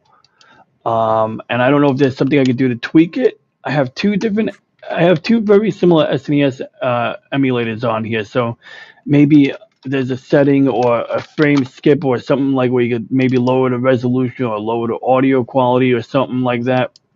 But so far, it doesn't do SNES very well. But I mean, the screen, it's a huge screen to play NES games on. And NES games, Game Boy games. So yeah, it's a real beauty for that. Take it with you on the go. That's the best part of Yep. doing that. I mean, So, they have that now with the Switch. You can do that, but you have to be connected online to get your access to your SNES games. But with this, what you got, Really? DJ, that's the great thing you can do. I got to test that out. You need to be online just to use the SNES pack? Yes. Yeah. I almost don't believe it, but I mean, I believe it, but I'm just saying that's, I mean, I shouldn't be terribly surprised by that. But, what I was disappointed was I bought Super Mario Maker 2 and I think the game is awesome. And I forgot that the, ability to download levels is part of the, what do you call it? The, online pack. And it's not a big deal. It's like $20 a year. So Yep. I'm fine with that, $20. But I was under the misimpression. I thought I was still under the Nintendo Live subscription, so I had to double check, make sure it was up for renewal. But the thing that got me was like if I download levels, which I do, I could play the levels offline. So I could download Mario Maker levels, from a variety of people, a variety of countries. They cover a variety of styles. Like, oh crap, my manager's calling. I Uh-oh. may call back. I'm gonna drop in before I go on my lunch break, but I'm gonna take a phone call from my manager, Pop Culture Mechanic. I'll be back. Okay. All right. Uh-oh. Crap. We'll let our DJ do this thing there. And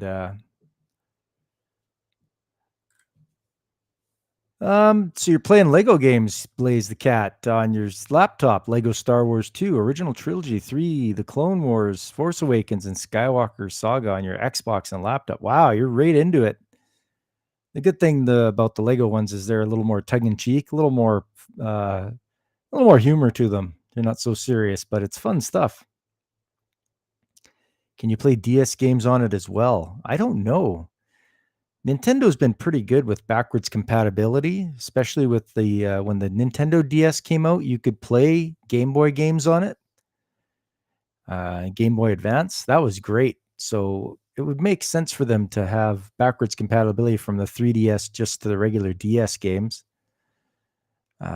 With that, they expand their catalog tremendously, and you don't have to worry about not having enough games for people to play. At least that's what I think. So yeah, on Saturdays is when I usually play some retro games, and I've done quite a few of them. I have a spreadsheet that I usually use to keep track of these things. Otherwise I'm going to forget. We'll see if this fires up here. There we go. So where did it go now? No, that's not it. Oh.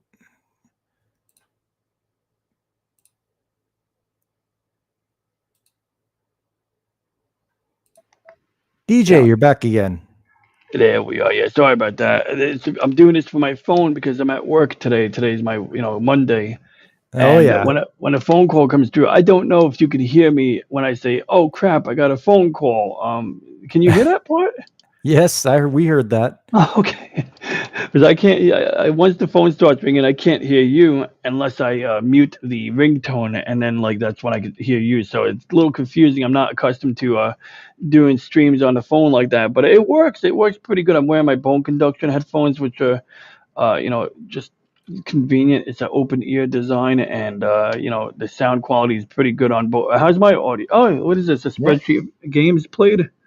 Yeah, these are my games that I've played, and I try to keep track of them so I don't play one over again and stuff like that. It's only since 2023, so I played Astro Boy for the GBA, the Minish Cap, The Hobbit, Superstar Saga, which took a long time. Simon's Quest for the NES, Golden Sun, that took a while too. That was a fun one.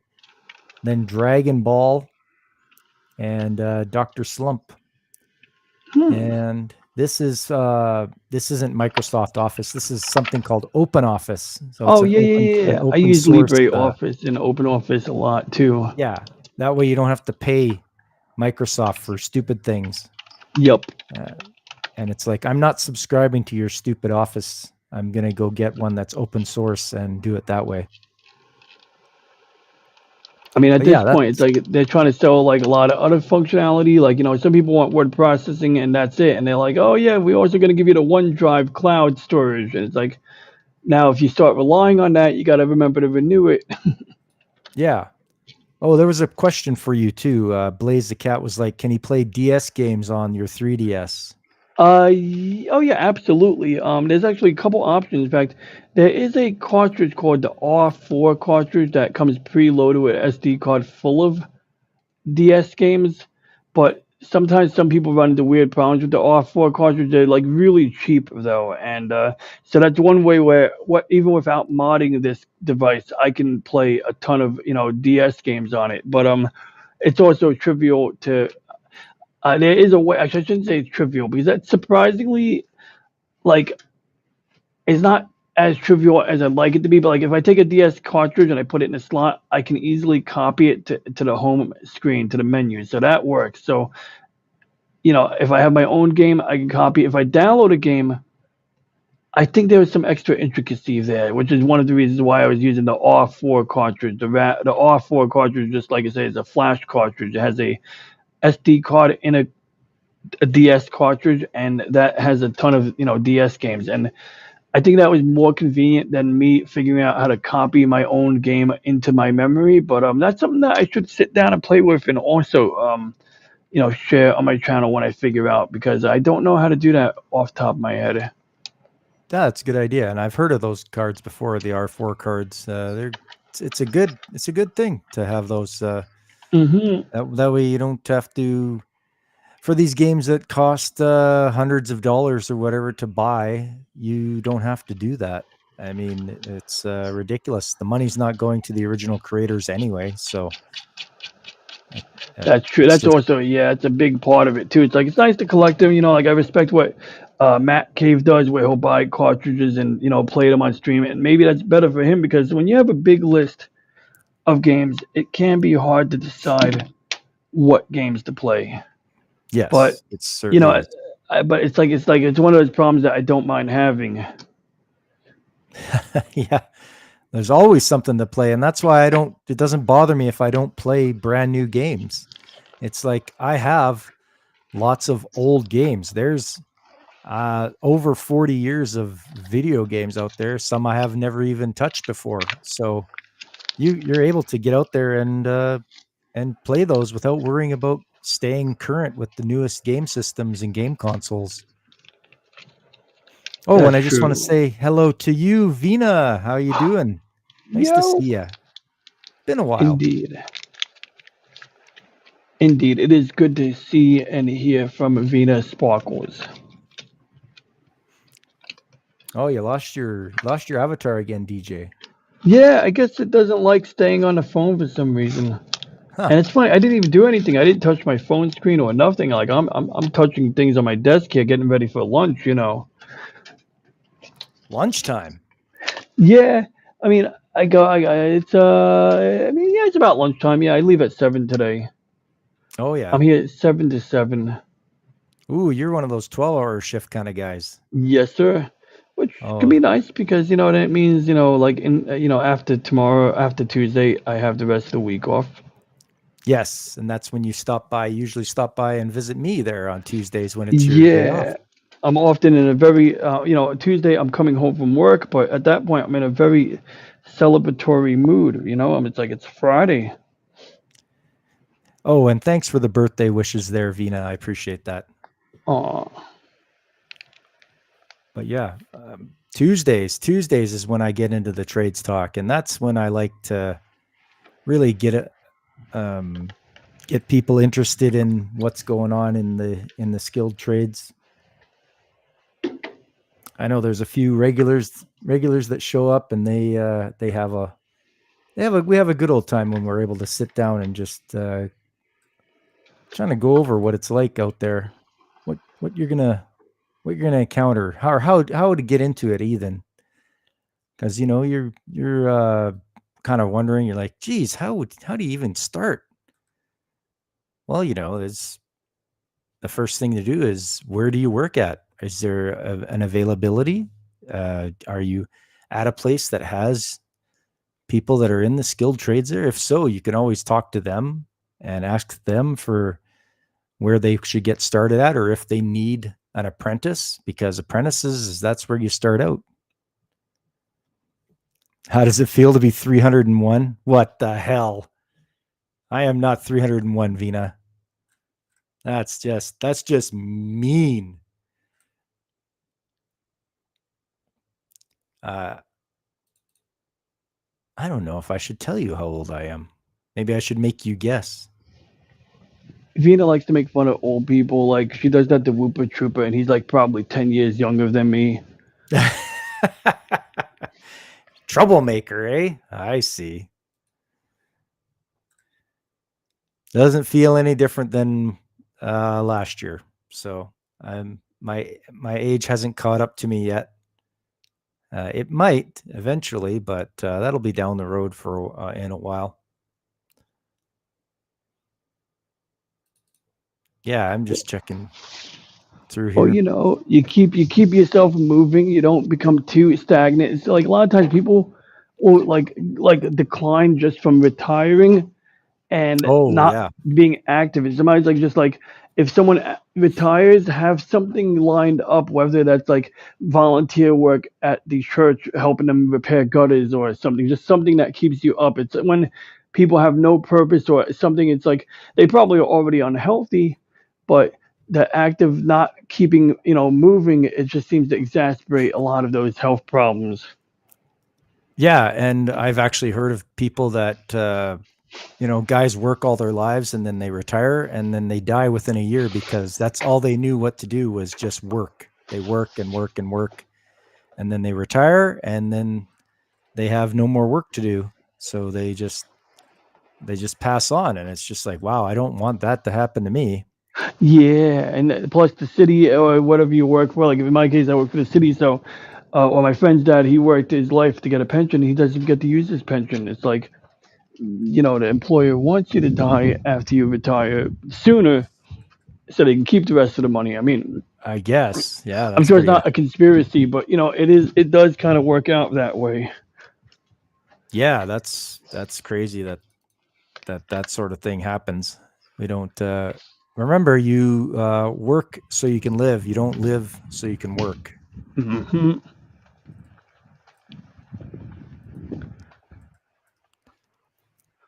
Yeah, it's like my mantra because it's like, it's like some people say that, do what you love. Yeah, do what you love. But I think the reality is that, nobody can do a job that they love 100%, compared to life. Yep, that's for sure. I mean, yeah, I don't mind going to work, but I like staying home better. Yeah. Relaxing, doing what I want. Gemini says Whoopa is a fellow Zoomer like yourself. Yeah, G, he's a Zoomer. Hmm. And Venus says, don't worry, you call everyone old even though you're in your 20s. Oh, Venus in her 20s. Okay. So you're just starting out.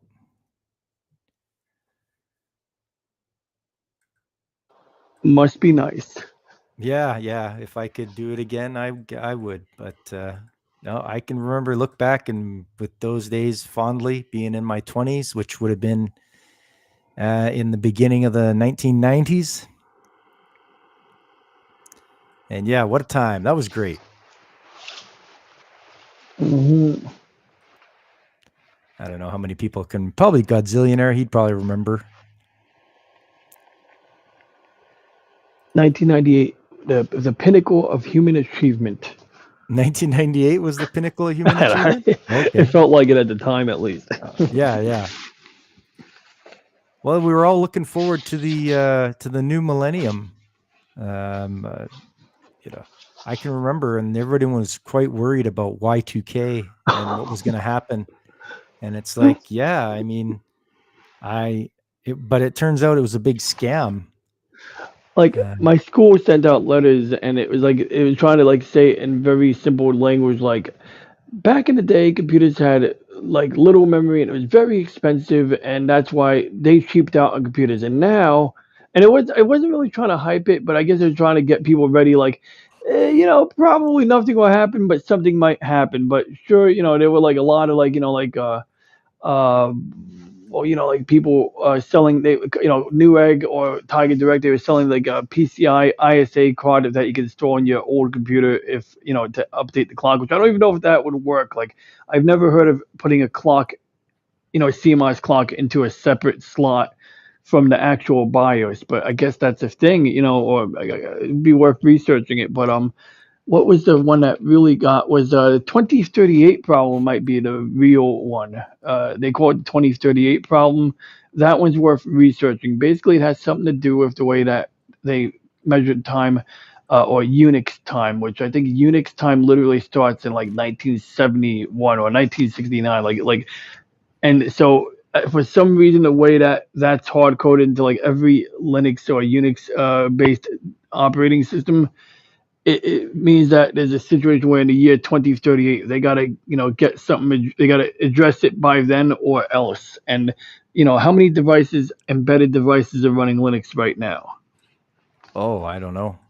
A lot. So Lots. that one might be a real one. Like, I'm not saying we should trip over ourselves getting scared about it, but that one might be worth being concerned about more than the Y2K bug. Yes, yeah, because considering when Y2K happened, when the clock was counting down to midnight, and it was the year 1999 at December 31st. I remember, I was like, okay, well, here's when it's going to start. Let's see what happens. And nothing happened. It flipped over. It was the new millennium. Nothing happened. Planes didn't fall out of the sky. Nothing went crazy.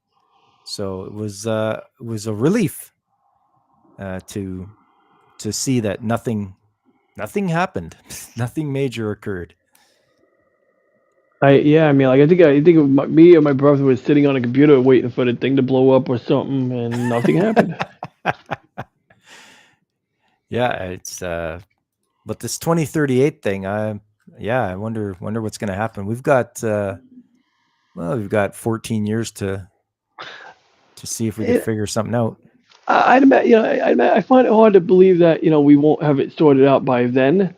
But then I also do find it easy to believe that nobody would do anything about it until it was too late if it was a serious issue. Yep, 100%.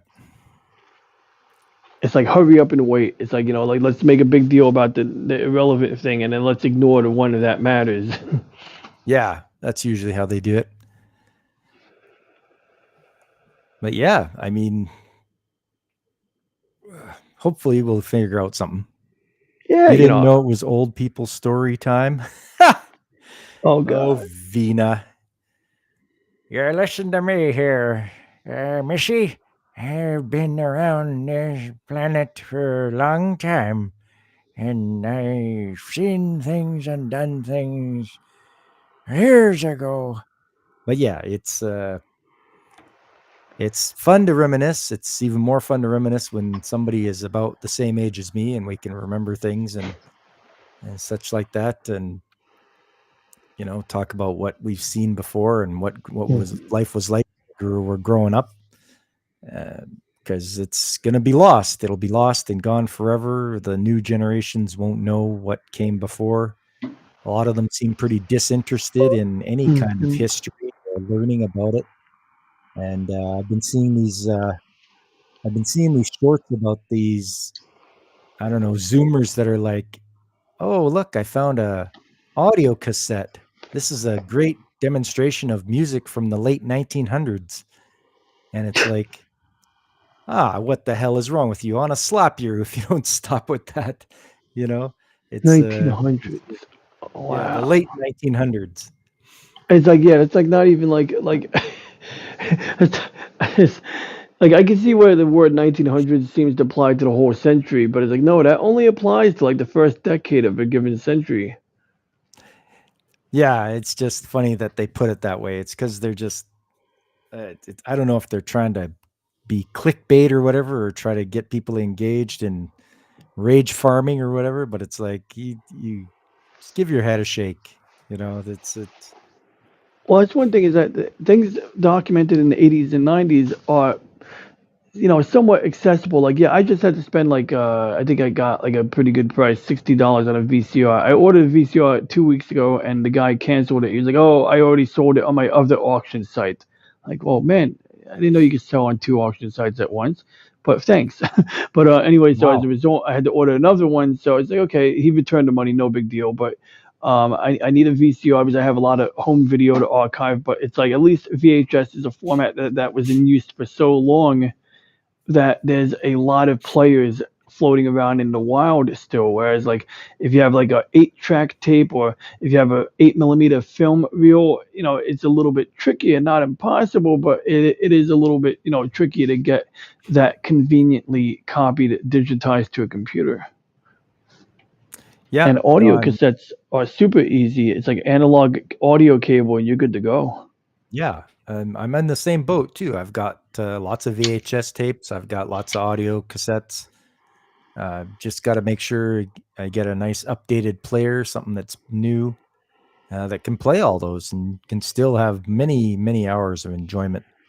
Oh yeah, I mean, like I'd say like the goal, my goal is just digitizing them, and I have some VHS tapes that I found that like were really well preserved. And what was interesting to me was the rented camcorder from 1984 produced a very very high quality recording that holds up, whereas the camcorder my dad bought in like 1988 does very well, it holds up quite well, but it seems to be like just slightly lower that quality than the rented unit. And the rented unit was, I think, one of those units where you have an umbilical cable going from the VCR to the actual camera, and you basically are walking around with either a cable trailing behind you or a VCR hanging on your hip, like via a shoulder straps. You have like literally the VCR man. and the tape inside of a unit that you're wearing like a messenger bag, and then you got a cable going from that to the camera, and then you have another cable that's going from that VCR to the wall socket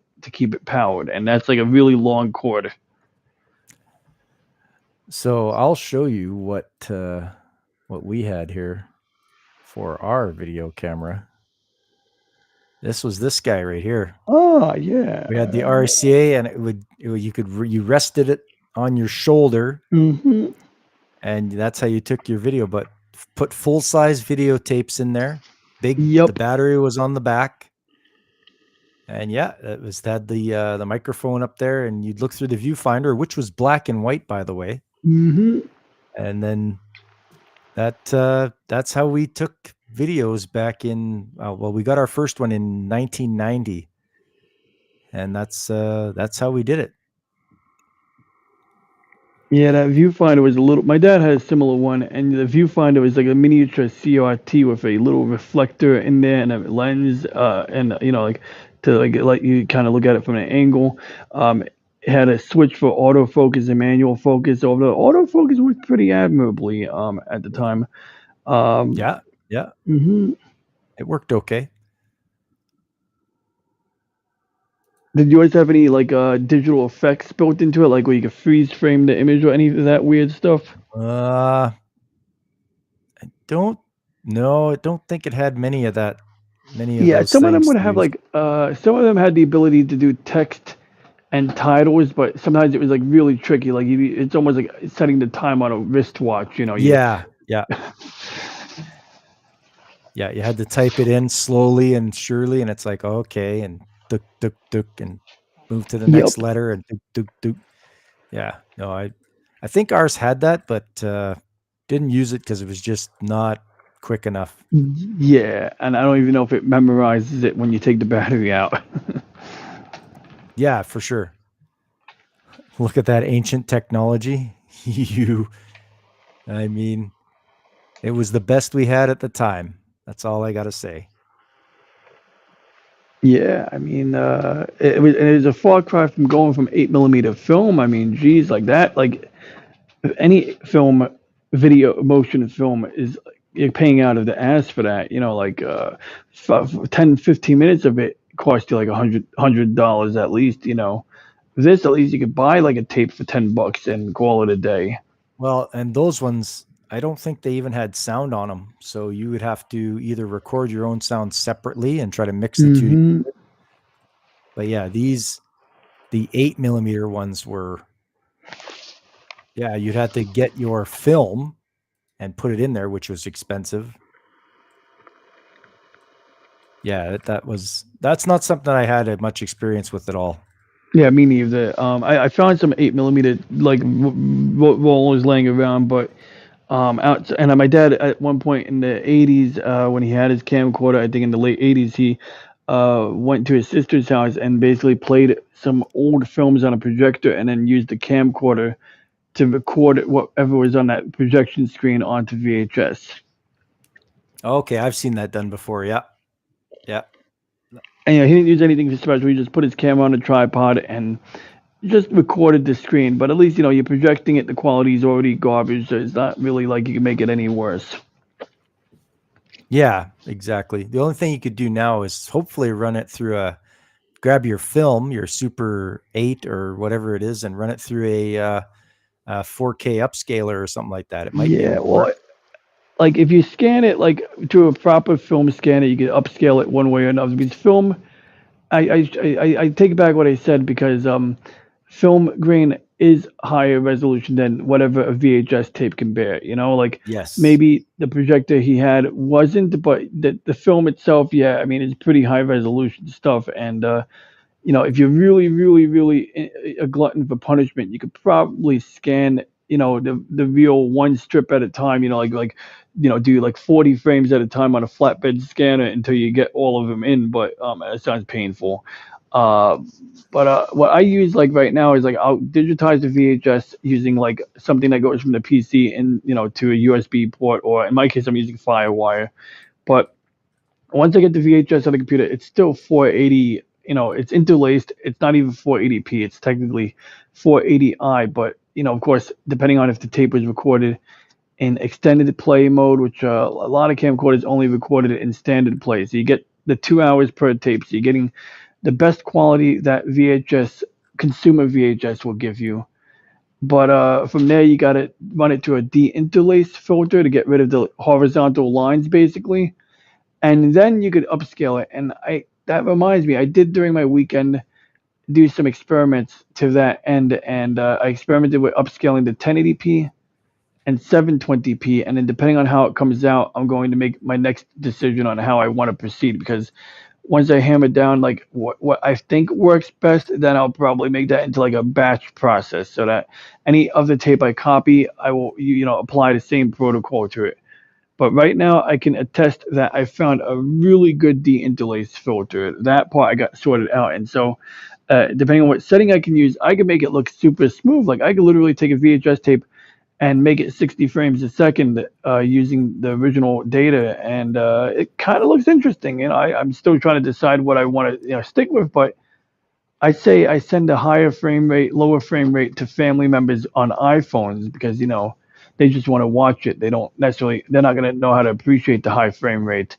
But for my archives, I want the best possible copy available.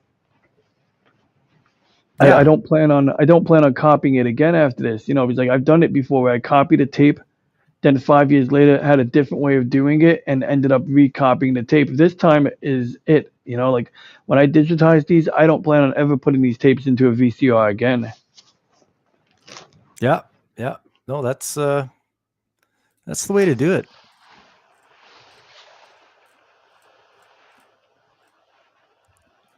And speaking of which, so that's one of the things that weeks ago when I was doing that stream with the VCR, that's like around the same time I realized my VCR was eating up tapes. So luckily I didn't put anything important in that VCR, but that's why I now have to wait, until I get that other VCR. But maybe like, I don't know, maybe I got to see maybe next Monday or at some point I want to just play some videos on stream, just like see what we got on tape and have a blast. Yeah, it sounds like a good idea. And make sure you can get some practice in with your de-interlacing and your upscaling for your VHS tapes. De-interlacing is good. It's just a matter of deciding between 30 and 60 frames per second. That's a little bit of a more, like into the weeds, back and forth. But as for that box I hooked up, that time-based corrector, sometimes it's not necessary. So I'm learning that even though I bought this $300 box that will help me get the best copy of a VHS tape, that sometimes I'm better off bypassing it for best quality. But it is good to have. So I'm looking forward, once I get a good VCR or the next VCR that I get in the mail, I look forward to seeing how that all interacts with the box and see if that, yeah, I'm just trying. Look, I have an unhealthy obsession with getting the best copy of of a VHS tape. Well, broadcast quality is probably what you're looking for. You can get those special broadcast tapes that they have, Oh yeah, rather than just cheap ones. well, that's actually I do have some of those because when my parents used to do some stuff on public access, before YouTube, people used to do stuff at the local public access station, and they would use quarter-inch tapes. But to play it at home, you'd have to copy the quarter-inch tape to a SVHS tape, and the SVHS tape has more resolution, but it doesn't play on a normal VCR. So you'd have to buy a VCR that had SVHS playback, but not recording ability on there. And so I have a few of those laying around that. And that complicates matters a little bit because they have quasi super VHS playback, which is not true SVHS, and really I think that's good enough. But if I want to spring an extra $300 on top of the $60 I'm spending now, I could get a proper SVHS playback deck, and I'm not really interested in doing that unless that thing does my dishes. Yeah, I guess that's Like, that's I the mean, I thing. would love a VCR that just had a straight FireWire port on it. That would be worth $300 to me. But other than that, like, if it has some exotic connections and I gotta use exotic adapters to connect it to my crap, I just see it as an exercise in madness. Sounds like it. Hmm.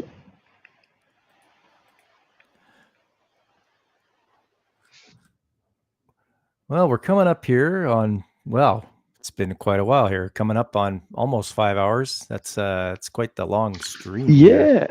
Yeah, just in time for my lunch break and lunch nap. And I just opened up the YouTube stream real quick because I know Vina was there for a while, and I want to acknowledge the wonderful people from the chat. Please vote for DJ for president. No, I'm kidding. I'm already the armor general in Wupstotska. We don't do elections. Wait, does Wupstotska do elections, Pop? I think so, but we only have one winner every year, and Oh, that's okay. Comrade Leader. He wins by a landslide every year. Oh well, he's well loved apparently. So I mean, he Yeah, deserves each and every vote he gets. I think it's mandatory to love him and vote for him. Hmm. So this is a funny one. He goes, Germany goes, don't even have the decency to say 20th century. And Vina misses her VCR or miss VCR. Oh man, I miss VCR. I don't think she's saying I miss my VCR. I think she's saying I miss VCR. I think she has a friend named VCR. That's a weird name. Um, let's see here. Look at the ancient technology. I think I saw that in the old Ninja Turtle show. Yes. Sorry, Ronaldo. I'm voting for Tomo Umari for president, and that is we are now all caught up with the chat basically. We're all caught up. Tomo Omari, I will have to investigate him and see if I can find him on charges of corruption. I mean, to ensure that Wustotska gets the right candidate. Yes. And I'm sure you'll vote the right way when the time comes. Upstotska will have its leader once again. Yes, sir. All right. Well, I'm going to just start wrapping her up here. It's been a long stream. I appreciate everyone coming out. You guys are great. It's a nice way to celebrate the old birthday there. Another year older. We'll do this all again next year, I'm sure. I got my 900th subscriber. That was a big milestone to hit today. That was awesome. I thank you again. You guys are great. I will continue to try to bring you guys some entertaining streams and such for gaming on Saturdays and anime on Sundays. And don't forget my trades talks I have on Tuesday. If you want to learn about industrial work and skilled trades, come on by. Tell your friends, bring them, and we'll have a good old time. Try to teach you some useful skills. Mm-hmm. And don't forget to subscribe if you haven't already to DJ Ronnie G. He has a good channel. You can always stop by his Monday nights at 10:45. when he hops on, and he'll do either some tech stuff or astronomy, or maybe he'll just bust out the turtles and you guys can all have fun watching turtles. Yeah, I try to do the turtles on Saturdays because I don't like to wake them up after bedtime. Oh, I see. Is that one of those last name, first name Japanese names? Maybe it is, maybe it isn't. Okay. Yeah, I never can tell. They always put the family name first.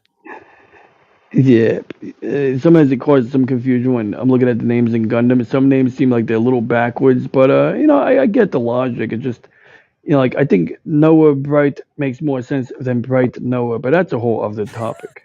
It's his topic for another stream. Yes, sir. And I know you're going to go have lunch. Yeah, I'm going to so go have something to eat.